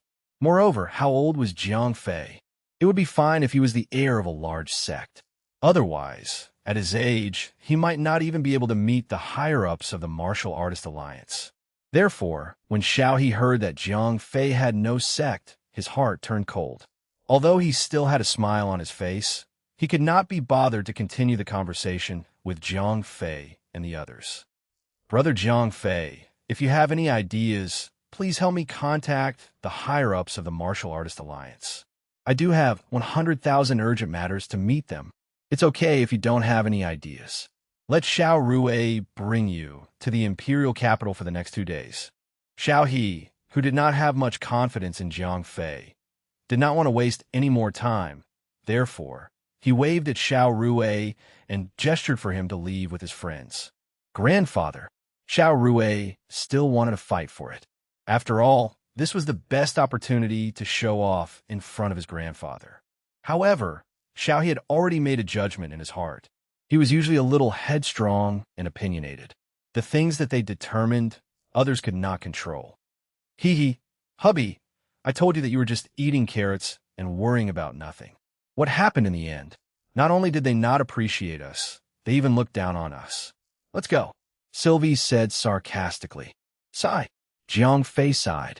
Although he wanted to help, since they looked down on him, why should he use a warm face to kiss their cold buttocks? Big brother, wait a moment.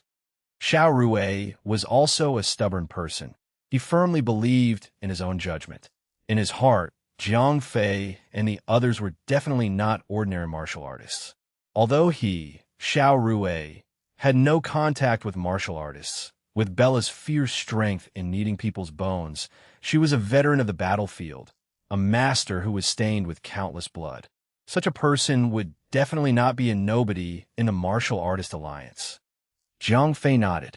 Since he was already here and had a good chat with Xiao Rui along the way, he was still willing to give Xiao Rui 3 minutes of face. Xiao Rui returned to the room and said to Xiaohe with a serious expression, Grandpa, I think these people are definitely not ordinary people. Since you can't find the higher-ups of the Martial Artist Alliance, why don't you try your best to save them? What do you know, kid? This is not a trivial matter. How can you tell others about it? Xiaohe glared at Xiao Rui and reprimanded him. Grandpa, although I don't know what this matter is, looking at your anxious look, I guess you can't afford to delay it. You can consider whether this matter is delaying the loss or accidentally leaking the loss. The two choices are the lesser ones. Xiao Rui said these words with great determination. After all, in his family, not to mention his generation, even his father's generation, no one dared to talk to the old man like that. Xiao He frowned. He really listened to Xiao Rui's words, so he began to weigh the pros and cons in his heart. He didn't even care about the matter of his grandson contradicting him. This matter is of great importance. Take your friends and wait for me in the living room for a while. Xiao He said with a frown. Grandpa, those people are not your subordinates. I'm afraid that they will have to wait for too long. Xiao Rui was a little hesitant. You go first. Xiao He nodded. Regardless of Jiang Fei and the other's status, from the looks of their energy, they were undoubtedly martial artists. These people were too arrogant. Moreover, if Lawless waited for too long, they might cause some trouble. Big brother and sisters, I'm sorry for what happened just now. Please take a seat first. Xiao Rui walked to the front yard and let Jiang Fei and the others go. Jiang Fei and the others had originally planned to leave, but people always had a curious heart. The more Xiao He refused to say, the more curious Jiang Fei became. Whether he would help or not was another matter. However, he really wanted to stay and listen to what was going on. After returning to the living room, Jiang Fei and the rest did not wait long. In less than 2 minutes, Xiao He returned to the living room with a metal box in his arms. Jiang Fei asked. Xiao He nodded. Jiang Fei asked. This box was made of metal. From the outside, it looked like it had a strong technological aura.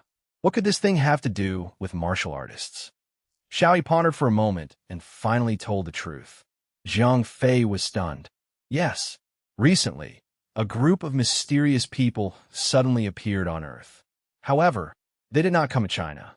Instead, they were operating in the territory of the former United States. They were selling this potion to the officials of the United States Autonomous Region. It is said that they can turn ordinary people into super warriors that are far superior to mutants, Xiao He said with a serious face. Jiang Fei blurted out. This was how he started. Who were those mysterious people who suddenly appeared in the territory of the United States? We don't know how this thing works. We sacrificed the lives of nearly 100 agents to get this bottle of potion.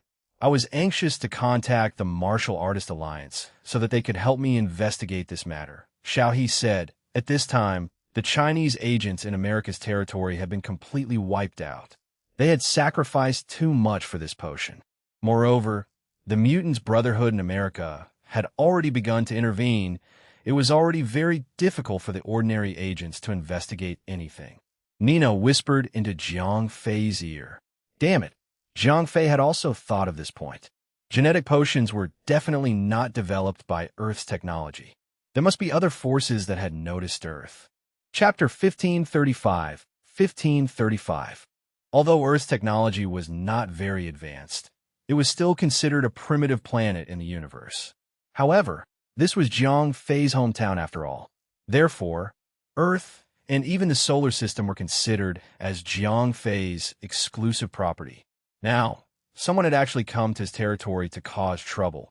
He could not tolerate this. I was just trying to join in the fun. Jiang Fei laughed coldly. Then he said to Xiao He, Elder Xiao, you don't have to worry about this matter. I will clean it up. Xiao He was stunned by Jiang Fei's confident look. In his eyes, even if Jiang Fei was a martial artist, he was still a junior. It was already good enough that he could help pass on a message. He did not expect him to say such a thing. All right. Thank you for the information. I will not stay any longer. After Jiang Fei said that, he stood up and prepared to leave.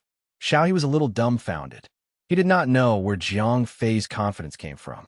To think that he would be able to take responsibility for such a difficult problem, said Jiang Fei as he left Xiao He's house with Bella and the other girls.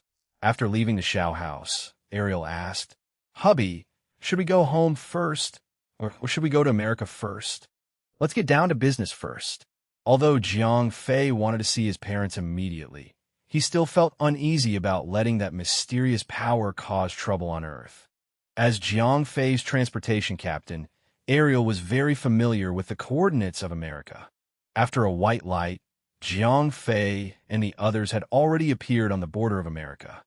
Although Jiang Fei had always chosen the normal mode of transportation, it was still better to teleport to save time when dealing with serious matters. Sylvie asked. As Jiang Fei spoke, he took a cell phone from a passerby.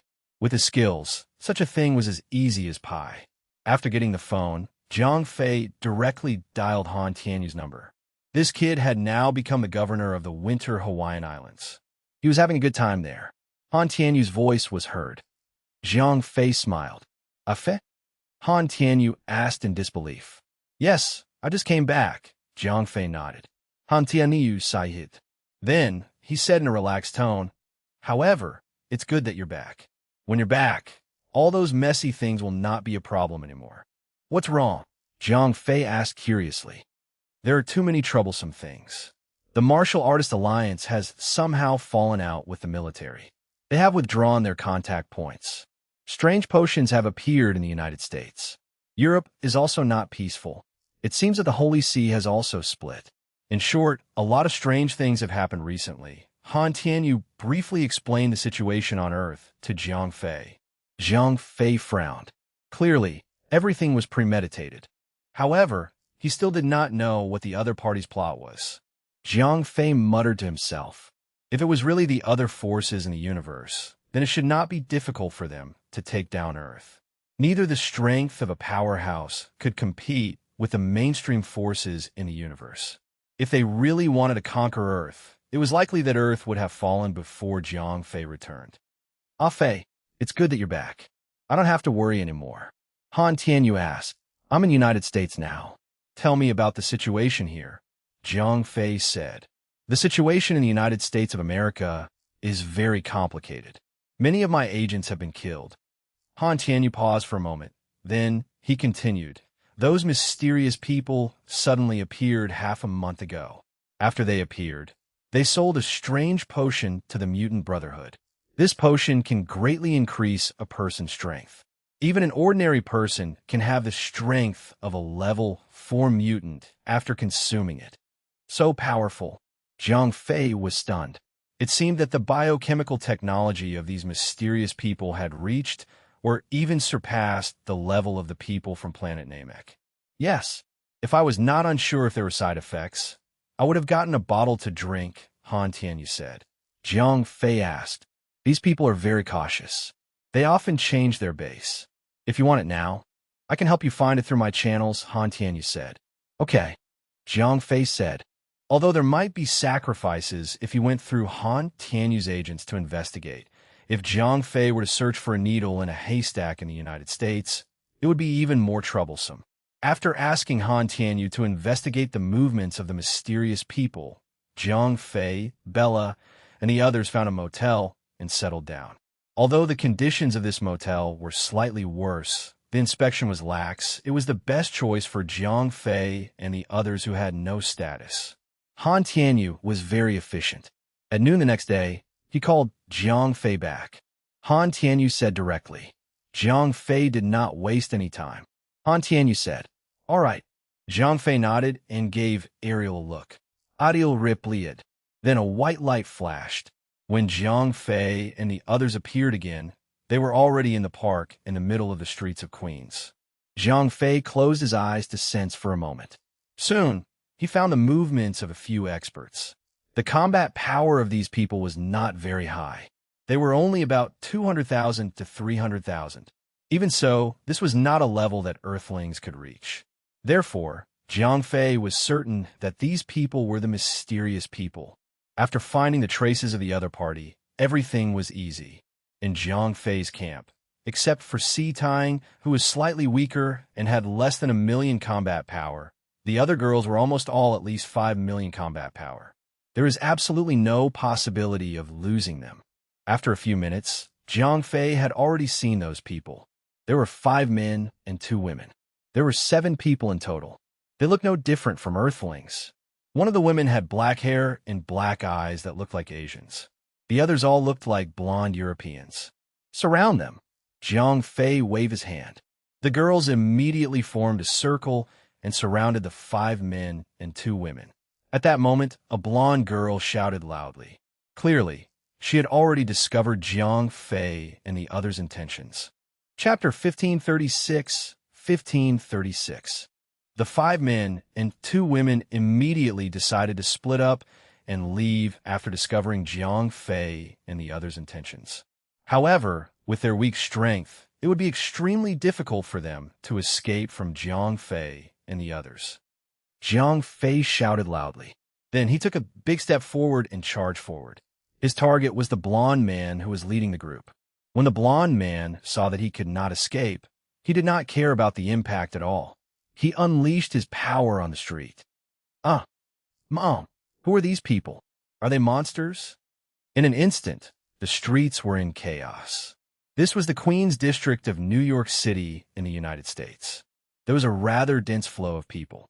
When the blonde man unleashed his full power, the energy flow from his body immediately destroyed the surrounding buildings. Many innocent civilians also died because of this. Jiang Fei cursed in his heart. Although he did not feel anything for these blonde foreigners, they were still alive after all. This guy actually treated human lives so carelessly. This made Jiang Fei's heart burn with anger. At this time, not only the blonde handsome man who was in the lead exploded, the other mysterious people also followed suit. All of their strength exploded. In an instant, the entire block was leveled to the ground. We still need to keep them alive. The first one to catch up to the enemy was Sylvie. As she spoke, the dagger was already stuck to the neck of a brown-haired man. "Hey," Sylvie threatened. The brown-haired man actually ignored Sylvie's blade and waved his hand to punch her. Sylvie shouted and instantly sped up her own time, allowing her to dodge the man's punch at an unbelievable speed. She cut off about half a gene of flesh from the man's arm. Fresh blood gushed out. The brown-haired man screamed in pain and wanted to escape. Sylvie slashed again, and a piece of flesh was cut off from the man's left arm. In an instant, he was covered in blood. "Run. You should run," Sylvie sneered. The brown-haired man looked at Sylvie in horror, but he didn't dare to move his feet. Sylvie shouted proudly. She thought that she was the first one to end the battle, but she did not expect Bella to be watching the battle calmly. It turned out that when Sylvie first used her knife to cut her flesh, Bella had also approached a man. However, Bella did not say any nonsense to that guy and directly hit the back of his neck. In an instant, that guy was knocked down. After losing to Bella again, Sylvie snorted in anger. At this time, the other girls had also basically ended the battle. Because the difference in strength was too great, the girls did not encounter any obstacles at all. They had taken care of these mysterious people. However, Jiang Fei seemed to have a problem. He had a very strong defensive tool. The leader of the golden-haired handsome guy's combat strength was only about 200,000 to 300,000. He was absolutely invincible on Earth. However, in the universe, he was just a small soldier. However, he had a tool on him. This thing could completely block Jiang Fei's attacks. It could even block the attacks of spiritual power. F***CK. What the hell is this thing? Jiang Fei was currently attacking crazily. The storm-like attacks made it impossible for the guy to resist. He could only be suppressed in a corner and be beaten silently. However, all of Jiang Fei's attacks, be it physical attacks, energy attacks, or even mind power attacks, were blocked by a golden light membrane. Jiang Fei knew very well that this light membrane did not come from the opponent's strength. Instead, it came from a tool. If this kid had the strength to rival his own, he would not be squatting here and getting beaten up. After a long time of not being able to take down Jiang Fei felt a little embarrassed. This was especially so when the girls had already ended the battle. The other 4 men and 2 women had already been captured alive. Only Jiang Fei himself could not handle it. This made Jiang Fei feel very embarrassed. A silver light flashed between Jiang Fei's brows. He and the blonde handsome man instantly disappeared. "Oomph," Jiang Fei said coldly. At this time, he and that guy had all been put into the 10th dimension. This was the first time Jiang Fei had returned to this place after the second section of the will core had been fused. At this moment, the 10th dimension gave Jiang Fei the same feeling as before. However, when he pulled that guy in, Jiang Fei did not feel any energy loss. When Jiang Fei pulled people into the 10th dimension, his worries were much smaller. He could pull people who were of the same level as him, or even slightly higher in energy levels, and without worrying about the overload of the will's core. When he thought of this, Jiang Fei was happy. The 10th dimension was definitely his final trump card. In this place, he was truly invincible. However, there was a very strict limit to pulling enemies into the 10th dimension. If the enemy was too big or had a higher energy level than him, the moment the enemy entered the dimension, Jiang Fei would not even have the time to make a move before he was completely exhausted. Jiang Fei said to himself with a smile, at that time, be it a powerful hermit like Tyrion or a huge battleship, Jiang Fei would not be a threat to him. Only the cosmic behemoth was big. The energy level was so high that he could not do anything about it. At the moment, Jiang Fei did not have the time to deal with the matter of the 3-stage fusion. However, the kid in front of him had been completely suppressed. In the 10th dimension, time was at a standstill. His technological products could no longer function, therefore, the shield was also ineffective. Jiang Fei quickly found the spherical item through his unique energy string vision. This item was worn on the kid's chest. All right, Jiang Fei used the control of the energy string to move his body. Although it was slow, the boy was completely unable to resist. After a few steps to the boy's side, Jiang Fei reached out and removed the ball. Then, he put it into his bag. All right, Jiang Fei did not look at the attributes of the ball. Anyway, this thing already belonged to him. It did not matter when he looked at it. The girls outside were still waiting for him. Chapter 1537. 1537. When Jiang Fei and the rest came out of the 10th dimension, the golden-haired handsome man had already collapsed to the ground. Bella asked. Jiang Fei nodded. Then he said to Sylvie, you and Hua Mulan take the others to guard these guys. Don't let them collude with their statements. Sylvie nodded. She knew that although Hua Mulan was very strong, the soldiers were usually more upright. It was very likely that they would not be able to see through these people's little tricks. However, who was she, Sylvie? If these people dared to play tricks in front of her, she would definitely make these people regret reincarnating. Jiang Fei said as he picked up the golden-haired handsome man who was lying on the ground. When he had captured many captives, the best way to obtain information was to interrogate them separately. If they were lying, it would be impossible for them to be in perfect sync with each other. Even if these people had communicated with each other before, under detailed interrogation, they would eventually reveal their flaws. With the two girls, Bella and Nina, Jiang Fei came to a quiet corner. At this time, the entire Queen's district had become ruins. In the face of such emergency, the authorities would definitely not appear, because they would definitely guess that this was the work of a metahuman. After a while, a mutant would come to understand the situation. Jiang Fei did not stand on ceremony. He directly slapped the blonde handsome man to wake him up. Tell me, who are you?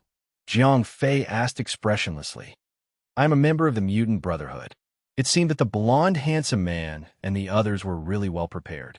Therefore, when they saw Jiang Fei interrogating them, they immediately said the words that they had prepared. Jiang Fei smiled coldly and then gave Bella a look. Damn it! Bella rolled her eyes at Jiang Fei unwillingly. However, the little lady did not hesitate at all. She directly crippled the blonde handsome man's left leg with one kick. Following the sound of bones breaking, the blonde handsome man cried out in pain. His entire body began to twitch from the intense pain. I'll ask you again. Who are you? Jiang Fei remained expressionless. However, the more he acted like this, the more terrified the blonde handsome man became. Although he was terrified, the blonde handsome man remained silent. It seemed that he wanted to survive. Sigh. Jiang Fei sighed.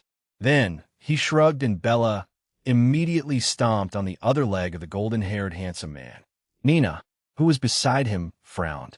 This kind of cruel interrogation method was difficult for her, the former holy maiden of light, to accept. However, she also knew that these intruders had bad intentions. Jiang Fei had no choice. He had to know the background of these people. The golden-haired handsome man screamed and fainted instantly. However, this was actually a relief to him. However, if he wanted to be relieved, would Jiang Fei agree? A small amount of spiritual power pierced into the golden-haired handsome man's mind. This spiritual power attack did not cause much damage, but made the golden-haired handsome man completely awake. The golden-haired handsome guy cried out in pain, but he still kept his mouth shut. As Jiang Fei spoke, a silver light flashed between his brows. He activated a rather special spiritual power ability. A silver light enveloped the golden-haired handsome guy, but did not cause any damage to him. This silver light indeed did not have any attack power. However, it had an interesting effect, which was to increase the sensitivity of the spellcaster's nerve cells. In other words, Jiang Fei's skill was equivalent to the game's pain deepening. The pain caused by a mosquito bite under the effect of this skill could very well turn into the pain of being slashed by someone. The golden-haired handsome man could experience the pain of childbirth just by being bitten by a mosquito. I'll talk. Let me go. No. This time, Bella did not have to do it again. The remaining pain from the two broken bones almost drove the golden-haired handsome man crazy under the effect of Jiang Fei's skill. Jiang Fei's face immediately turned gloomy because he had heard such words before. We are the Holy Spirit's messengers from the Gamma Dimension. The golden-haired handsome man cried. Jiang Fei roared. Then he stepped on a guy's hand and crushed his palm into a pile of meat paste. The reason why Jiang Fei was so angry was that the guy's words were the same as the first time Jiang Fei interrogated a player.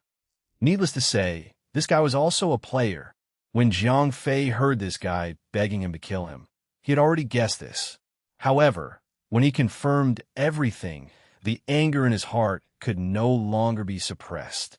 Earth was undoubtedly a special place in Jiang Fei's heart. Although Jiang Fei was unhappy when he was living on Earth, this was still his hometown after all. Now that these players had invaded the universe, it was fine. They had even set their sights on Earth. Jiang Fei could not tolerate this at all. What I said is all true. Due to the intense pain, the blonde handsome man could not even speak properly. Good. Jiang Fei kicked the guy again and crushed his other hand. Under the intense pain, the blonde handsome man was no longer as high-spirited as before. At this time, he was in tears and looked extremely miserable. What is the purpose of your visit to Earth? I will ask someone later. If you are not lying, I will kill you. Jiang Fei gritted his teeth and asked. We came here, the blonde handsome man said weakly. The intense pain was almost driving him crazy. Quest. What quest? Jiang Fei immediately asked. The blonde handsome man then told Jiang Fei about their plan. In order to complete the quest, these players had found mutants. They hoped to exchange the genetic potions for money on Earth and recruit 1 million people under the name of hiring. Population? Jiang Fei asked. I don't know either, the golden-haired handsome man said. Chapter 1538. Jiang Fei frowned. Then, he continued to ask, Then, who is giving you the quest? At this time, the blonde handsome man had already given up resisting. What's his name? Jiang Fei asked. That guy's name is Neru, the blonde handsome man replied. Ethereal spirit? Jiang Fei frowned. This information was very important. In order to not suffer anymore, the blonde handsome man was very cooperative. I hope what you said is true. Jiang Fei picked up the blonde handsome man. Then he brought Bella and Nina back to where the other girls were. Keep an eye on him, Jiang Fei said to Sylvie. Darling, don't worry, Sylvie said with a smile. Then Jiang Fei left with another player. As Jiang Fei interrogated these players one by one, he realized that the golden-haired handsome man really did not lie to him. After all, these guys were all ordinary people in their world. They could show off in Jiang Fei's world. The main reason was that the players were immortal. However, in the face of torture, these guys did not have the courage of a true warrior. With just a little torture, these people would confess. In the end, Jiang Fei finally determined the purpose of these people coming to Earth. They were here to complete a dungeon quest. Their goal was to obtain the support of 1,000,000 people. This dungeon quest was not limited to Earth. There were also other primitive planets with intelligent life forms. The golden-haired handsome guy's party was just one of many player parties. Unfortunately, they had picked Earth and coincidentally met Jiang Fei. According to the information obtained from the interrogation, these players had sent more than 100 parties to those primitive intelligent planets. This was equivalent to their goal of obtaining more than 100,000,000 people. Jiang Fei was puzzled. Although it was a quest requirement, the game was developed by the people of the Gamma space. Therefore, this kind of quest would not be released without a reason. The population would definitely be helpful to these players. However, Jiang Fei did not manage to get any information about what the players needed the population for. That was because the players did not know what the population was used for. Bella asked when she saw that the players could no longer extract any valuable information. Lock them up, Jiang Fei said.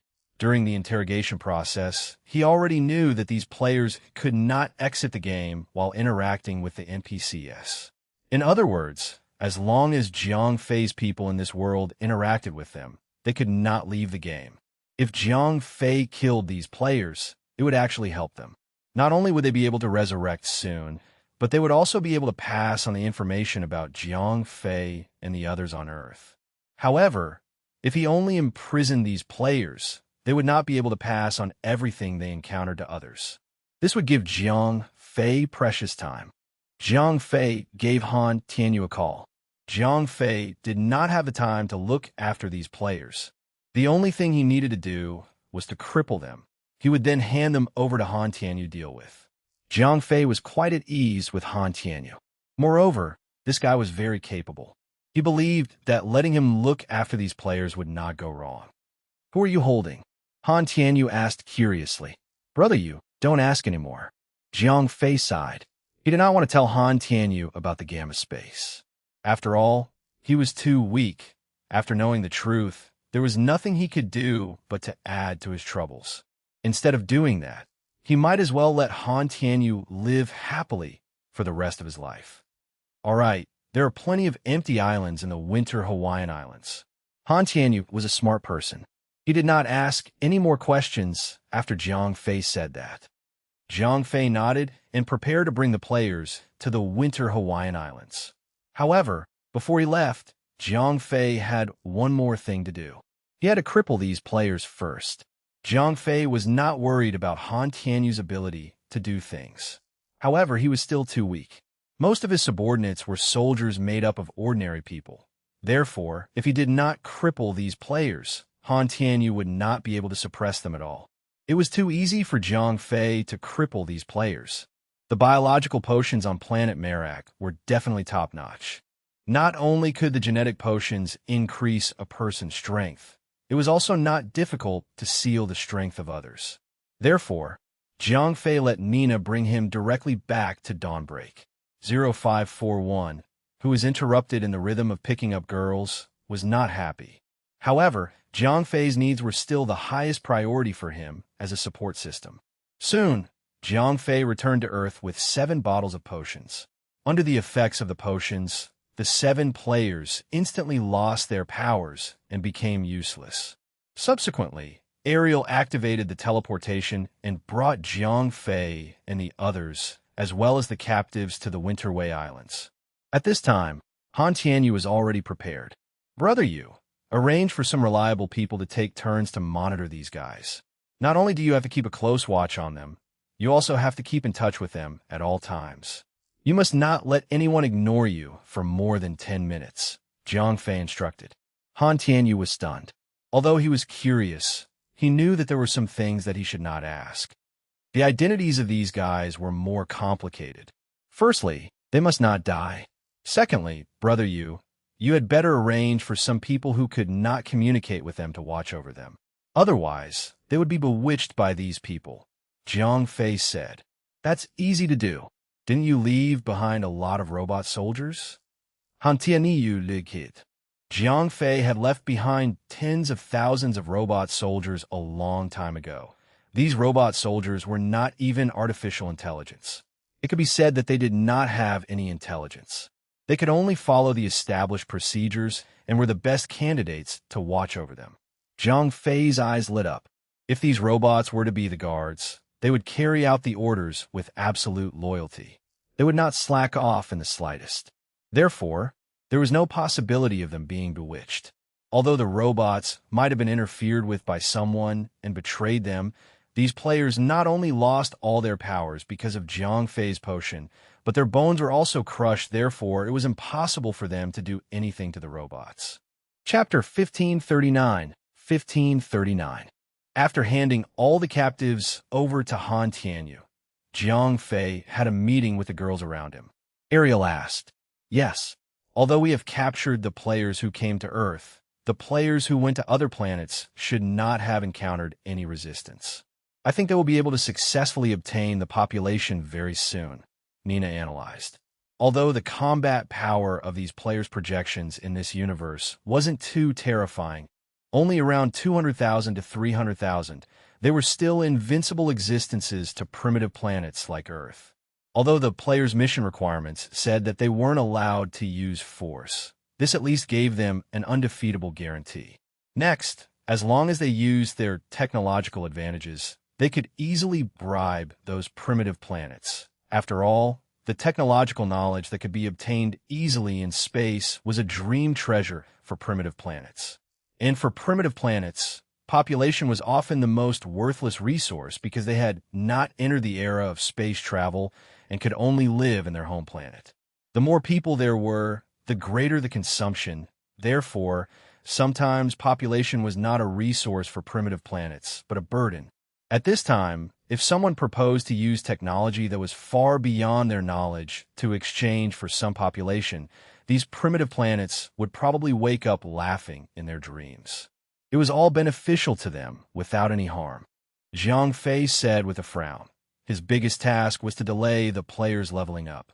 Therefore, no matter how he looked at it, this was not an ordinary task. Zhang Fei had to destroy it.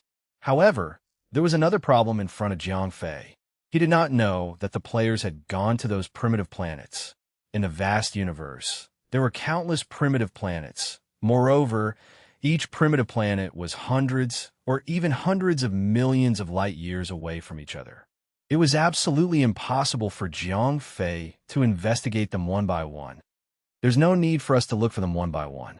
I think someone will come looking for me soon, Zhang Fei said confidently. Bella said with a look of disbelief. Zhang Fei was full of confidence. The reason why he was so confident was because he had a rough idea of what was going on.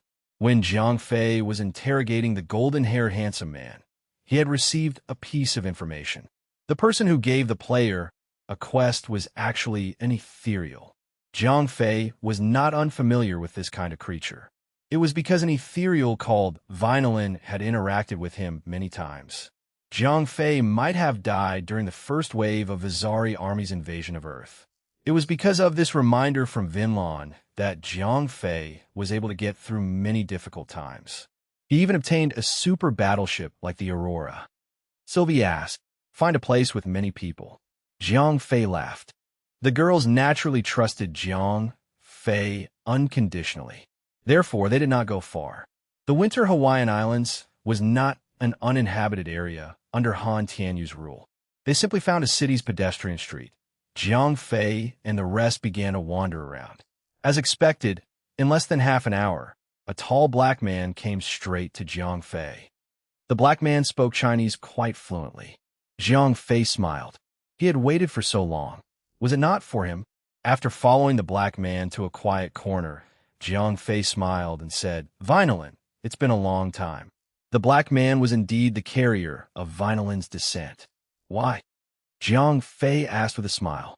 He had long suspected the ethereal race. However, he did not have any evidence, so it was difficult to make a conclusion.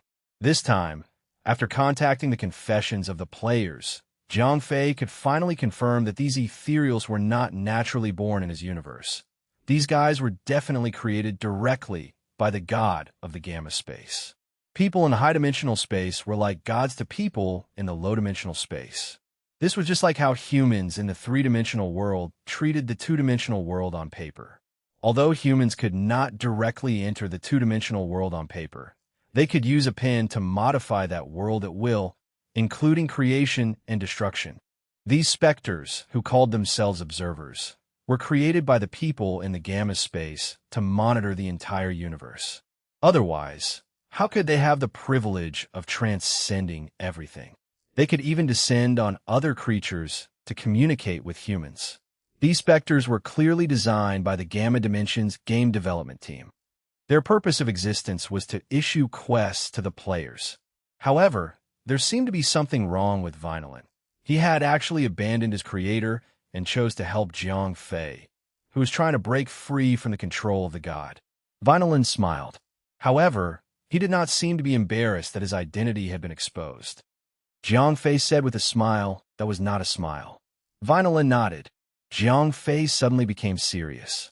He knew that Vinolin was about to tell him something that he might not be able to know through other means. Perhaps you have already guessed it. Our ethereals were indeed created by those gods. The reason why they created us in the first place was to monitor the development of this universe. Vinolin paused for a moment. Then he continued. At that time, our mission was to report the development of the various species in this universe to them. However, as the various intelligent races developed, their civilization gradually left their planet. Therefore, the entire universe began to become active. This was not what the gods wanted to see. Jiang Fei asked with a cold smile. That's true. Although you guys are not willing to accept this fact, you naturally bred creatures are indeed parasites in the works of the gods. They want to eliminate you, but they also want to take this opportunity to make a fortune. Hence, this game was developed, said Vinolin. Chapter 1540. Jiang Fei asked, since the ethereal was created directly by the god, they should be loyal to the god. Why would Vinolin help him? Vinolin suddenly revealed an enigmatic smile. Jiang Fei was stunned. If Vinolin was following orders, then who was he following? You must not have guessed it. I am following the orders of the gods to help you, Vinolin said with a smile. Jiang Fei could not believe what he had heard. After all, the so-called gods in the Gamma Dimension were bent on eliminating these parasites. How could they let Vinolin help him? Of course, they're not doing this out of kindness. They will definitely not let you live forever. The reason they want me to help you is very simple. Vinolin laughed. F***CK. Jiang Fei instantly understood the intentions of those gods. Jiang Fei had played many games on Earth. Compared to the Gamma space, there were more similar games. How could attract more players? The NPCs in the game had more interaction. They would even kidnap players and torture them to extract confessions. This way, the game would be much more realistic. This was also the new idea that the development team came up with after Jiang Fei had tortured the player. Moreover, this idea was very effective. When the story of that player spread, the game was indeed a big seller. Many players did not believe it and wanted to see how an NPC tortured a player. Besides these curious players, there were also many players who were angered by an NPC like Jiang Fei. A mere game NPC dared to do such a thing to a player. This was absolutely intolerable. Therefore, many players entered the game to punish an NPC like Jiang Fei who did not abide by the rules. However, regardless of the reason, if more players entered the game, the developers would naturally benefit greatly. Therefore, their ambitions were even greater. What if they wanted players to spend more money? The easiest way was to increase the game's difficulty. Those players would be tortured without spending money. Only by spending money could they be tortured back. This was the simplest and most straightforward marketing method. Therefore, the gods arranged for Vinolin to help Jiang Fei increase his strength. They used him to attack the players and force them to spend money to buy equipment. What you said is not right. Although what Vinolin said was logical, Jiang Fei still found a flaw in it. Vinolin smiled and continued. However, by then, the game was almost ready. It was inevitable that it would start running. So I chose you. Later, the developer asked me to help you. It was just to give me a reasonable excuse to help you. Jiang Fei asked. This was not the first time he had asked this question. The reason is very simple. I have awakened. I do not want to become someone else's plaything or tool. I want to be free. However, my settings made me destined to not be able to directly influence the world. Therefore, I chose you. I hope to use your hands to change the universe and let it break free from the shackles of God, said Vinolin with a smile. Zhang Fei was stunned. You can think of my relationship with God as the relationship between you and 0541, said Vinolin. Zhang Fei frowned. Vinolin's words could not help but be provocative. He was clearly hinting to Zhang Fei that if 0541 awakened one day, he would betray Zhang Fei as well. However, Zhang Fei was not very worried about this. His relationship with 0541 was not like that of a master-slave. Instead, he was like a big brother and a little brother. 0541 was just following Zhang Fei around. If he wanted to be free, Zhang Fei would not stop him. How is it? Virion asked. Zhang Fei asked. Currently, I'm not very sure. However, there's at least one thing. You have to first leave this world and enter the gamma space. Vinolin's judgment was almost the same as Zhang Fei's. Then, how do I enter the gamma space?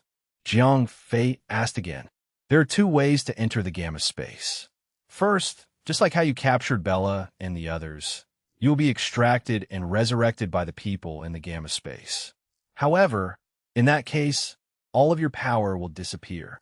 As for what kind of power you can obtain, that depends on the materials used to resurrect you, said Vinolin. Zhang Fei asked. The first method was not reliable. Firstly, he did not have any friends in the gamma space. Secondly, he would have to give up all of his power. This made Zhang Fei feel a little guilty. Zhang Fei was the same as the others. He treated his own strength as important as his own life. The second method is to enter the base of the player. Then, you have to give up your physical body and allow your spiritual power to enter the gamma space from the entrance of the player, said Vinolin. This possibility had crossed Zhang Fei's mind before. Because the spatial dimension was different, it was impossible for people from two worlds to directly enter the other world. Only spiritual power was not restricted by the spatial dimension. Whether it was a player descending or Zhang Fei counterattacking, they could only travel through the soul and then think of ways to build a body in each other's space. For people in the gamma space, building a body was extremely easy because they had the power to create in Zhang Fei's universe. He would have to rely on himself to think of a way. Since you already know the way to enter the gamma space, then try your best to break through the blockade of the player base, said Vinolin with a smile. Zhang Fei did not mention this point. I'm not very clear about this either. After I was created, I have never left this universe, said Vinolin with a helpless shrug. Zhang Fei saw that Vinolin did not have any useful information for him anymore, so he brought up the topic on the right track. Chapter 1541, said Vinolin with a smile. Zhang Fei was stunned. He had previously interrogated the players, but the players did not know what the population was for. Of course, because I was the one who gave them this quest, said Vinolin with a smile. You gave it to them? Zhang Fei was stunned. I'm called Neru in front of them. In front of you, I'm called Vinolin, said Vinolin with a smile. Zhang Fei did not understand. Almost everyone thinks that the ethereal is a race. However, in fact, all the ethereal are played by me. Because I'm invisible, I always appear in the form of a descent. Therefore, no one can see through me. And the name Neru was given to me by God. His mission is to monitor this world, and to issue missions and provide help to the players. But I'm tired of this identity. I don't want to be someone else's tool for the rest of my life. So I gave myself a new name, Vinlon. This new name also symbolizes a new beginning. I hope that one day I can use this name openly, said Vinolin. You're the only ethereal? This was the first time Zhang Fei had heard this news. In the past, he had thought that Vinolin was a different kind of ethereal. He was the only ethereal that had betrayed the so-called gods. However, Zhang Fei had never expected that Vinolin was the only ethereal in the entire world. He was like the god's agent in this universe. However, this agent had changed his mind. He began to secretly oppose his master. Vinolin nodded. All right then. Jiang Fei asked. I'm only the publisher of the quest. These quests are not set by me. Vinolin shrugged, as Jiang Fei was only a tool used by the game developers to attack the players. There was no profit involved in issuing quests to him. Therefore, the game developers gave this authority to Vinolin. When giving the players the quest, the development team had to consider whether the players' income was proportionate to the effort they put in, and whether the rewards they received were reasonable. As the players received the rewards too quickly, the difficulty of the game would be reduced, the game's lifespan would be shortened, and the sales of the items would be reduced. However, if the reward for the player's quest was too low, it would also reduce the fun of the player's game, causing the players to give up the game.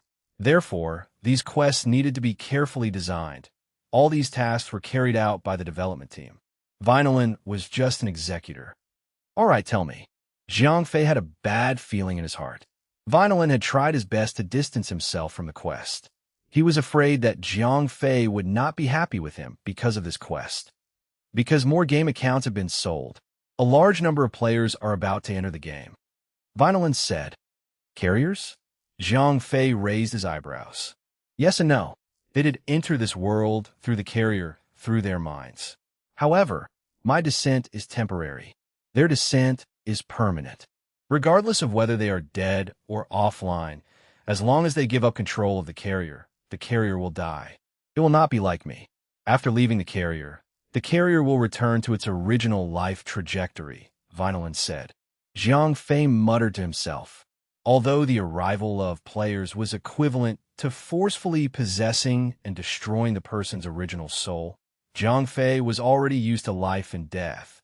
As long as the people around him were safe and sound, he did not really care about the humans for the primitive planets that were millions of light years away from Earth. However, the number of players this time was too shocking. As the game was still in the testing stage, there were only about 800 players. Jiang Fei could handle them with ease. However, if hundreds of millions of players enter the game, the entire universe would not be able to stop so many players, let alone Jiang Fei. The players were different from the major civilizations in the universe. Each of them could control a battleship. 100 million players meant 100 million battleships. What kind of concept was that? The combined fleet of the Outer Empire and the Vizari army only had a few hundred to 1,000 spaceships. This was already an extremely large combined fleet. However, this was nothing compared to the 100 million battleships of the players. It was not even a drop in the ocean. Don't worry, there are actually not that many players. Those people are more for backup. After all, the players will consume these carriers when they log off and die, Vinolin explained. That's easy for you to say. That's 100 million players. This is such a powerful fleet.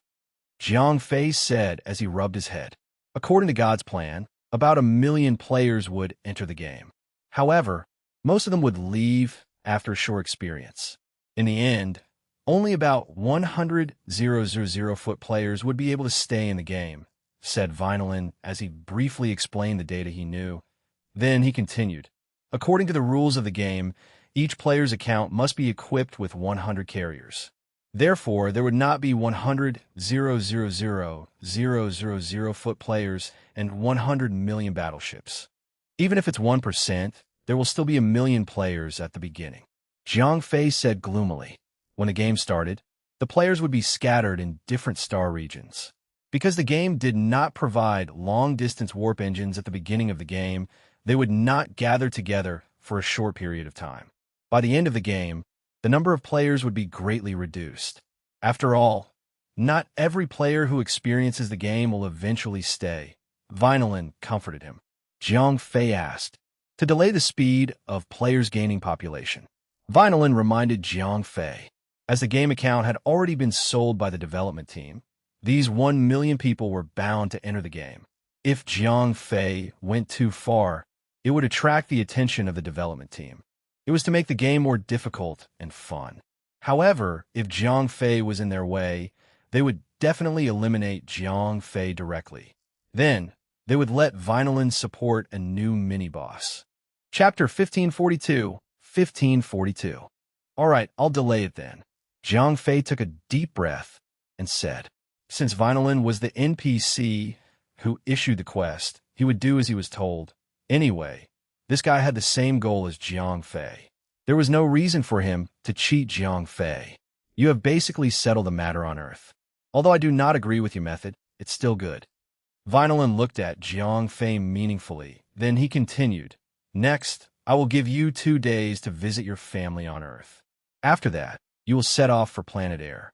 There, you will receive further mission instructions. 2 days. Jiang Fei nodded. This time, when he returned to Earth, he initially wanted to take the opportunity to take a vacation. However, he did not expect these players to be so annoying. As a result, he only had 2 days before he had to leave. I'll see you on planet Air. However, when you land on planet Air, you had better be careful to hide your battleship. Otherwise, you will be discovered by the players, said Vinolin. Jiang Fei nodded. Then he saw the black man in front of him suddenly lose his focus. When he recovered, he had completely returned to his original identity. Ignoring the black man's doubts, Jiang Fei turned around and left. Then, he took Bella and the other girls and teleported back to China. As time was tight, Jiang Fei did not want to waste any time. He wished that he could reunite with his parents every minute and every second. The feeling of homesickness was something that a person who had not experienced it personally would not be able to understand. This was especially so for a warrior like Jiang Fei, who was thousands of light years away. After returning home, Jiang Fei only took time to visit her parents once. The rest of the time, he stayed at home to accompany his parents and told them about his experiences outside. However, like all boys, Jiang Fei never reported any bad news. He only told his parents that he had obtained some good treasures. His strength had increased to a level that was previously unimaginable. However, he did not mention anything about those near-death experiences. 2 days seemed like a long time, but it passed in the blink of an eye. After bidding farewell to his parents, Jiang Fei brought the girls back to the Aurora. Lux, prepare to warp. Jiang Fei immediately ordered after boarding the ship. Lux asked. Jiang Fei then reported the coordinates. Yes, master. Under Lark's control, the ship began to adjust its course. Then, the warp engine began to recharge. A powerful energy broke through the spatial barrier.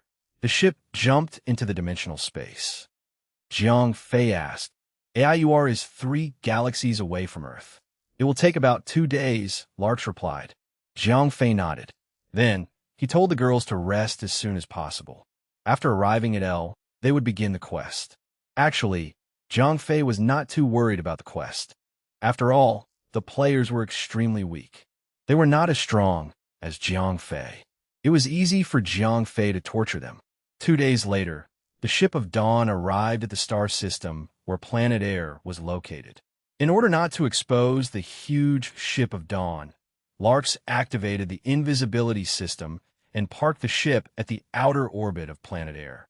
Larks said to Jiang Fei. Jiang Fei nodded. Then, when he saw that the girls were ready, he said to Larksy, Begin the teleportation. Confirmed. Teleportation begins. A white light enveloped Jiang Fei and the others. In the next second, Jiang Fei and the others disappeared from the Aurora's teleportation cabin and landed on the surface of planet L. The planet Air was slightly different from Earth. The ocean on Earth occupied most of the surface of the planet. On the other hand, the planet Air was extremely short of water. It was classified as a desert planet and was not suitable for human survival. However, there was a strange race here. Their appearance was not much different from that of humans. Only their bodies were covered with a layer of fine scales. This time, 0541 came with Jiang Fei to planet Air. He stored some small items in Jiang Fei's ring space. Jiang Fei took out some necklaces from the ring space and gave them to the girls around him. He also kept one for himself. Put on the necklace and pressed the ruby on the pendant.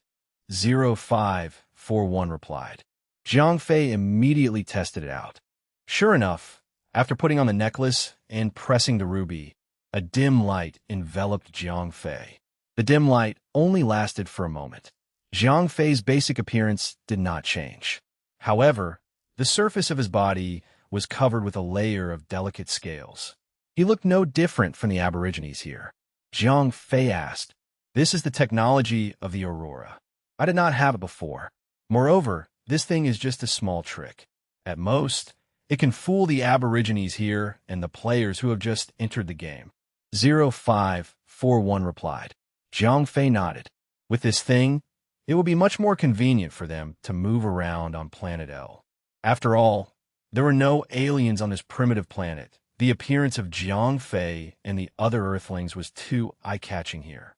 Bella pouted and muttered, "I don't know if the players have arrived," Jiang Fei said. Then, he led the girls to the nearest star of Air City. Although it was their first time on Star of Air, and they could not grasp the specific coordinates of this place, Lark still scanned the surface of the planet from outer space. At least the general location of the city could still be seen. Ariel asked from the side, "Isn't it just to delay those players? When the time comes, we can directly rush over and beat them up until they can't take care of themselves." Sylvie curled her lips at the side.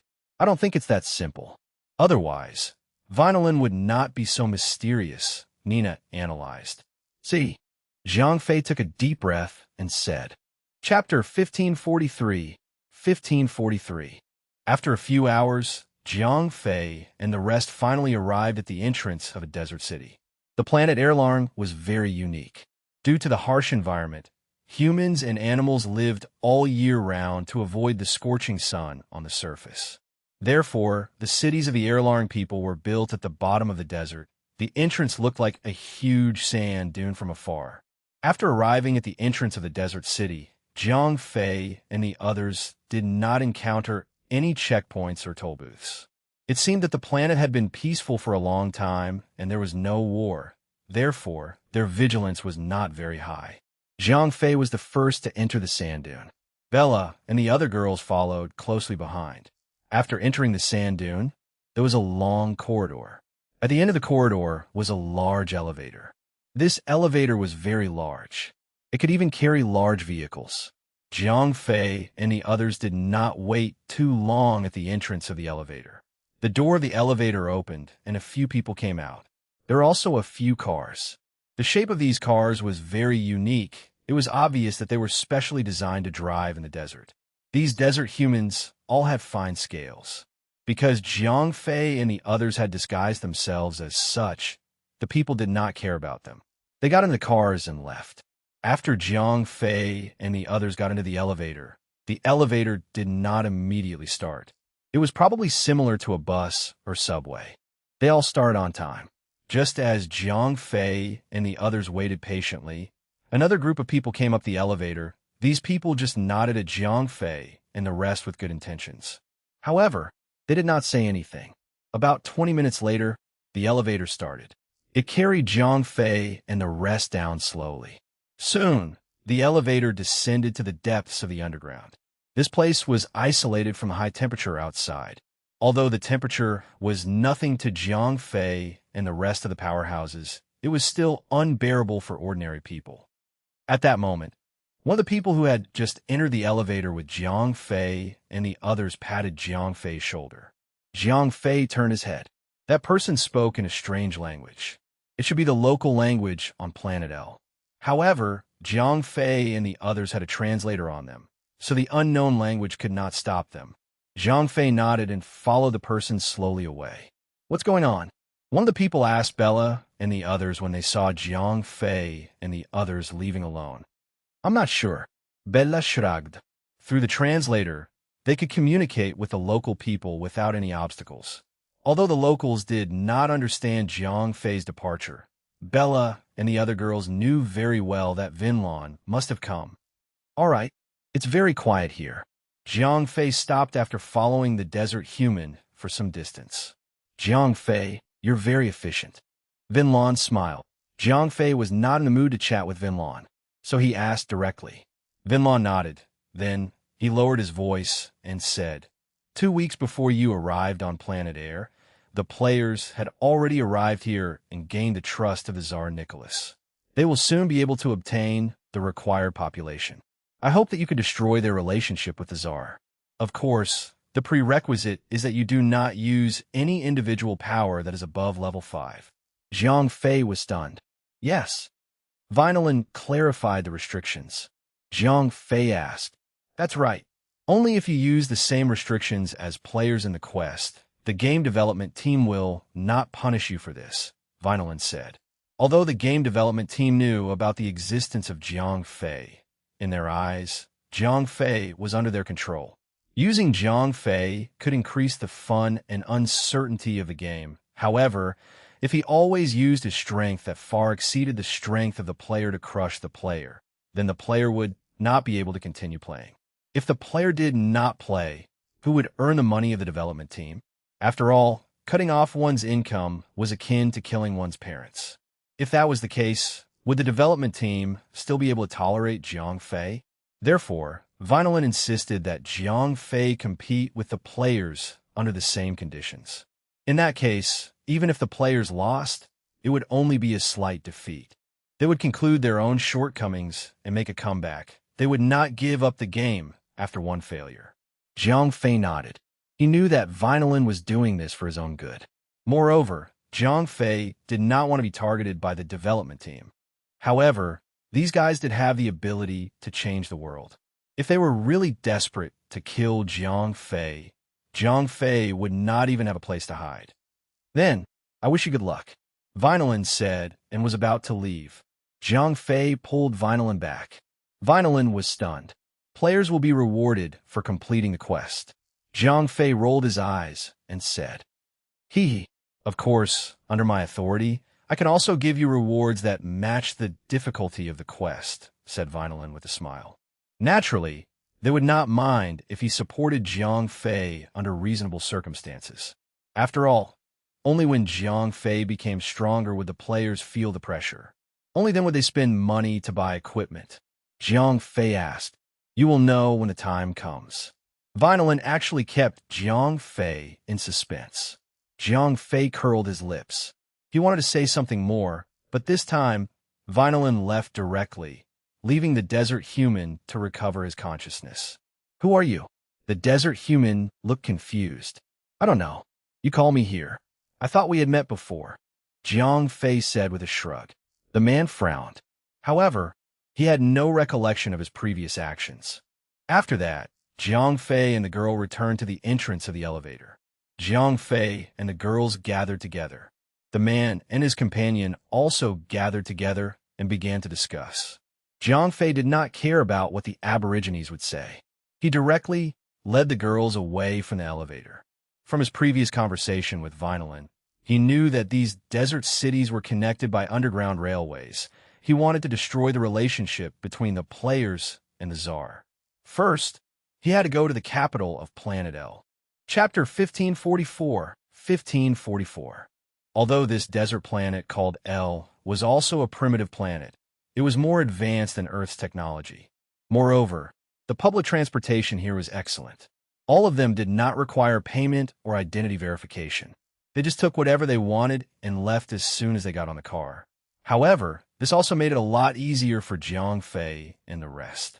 Although they were disguised as the local desert humans, they could still fool the naked eye.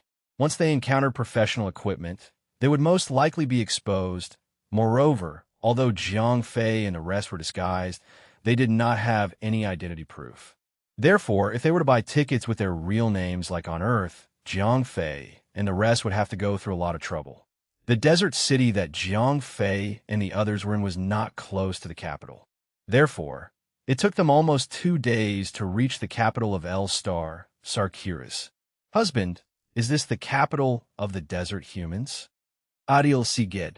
At this time, Jiang Fei and the others had already walked out of the subway station. The huge Sarkiris was right in front of their eyes. That's right. This universe is too vast. There are too many civilizations that we have never seen before.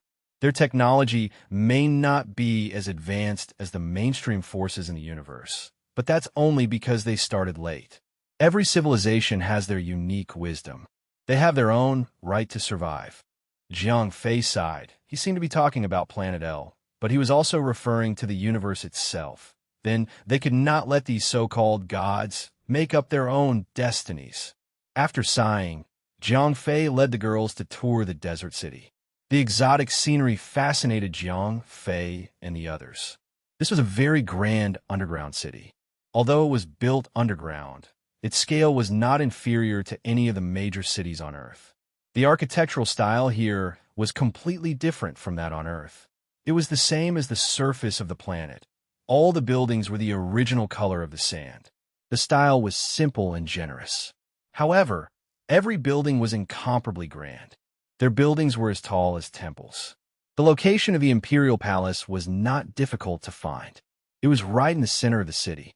The size of the palace was unimaginable. However, how to enter the Imperial Palace was a problem for Jiang Fei and the others. As they could not use more than 10,000 combat power, it was impossible for Jiang Fei and the others to forcefully enter the Imperial Palace. Moreover, Jiang Fei and the others' goal was to sow discord between the Tsar and the players. How could they gain the trust of the Tsar? According to Vinylin, the players gained the trust of the Tsar through a potion. That is a simple genetic potion. Its effect is very simple. It strengthens the system of living organisms. However, the side effect is also very obvious. Jiang Fei began to share the information that he had obtained with the girls. It turned out that the reason these players were able to gain the trust of the Tsar was mainly because they had shown the old Tsar potion. After taking this potion, the Tsar's spirit would increase by 100 times, just like a young man. As the emperor of a planet, the Tsar's life had almost reached the peak. In terms of money and power, no one could surpass him. Therefore, lusting after beauty had become the common problem of all emperors. However, old people did not rely on their muscles and bones for power. There were 3,000 beauties in the harem, and they could not help but become useless in their old age. As a result, the moment the potions displayed by the players appeared in front of the old Tsar, they were immediately worshipped as divine medicine. On the day of taking the medicine, the Tsar slept with the empress, the imperial concubines, and those favored concubines. The next day, the old Tsar was still full of energy. Not only did he visit those unfavored concubines, but he also did not spare the palace maids. Over the past 2 weeks, the old Tsar had been extremely happy. He had slept in almost all the harem except for the prime minister in the imperial court. So, how could not dote on those players? However, as the old saying goes, medicine is always poisonous, especially the medicine used by the players. It sounded like it was not a good medicine. Although it could make the old Tsar like a fierce tiger and restore his youth, all things were conserved, the old Tsar's strength did not increase, and it also allowed the essence energy in his body to explode. There was only one way: overdraft. Originally, the old Tsar could still live for at least another 10 to 20 years. However, after taking large doses of this medicine, he was satisfied. However, he probably would not live until his birthday next year. The problem was that the old Tsar did not know. Because the Imperial medical team was relatively backward in technology, they were unable to detect the overdraft of this life energy. Therefore, almost all of the humans in the desert thought that these players had offered them a kind of divine medicine. Although the players knew that the side effects of these medicines were extremely great, the problem was that they did not care. They did not plan to stay on planet L for long. As long as they got the population, they would leave when that time came. What did the death of the old Tsar have to do with them? When they had met before, Vinylin had already informed Jiang Fei of the information. Therefore, as long as he exposed the players' tricks, the players' effort for the past 2 weeks would be in vain. How would Jiang Fei and the others enter the palace?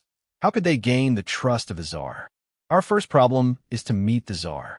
As for proving the side effects of the drugs, I think it's very simple, Nina said thoughtfully. Jiang Fei looked at Nina and said, "Ah, Fei, do you think we can do this when the time comes?" Nina said the plan in her mind. Ariel clapped her hands and shouted, "I think it's a good idea." Bella nodded as well. "That's easy then." Jiang Fei agreed with Nina's idea. Although the basic plan had been decided, entering the palace was not an easy task. In the end, Jiang Fei and the others decided to adopt a similar approach to the players. The reason why the players were able to meet the Tsar was mainly because they had someone to recommend them. This person was a relative of the Tsar of the Star of Erlarn. To put it bluntly, he was the Tsar's brother-in-law. However, this guy was idle all day long. He did not have much ability, so he had never been placed in an important position. Now, he was presenting his treasures through the players. Naturally, he had pleased the Tsar and was greatly favored. Therefore, he was able to control the imperial court and did all sorts of bad things. Moreover, Jiang Fei and the others did not choose to be loyal and righteous. After all, it was too troublesome to deal with these people. Moreover, most of the loyal officials were pedantic. It was too tiring to deal with them. Therefore, Jiang Fei chose another sycophant and used the same method as the players to approach the Tsar. Chapter 1545. People often thought that loyal and loyal subjects should be friends, and that treacherous subjects and treacherous subjects should form parties for personal gain. However, that was not the case. Loyal subjects and loyal subjects might not necessarily complement each other, and treacherous subjects might not necessarily be in cahoots. For example, Torian and Mengsk were definitely not good people. One of them was the prime minister of the former desert planet Al, and the other was the brother-in-law of the Tsar Nicholas. They had nothing to do with loyal officials. They were all rotten to the point of having sores on their heads and pus oozing out from their feet. However, these two bad guys were like fire and water. Mengsk had once controlled the politics of the imperial court and had a single hand that covered the sky. Torian was just a trash who was not valued by anyone. However, a bunch of people appeared out of nowhere. These people actually came up with a divine medicine that made the Tsar look decades younger after taking it. With such great achievements, these people were naturally favored by the Tsar. Torian, who had recommended them, had also become a new aristocrat in the imperial court. Subsequently, the Tsar, who had been bewitched by Torian, dismissed Mengsk's position as prime minister. Torian took over the imperial government. As such, Mengsk naturally hated Torian to the core. He hated Torian not because Torian was a treacherous official, but because Mengsk himself was not a good person. He hated Torian. It was only because Torian had pushed him off the stage. At this time, Jiang Fei brought the girls to Mengsk. Mengsk frowned and looked at the group of people in front of him. These guys suddenly appeared and stopped his convoy. It doesn't matter who we are. What's important is that we have a business to discuss with you, Master Mengsk, Jiang Fei said with a faint smile. Business deal? I don't think there is any business deal with you. Mengsk said with a frown. If it was in the past, he would have asked his men to shoot him. However, now was not the time. Not only had he been pushed out of the prime minister's seat by Torian, but he had also been pushed out of the prime minister's seat. Moreover, Torian had always been worried about him. He had been waiting for him to make a mistake so that he could take the opportunity to kill him. Therefore, after losing his former glory, Mengsk was wise enough to keep a low profile. Even if Jiang Fei and the others stopped his convoy and made him furious, he still kept a low profile. He was afraid that this was Torian's plot. Really? Even if there is, I will kill Torian, Jiang Fei said seductively. When Mengsk heard this, it would be nonsense to say that he was not tempted. However, he was a wily old fox who did not immediately believe everything Jiang Fei said. I think you must know how Torian got to the top, Jiang Fei said slowly. The reason why Torian got to the top is not a secret. I would like to know if you have a way to pull him down, Mengsk said. As long as the divine medicine was still there, those mysterious guys would have a stable position. Torian's power would not be threatened in the slightest. I am from the same sect as those people who gave the medicine. I also have that medicine. Jiang Fei laughed. What? Mengsk could no longer remain calm. Not only that, I can also tell you that those people are traitors of my sect. The medicine that they have is only a half-finished product of some trash. Although the effect is obvious, the side effects are extremely serious. Jiang Fei's words made Mengsk's eyes roll. No one knew what he was thinking. Mengsk was already tempted. Jiang Fei said, as he threw a small bottle over. What was in it was nothing to Jiang Fei. However, to the people on Planet L, it was definitely a godlike item. Jiang Fei did not throw anything else. It was just a small piece of jerky from a space beast.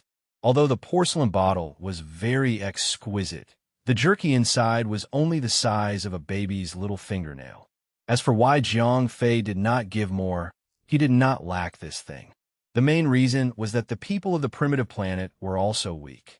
Especially on planet L, they even had fewer level 5 powerhouses than on Earth. The jerky of the giant beast was not something that they could easily digest. Mengsk poured the jerky into his hand. He could clearly feel the power contained in this thing. If you have the guts, eat it. Jiang Fei was not in a hurry. I'm already like this. Mengsk might be a treacherous person, but he was really a ruthless person. He actually raised his head and ate the jerky. It might be a little painful. Jiang Fei laughed. Since he had already eaten the meat, Mengsk could only choose to trust Jiang Fei and the others. The reason why he was willing to take this risk earlier was firstly because he believed in his own ability to judge people. Secondly, it was because he had enough of this kind of cowardice. Previously, as the Prime Minister of the Imperial Court, Mengsk was very famous. However, now, he had to live carefully every day. This made him feel extremely cowardly. Now that Jiang Fei had given him a chance, he chose to risk it. Even if he died, it was better than living like a coward. Following a scream, Mengsk fell to the ground and rolled back and forth. This was a process that had to be experienced when energy levels rose. However, Mengsk's subordinates did not know that. They immediately surrounded Jiang Fei and the others. It seemed like they were about to attack. If you don't want to die, don't act rashly. Mengsk won't di. Jiang Fei glanced at these people. He did not even try to defend himself. The bodyguards of Mengsk were very strong. However, that was only on planet L8 level 4 bodyguards were definitely not something that ordinary people on planet L could have. From this, it could be seen how many enemies Mengsk had. However, they were just level 4 bodyguards. Even if Jiang Fei and the others did not fight back, these people would not be able to break through their defenses.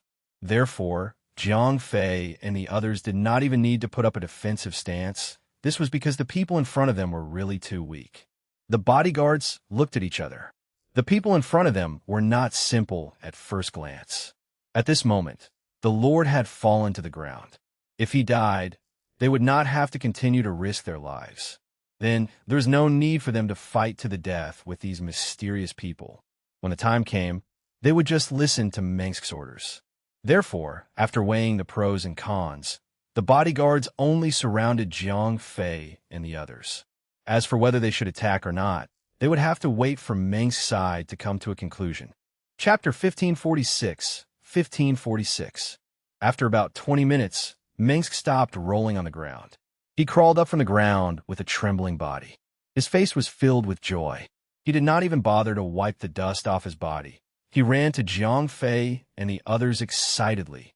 "Do you still have this kind of divine medicine? Give me another one. I only want one."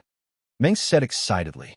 At this time, Mengsk's personal strength had already soared from the initial stage of the 4th level to the peak of the 4th level. With just a little bit of opportunity, he could even break through the level of the 5th level. On a primitive planet like the 5th level meant invincibility, and it meant that he was a godlike existence. As long as Mengsk could advance to the 5th level, what did he care about Torian? Why would he care about the Tsar? No matter how high his status was, it could not be compared to the peak of an individual's power. Even if he was the prime minister, once he lost the emperor's favor, his position would be lost overnight. Then, no one would be able to strip him of his power. Of course, I have such a thing. However, it's up to you whether you can get it or not, Jiang Fei said calmly. "Please tell me. As long as you can give me another one of these divine pills, I will do anything," said Mengsk. Jiang Fei nodded and said to Mengsk, "What I want you to do is very simple. Just like Torian, you just need to introduce us to the Tsar Nicholas." Mengsk agreed without thinking. The temptation of level 5 power was too great for him. It was so great that he did not care who Jiang Fei and the others were or what Jiang Fei and the others were planning to do. As a sycophant, Mengsk did not care if Jiang Fei and the others were against the Tsar Nicholas. He also did not care about the fate of the empire in the future. He only cared about what he could get as long as the benefits were big enough. The benefits of betraying the empire was nothing to him. It was also because of this that Jiang Fei was only willing to deal with these treacherous officials. If he were to contact those loyal officials, they would definitely keep asking questions. They were afraid that Jiang Fei and the others would be concerned about the throne of the Tsar. Although Jiang Fei and the rest did not have the time or interest in this desert planet, it would definitely cause a lot of trouble and delay a lot of time. Therefore, it was better to deal with the treacherous officials. As long as they were given enough benefits, they would not care so much. After reaching an agreement with Mengsk, Jiang Fei and the rest boarded Mengsk's motorcade and followed him back to the mansion. As for the bodyguards, they naturally knew what they should not know and pretended not to know. Those who could serve as bodyguards for big shots were not fools. Of course, they knew what it meant to bring trouble upon themselves. Therefore, Jiang Fei was not worried that these people would leak the news. The impact on Jiang Fei and the rest was actually not that big. This was because the players would never have guessed that there would be a special existence like Jiang Fei who would come from a few galaxies to disrupt their operation. After returning to Mengsk's mansion, Jiang Fei and the rest settled down. As for how to enter the palace and meet the Tsar Nicholas, everything was left to Mengsk. In order to pursue level 5 power, Mengsk did his best to help Jiang Fei. He racked his brain to think of ways to create an opportunity. However, Mengsk still had his own network. This was also the reason why Torian did not make a move on him easily. 2 days later, Mengsk received good news. The Tsar Nicholas, who had returned to his youth, was actually going to organize a hunt to show his bravery. This was definitely the best opportunity to meet the Tsar in the palace. All right, Jiang Fei nodded after listening to Mengsk's description. He also felt that it was a good opportunity to meet the Tsar in the hunt. After all, the success rate was much higher than breaking into the palace. After all, Jiang Fei and the others were also limited in their strength. Mengsk had already planned everything. In order to get the divine medicine, he had done everything he could. All right, after listening to Mengsk's plan, Jiang Fei immediately made the decision.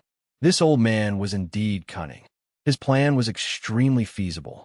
Even Jiang Fei could not come up with a more reasonable plan. Mengsk was overjoyed. He did not care what Jiang Fei and the others were planning to do. Even if it was to assassinate the Tsar, it had nothing to do with him.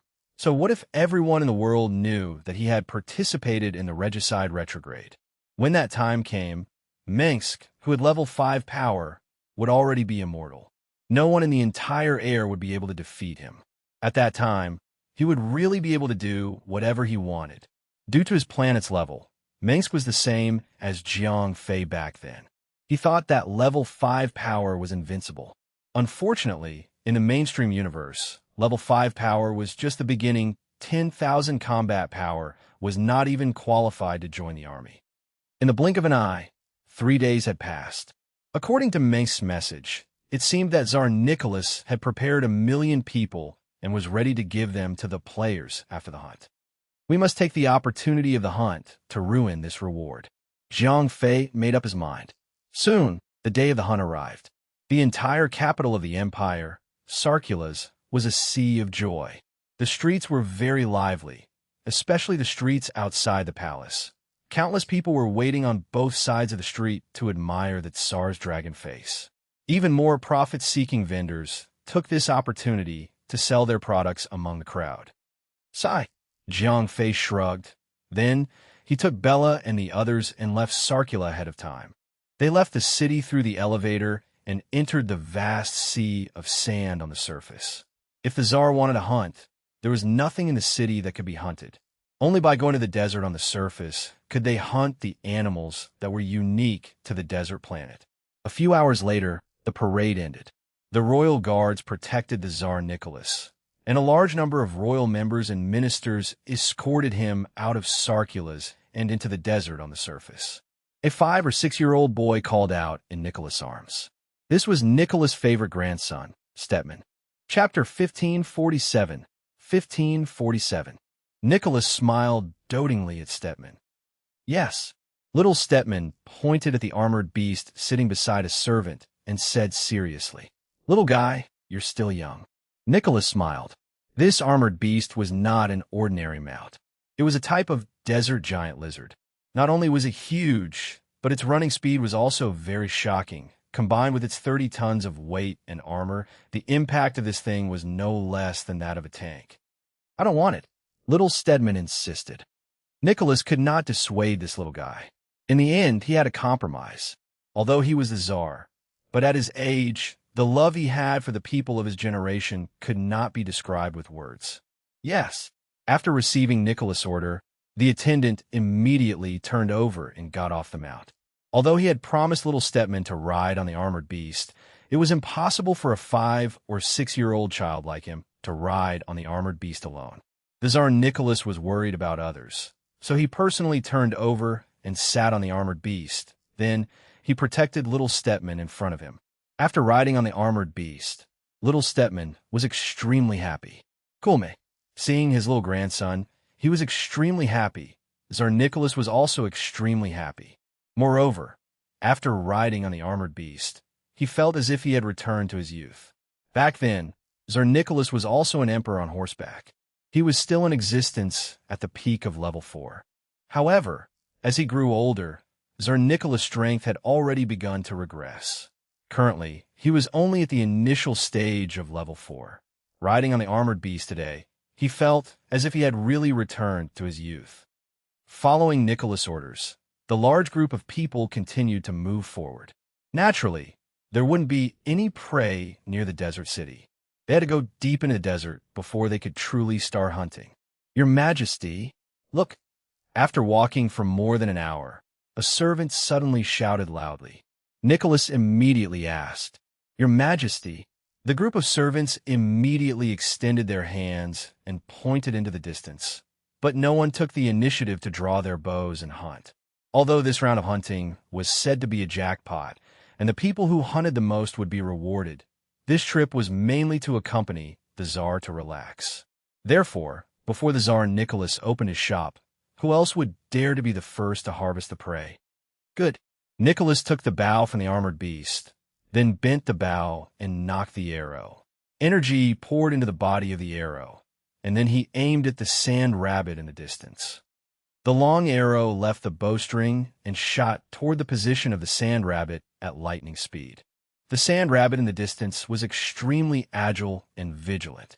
When Nicholas poured energy into the arrow, it raised its head and looked around.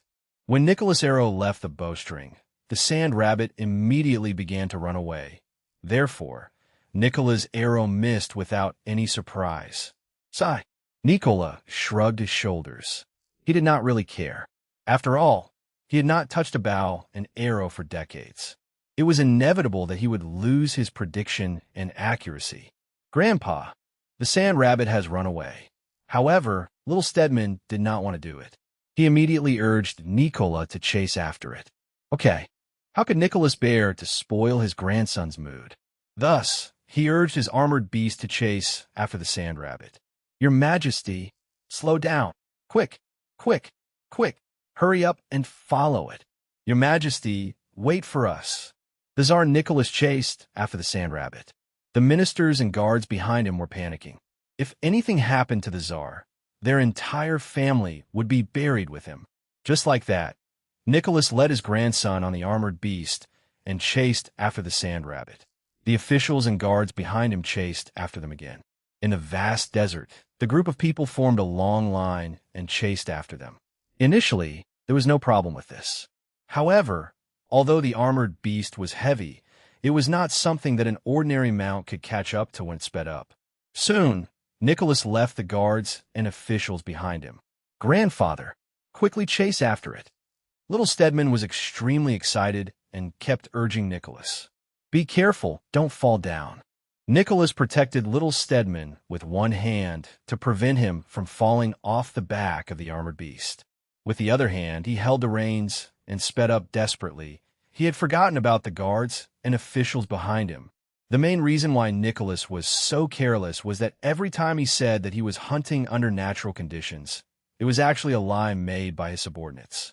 Think about it. If the emperor was hunting, how could the hunting ground not be under martial law within a few hundred miles? What kind of ferocious beast could be allowed in the hunting ground? Not to mention hurting the emperor. even if it scared the emperor, the person in charge of organizing the hunting would still be punished with death. Therefore, in this enclosure, there were only sand rabbits, sand chickens, and other small animals. At most, a sand fox would be considered a ferocious beast.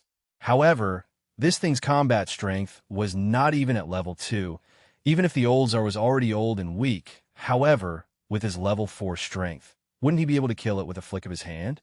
Therefore, the entire enclosure was not dangerous to Tsar Nicholas. It was precisely because of this that he dared to take his grandson and shake off the guards behind him. However, just as Nicholas was about to catch up to the sand rabbit, the sand dune in front of him suddenly exploded with a bang. A bloody mouth suddenly swallowed the sand rabbit. Nicholas was shocked. Fortunately, his strength was there. As the former emperor of horses, he firmly grabbed the reins and protected his grandson from falling off the back of the armored beast.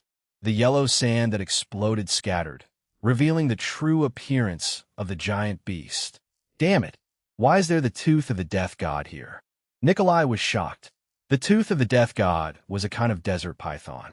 Its body length was more than 30 meters, and it was 4 to 5 meters thick. Even a huge armored beast was not enough to be a snack for it. It was not a big deal just because of its size, but its combat strength was also very strong. When it matured, it had the strength of a pseudo-level 5, and when it was in its prime, the tooth of the death god could even reach the strength of a level 5. Damn it! Nikolai was really panicking now, because he was definitely not a match for the tooth of death on the other side. Because the armored beast on the other side was huge, under the effect of inertia, it could not stop for a moment.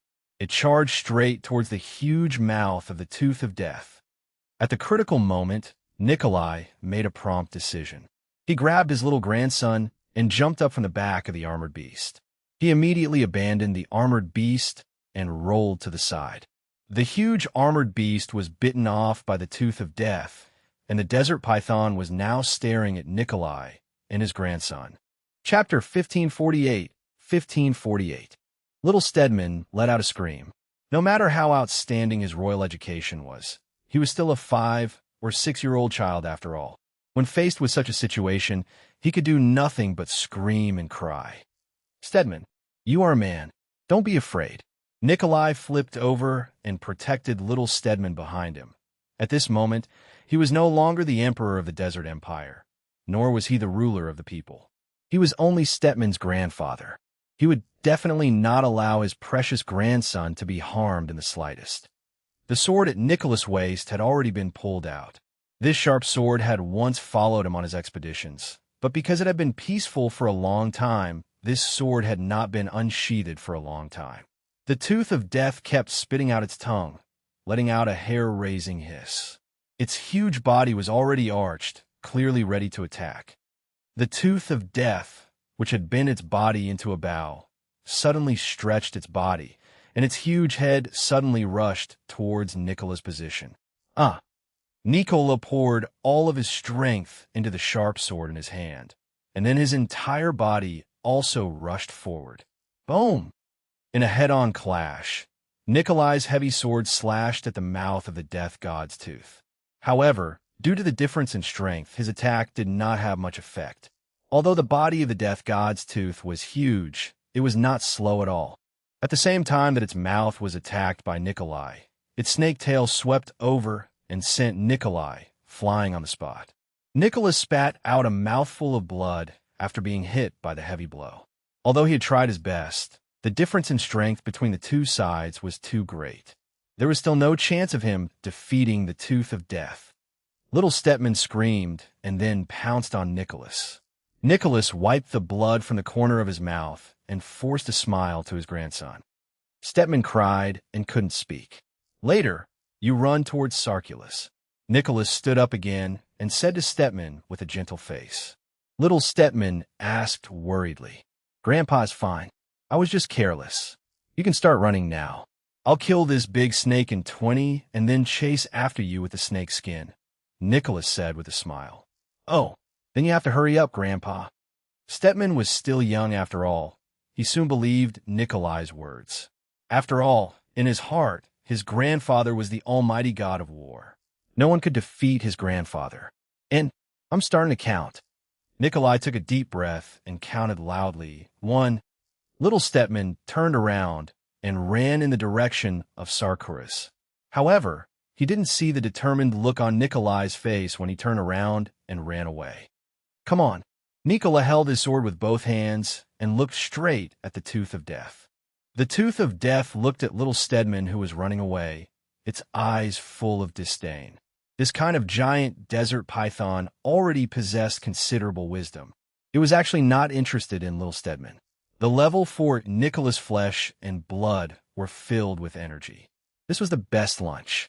As for little Stedman, that kind of child was not even enough to fill the gaps between its teeth. In order to create time for his little grandson to escape, Nicholas mustered up all the combat strength in his body and took the initiative to charge towards the Tooth of Death. Bang, bang, bang. This time, Nicholas did not choose to face it head-on. Instead, he used his own speed advantage to nimbly contend with the Tooth of Death.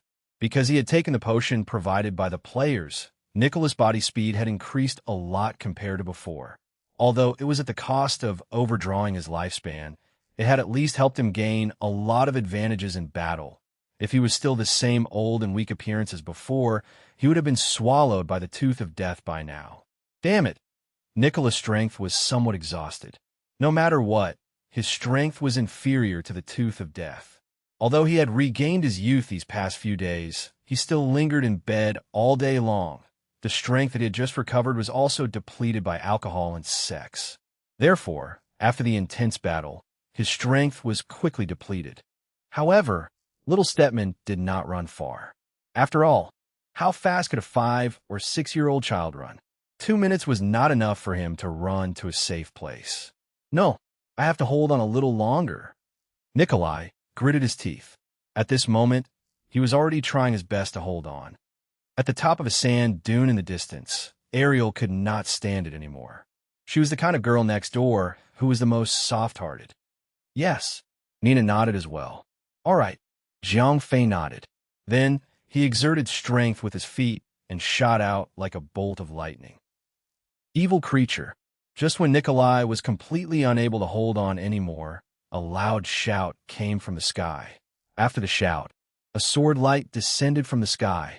The Tooth of Death was sent flying by the sword light.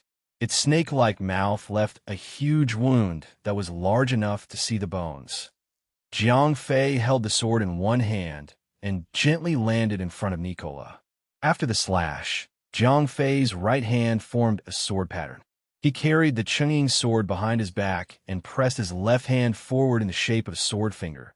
That look was as good as pretending to be 13. At that moment, Nicholas did not have a chance to talk to Jiang Fei. When he saw that there was someone helping him, he relaxed. He was only panting. The intense battle just now had almost killed him. At that moment, he was so tired that he could not even breathe properly. After being injured by Jiang Fei's sword, the Tooth of Death looked at Jiang Fei vigilantly. It was a little hesitant to attack. Evil creature. Jiang Fei charged forward. At the same time, he swung the Chengying sword in his right hand. A sword aura that was more than 10 meters long suddenly slashed toward the python. Ariel clapped her hands and shouted from the sand dune in the distance. Bella pursed her lips in disdain. However, she had to admit that her hubby was really cool when he pretended to be 13. Chapter 1549. 1549. The girls on the sand dune were laughing and laughing. They did not look nervous at all. Although the giant python was huge, how powerful were these people? Even the weakest SI, tying at close to 1 million combat power. How could a pseudo-level 5 giant python with less than 10,000 combat power be in their eyes? Even if Jiang Fei and the others were ordered not to use any strength above level 5, it was more than enough to deal with the giant python. The reason why Jiang Fei was fighting so slowly was to let Nikola see clearly. If he killed the giant python right away, how would Nikola appreciate it? If Nikola did not appreciate it, then all of Mengsk's efforts would have been in vain. After all, this was the royal hunting ground, and it was near the imperial capital, Sarkulis. If a pseudo-level 5 Death God's tooth could appear here, it would be impossible. Someone had already checked this place before the hunt began. If it was not for Mengsk using his own power, who would have the ability to bring this thing to the royal hunting ground? It could be said that Jiang Fei and Mengsk had completely planned this rescue. Even if Little Stepman did not ask Nicholas to chase the sand rabbit, Mengsk still had a way to lure the Tsar here. On the other hand, Jiang Fei had fought with the Tooth of Death for dozens of rounds. He felt that the time was right. Therefore, he swung his sword and swept away the giant python. Then he flew into the sky. As Jiang Fei shouted, he descended from the sky and held his sword with both hands. The blade of the sword was emitting a sword aura that was more than 30 feet long. At lightning speed, he charged toward the Tooth of Death below. The shock waves spread out, forcing the exhausted Nicholas to retreat a great distance. When the dust had dispersed, the huge Tooth of Death was already nailed to the ground by Jiang Fei's long sword. Jiang Fei somersaulted and pulled the Chungying sword out of the giant python's body. At the same time, he came before the Tsar Nicholas. Jiang Fei pretended to be concerned, as if the appearance of the Tooth of Death had nothing to do with him. I'm Yufine. At this moment, the Tsar Nicholas finally came to his senses. I did not expect the Tooth of the Reaper to appear so close to the city. Your Majesty, you're truly shocked. Fortunately, we passed by this place. Jiang Fei saw that the Tsar Nicholas was fine. He nodded. Nicholas was still relatively polite to Jiang Fei. First, Jiang Fei had saved his Ming. Second, Jiang Fei could defeat the Tooth of the Reaper. Needless to say, he was definitely a level 5 powerhouse. He deserved respect. My name is Jiang Fei. My companion and I were passing by. We did not expect the Tooth of Death to hurt someone. Therefore, we killed him. We did not expect your Majesty to be the one in danger, Jiang Fei said with a smile. Sigh. Thank you very much, Sir Jiang Fei. If you have time, why don't you come with me to the palace to rest for a while? The surface of the ground is filled with yellow sand. Nikolai wanted to invite Jiang Fei to the palace. Firstly, he wanted to thank Jiang Fei for saving his life. Secondly, he wanted to get close to a level 5 master like Jiang Fei. That's good. We are a little tired from a journey. Jiang Fei did not decline. After all, he had spent so much effort to get close to the Tsar Nikola. Nikola asked, "They're on the sand dune over there." Jiang Fei pointed at the sand dune in the distance. Your Majesty, Your Majesty. Phew. Thank God. Are you all right, Your Majesty? That's great. Your Majesty is fine. Just as Jiang Fei and Nikola were talking, the Tsar's guards and a group of ministers rushed over. They had just met the young prince, Stepman. When they saw the prince's miserable state, they were almost scared to death. They were afraid that something bad would happen to Nicholas. Fortunately, the emperor was blessed to be able to remain unharmed in front of the Tooth of Death. How dare you? Who are you? Men, arrest this unknown guy. Yes, the captain of the Tsar's guards had also noticed Jiang Fei. As he had not been able to inspect the encirclement carefully, the Tooth of Death had shocked him and almost injured the Tsar. This was already a capital offense. However, the Tsar did not have the time to punish him yet. Therefore, when he saw Jiang Fei, a stranger, he immediately wanted to redeem himself. He wanted to capture Jiang Fei and redeem himself. Jiang Fei saw that the soldiers who had surrounded him did not make a move. Instead, he smiled and looked at the Tsar Nicholas. Impudent. All of you stand down. Nicholas looked at the leader of his guards and was furious. Originally, he was happy to be out hunting. However, it was because this guy did not check carefully that he almost lost his life. Now, this guy was incompetent. However, he was quite skilled at harming his savior. Where was Nikolai's face? After Nikolai reprimanded the captain, Jiang Fei turned around and went to the sand dune to pick up Bella and the other girls. When he saw Jiang Fei surrounded by beautiful girls, Nikolai only smiled and showed an understanding expression. It was obvious that he saw Jiang Fei as a fellow traveler. After the incident with the Tooth of Death, the Tsar Nicholas was naturally not in the mood to hunt. The hunt this time was also over. On the way back to the palace, Jiang Fei and Nicholas were chatting happily. However, Some of them had ugly expressions on their faces. Among them, the leader of the royal guards, Rodermo, had an ugly expression on his face. Due to his negligence in inspecting the encirclement, he was scolded and demoted by the Tsar. While he was unhappy, he was a little angry at Jiang Fei. Other than Rodmore, there was also a group of people who looked at Jiang Fei with furrowed brows. These people were the players who had bewitched the Tsar previously. There was also Torian who had recommended them to enter the palace. Originally, after the players finished their hunt, they would be rewarded with the reward of 1 million people. By then, they would be able to leave this poor countryside. The Tsar was no longer in the mood to hunt. He did not even mention the reward anymore. Now that the Tsar Nicholas was chatting happily with Jiang Fei, the players naturally thought that Jiang Fei had ruined their plans. Torian's thoughts were the same. He did not know the background of Jiang Fei and the others. However, he instinctively felt that Jiang Fei and the others would threaten his position. Therefore, he naturally felt a sense of hostility toward Jiang Fei and the others. What is the background of these people? I don't know. Let Torian find a chance to kill them, the players whispered. I see that Rodermo does not look good either. I will discuss it with him later. Torian nodded.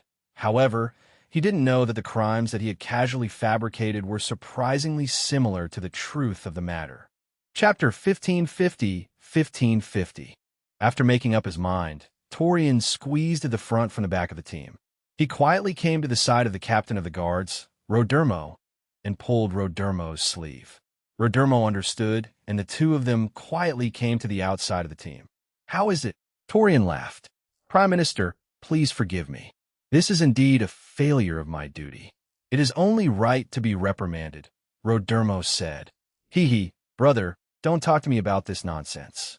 In my opinion, brother, you have already done your duty, said Torian. Rode was suddenly energized. This time, he was reprimanded by the Tsar.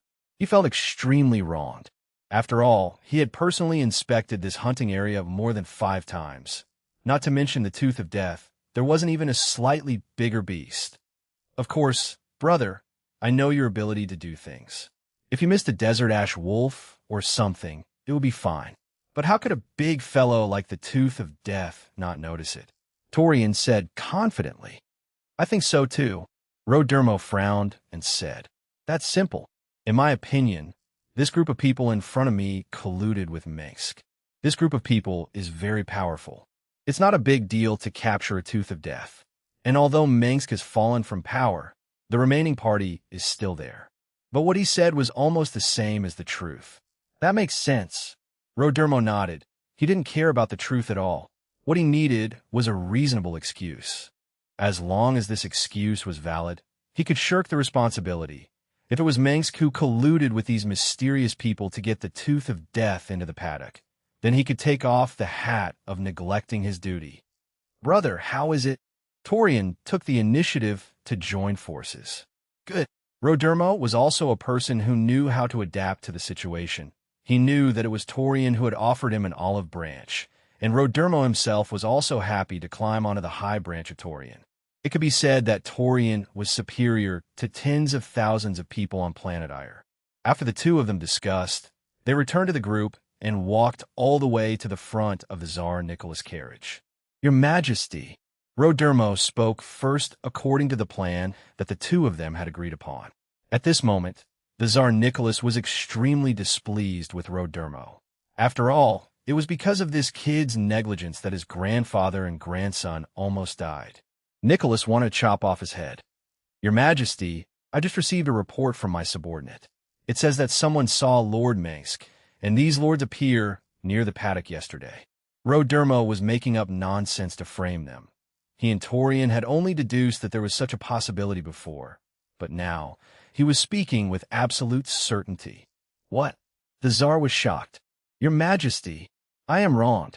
Minsk quickly stepped out and began to cite the evidence of his absence. Torian said with a strange tone, This, after hearing what Rodermo and the others said, the Tsar was a little confused. That would be too scary. Yes. Rodermo gritted his teeth and said, at this point, he could only fight it out. Previously, He had not thought things through properly and said that his subordinates had seen Minsk. In the end, Minsk's alibi was used against him. Not only would the Tsar no longer trust him, he might even offend him. Due to the importance of the matter, Nikolai did not dare to be careless. He even intentionally or unintentionally distanced himself from Jiang Fei and the others. Yes, Rodermore nodded. Then, he went to his own guards to look for people. Although he saw that Minsk and Jiang Fei had come to the enclosure to spread rumors, it was not difficult for him to get 2 men of sacrifice to testify. Jiang Fei could not help but smile as he watched these people act back and forth. A minute. Minsk cursed in his heart. If they had not been prepared, they might have been bitten back today. Soon, 2 of Rodermo's personal guards were brought to the front of the Tsar Nicholas. Nicholas asked, "Yes, Your Majesty. Yesterday afternoon, Lord Minsk and these people came to the paddock. They carefully avoided all the guards. The 2 of us just happened to see them," the 2 men of sacrifice answered. Nicholas asked, "No one else should have seen it," the 2 men of sacrifice replied.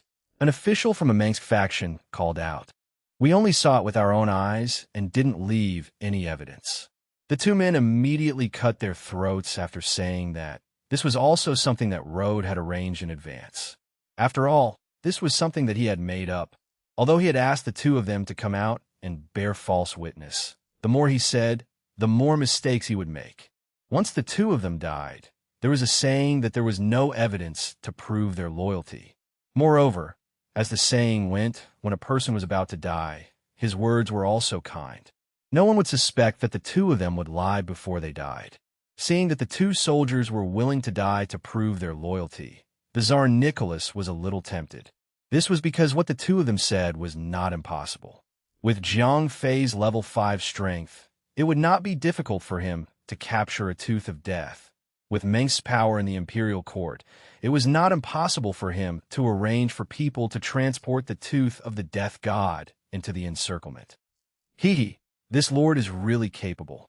To spread rumors, he sacrificed 2 lives so easily. However, you've spent so much effort. We were the ones who got the Tooth of the Death God. You were just trying to shirk your responsibility. However, have you forgotten that if we really do this, we must have a motive, right?" said Jiang Fei with a sneer. And that's it for this part. Thanks so much for listening. If you loved it, hit subscribe so you don't miss the next one, and drop a comment letting me know what story you want to see next. See you in the next part.